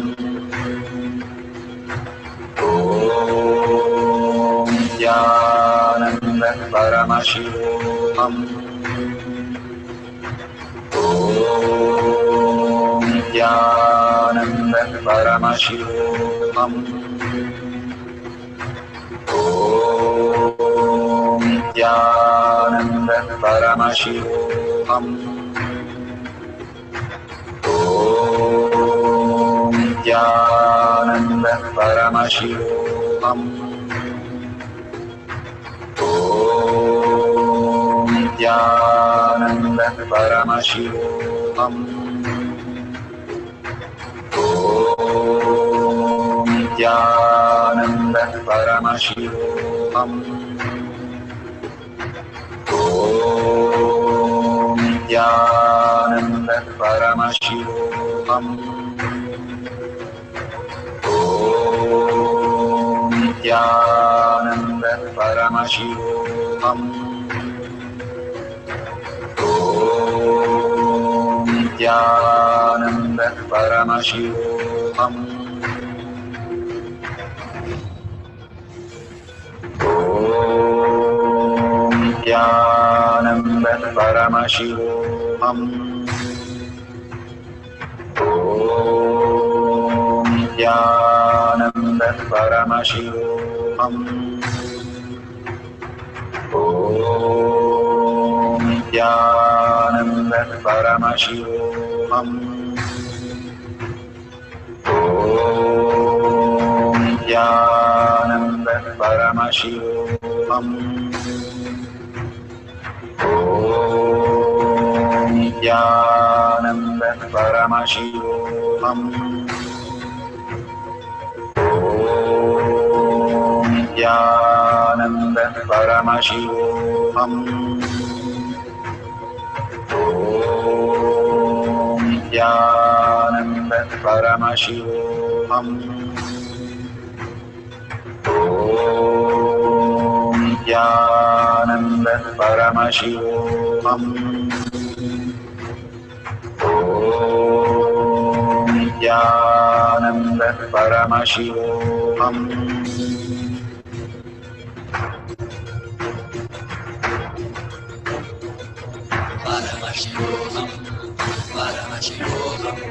Let Paramashiva's third eye manifest in all our third eyes. Let the Amrita pour, let the Om Nithyananda Paramashivoham. Om Nithyananda Paramashivoham. Om Nithyananda Paramashivoham. Om Nithyananda Paramashivoham. Om Nithyananda Paramashivoham. Om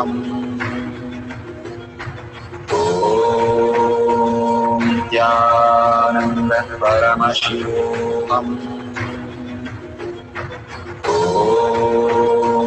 Nithyananda Paramashivoham.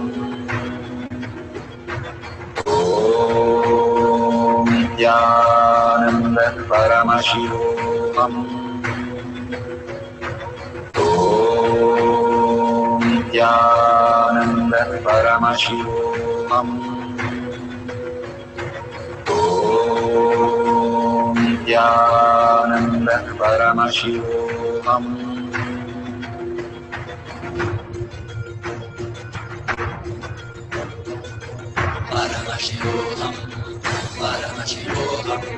Let Paramashiva's third eye manifest in all our third eyes. Let the Amrita pour, let the Varni open up, manifest in all of us.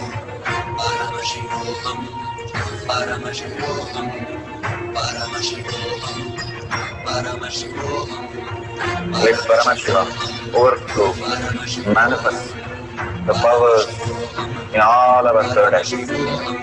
Om Nithyananda Paramashivoham. Om Nithyananda Paramashivoham. Om Nithyananda Paramashivoham. Om Nithyananda Paramashivoham. Om Nithyananda Paramashivoham.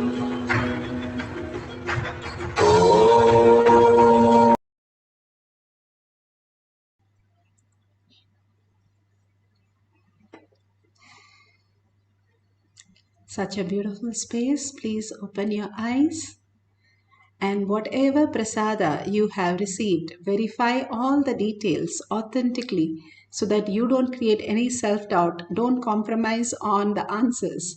You know you have manifested. For example, you have got the measurement as 486 instead of 468. That is wonderful. That you have manifested the powers of Paramashiva. You're starting to manifest.